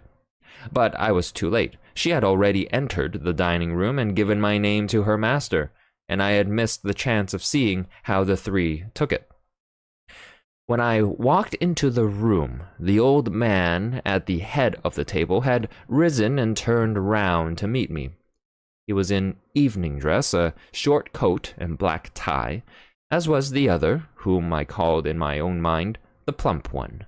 The third, the dark fellow, wore a blue serge suit and a soft white collar, and the colors of some club or school.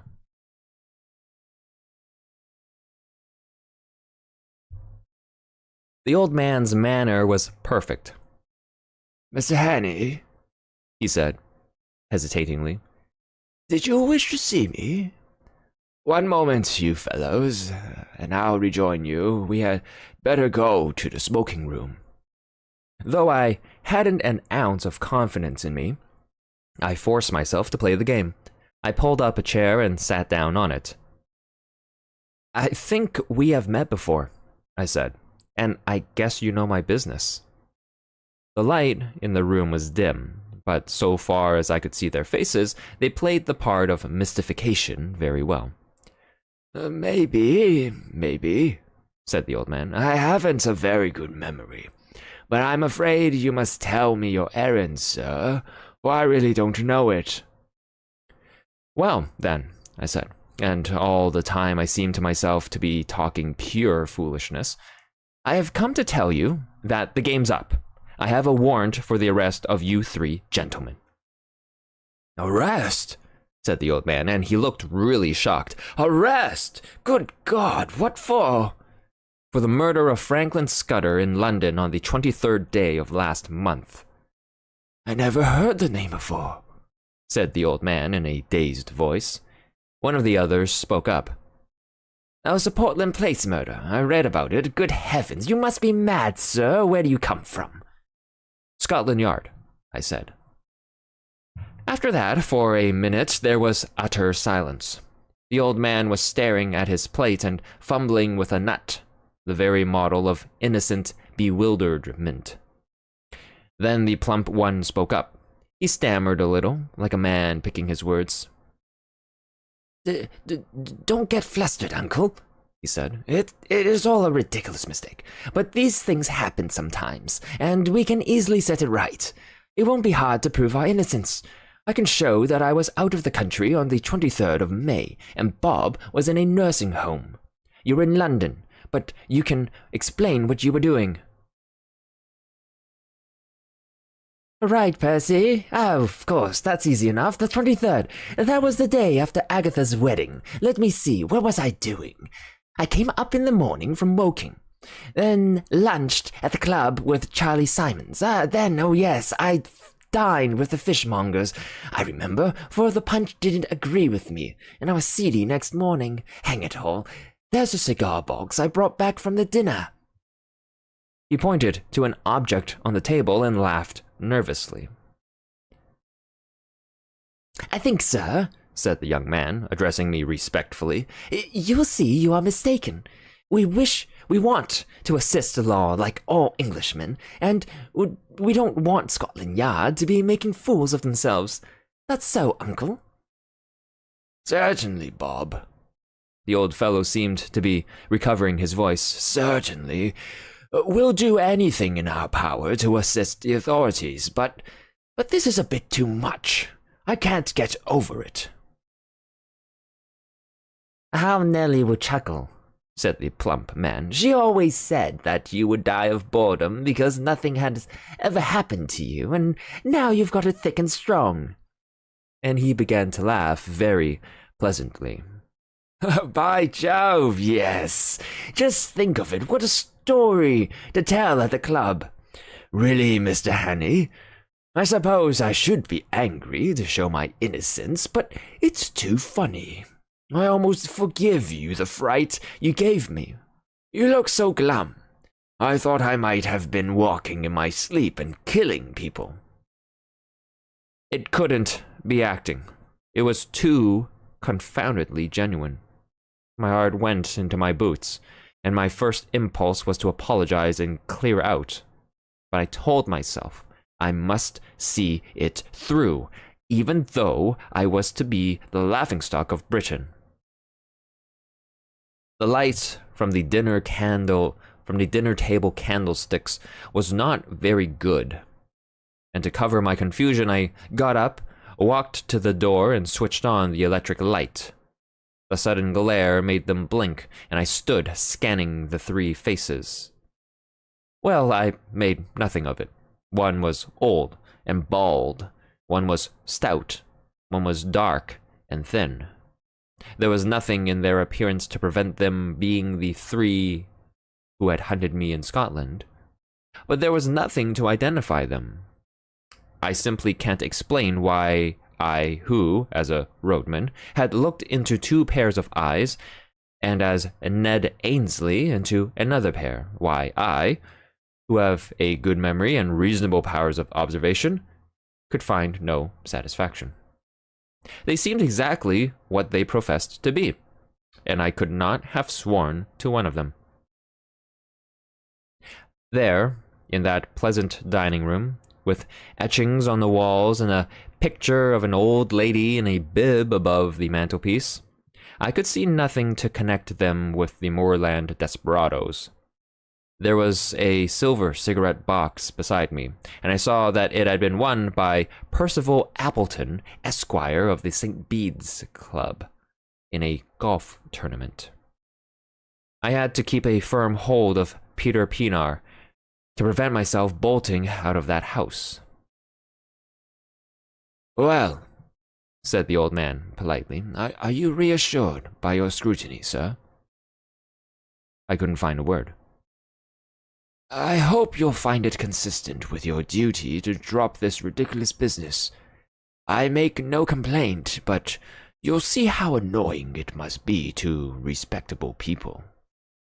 I shook my head. Oh, Lord, said the young man. This is a bit too thick. Do you propose to march us off to the police station? Asked the plump one. That might be the best way out of it.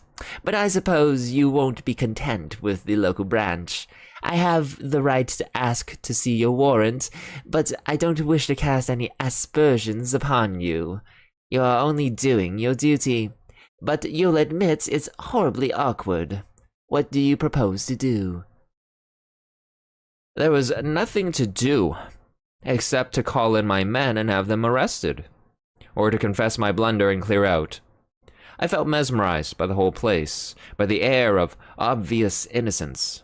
Not innocence merely, but frank, honest bewilderment and concern in the three faces. Oh, Peter Pienaar, I groaned inwardly, and for a moment I was very near damning myself for a fool and asking their pardon. Meantime, I vote we have a game of bridge, said the plump one. It will give Mr. Hanny time to think over things, and you know we have been wanting a fourth player. Do you play, sir? I accepted as if it had been an ordinary invitation at the club. The whole business had mesmerized me. We went into the smoking room where a card table was set out, and I was offered things to smoke and drink. I took my place at the table in a kind of dream. The window was open, and the moon was flooding the cliffs and sea with a great tide of yellow light. There was a moonshine, too, in my head. The three had recovered their composure and were talking easily. Just the kind of slangy talk you will hear in any golf clubhouse. I must have cut a rum figure, sitting there knitting my brows with my eyes wandering. My partner was the young, dark one. I play a fair hand at bridge, but I must have been ranked bad that night. They saw that they had got me puzzled, and that put them more than ever at their ease. I kept looking at their faces, but they conveyed nothing to me. It was not that they looked different. They were different. I clung desperately to the words of Peter Pienaar. Then, something awoke me. The old man laid down his hand to light a cigar. He didn't pick it up at once, but sat back for a moment in his chair, with his fingers tapping on his knees. It was the movement I remembered when I stood before him in the moorland farm, with the pistols of his servants behind me. A little thing, lasting only a second, but the odds were 1,000 to 1 that I might have had my eyes on my cards at the time and missed it. But I didn't. And in a flash, the air seemed to clear. Some shadow lifted from my brain, and I was looking at the three men with full and absolute recognition. The clock on the mantelpiece struck 10 o'clock. The three faces seemed to change before my eyes and reveal their secrets. The young one was the murderer. Now I saw cruelty and ruthlessness, where before I had only seen good humor. His knife, I made certain, had skewered Scudder to the floor.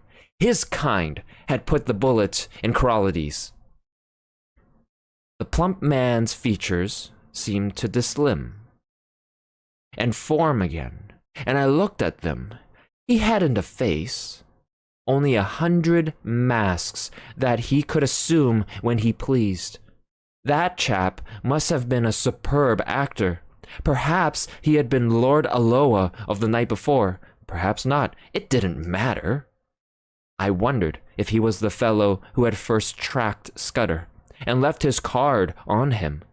Scudder said he lisped, and I could imagine how the adoption of a lisp might add terror. But the old man was the pick of the lot. He was sheer brain, icy, cool, calculating, as ruthless as a steam hammer. Now that my eyes were opened, I wondered where I had seen the benevolence. His jaw was like chilled steel, and his eyes had the inhuman luminosity of a bird's.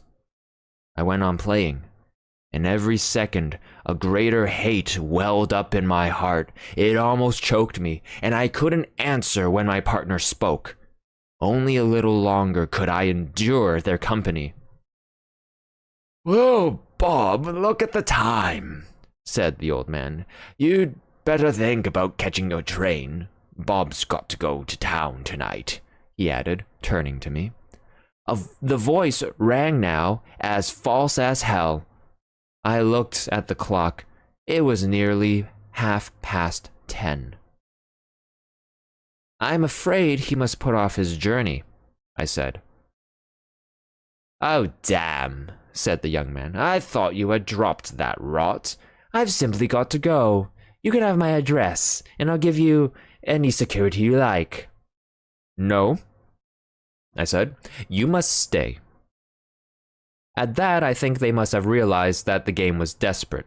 Their only chance had been to convince me that I was playing the fool, and that had failed. But the old man spoke again. "I'll go bail for my nephew. That ought to content you, Mr. Henny." Was it fancy, or did I detect some halt in the smoothness of that voice? There must have been, for as I glanced at him, his eyelids fell in that hawk-like hood which fear had stamped on my memory. I blew my whistle. In an instant, the lights were out. A pair of strong arms gripped me round the waist, covering the pockets in which a man might be expected to carry a pistol. "Schnell, Franz!" cried a voice. "Das Boot! Das Boot!" As I spoke, I saw two of my fellows emerge on the moonlit lawn. The young dark man leapt for the window, was through it, and over the low fence before a hand could touch him. I grappled the old chap, and the room seemed to fill with figures. I saw the plump one collared, but my eyes were all for the out of doors, where Franz sped on over the road towards the railed entrance to the beach stairs. One man followed him, but he had no chance. The gate of the stairs locked behind the fugitive, and I stood staring, with my hands on the old boy's throat, for such a time as a man might take to descend those steps to the sea. Suddenly, my prisoner broke from me and flung himself on the wall. There was a click, as if a lever had been pulled. Then came a low rumbling far, far below the ground, and through the window I saw a cloud of chalky dust pouring out of the shaft of the stairway. Someone switched on the light. The old man was looking at me with blazing eyes. "He is safe," he cried. "You cannot follow in time. He is gone. He has triumphed. Der schwarze Stein ist in der Siegeskron." There was more in those eyes than any common triumph. He had been hooded like a bird of prey, and now they flamed with a hawk's pride. A white, fanatic heat burned in them, and I realized for the first time the terrible thing I had been up against. This man was more than a spy. In his foul way, he had been a patriot. As the handcuffs clinked on his wrists, I said my last word to him. "I hope Franz will bear his triumph well. I ought to tell you that the Ariadne for the last hour has been in our hands." 7 weeks later, as all the world knows, we went to war. I joined the new army the first week, and owing to my Matabele experience, got a captain's commission straight off.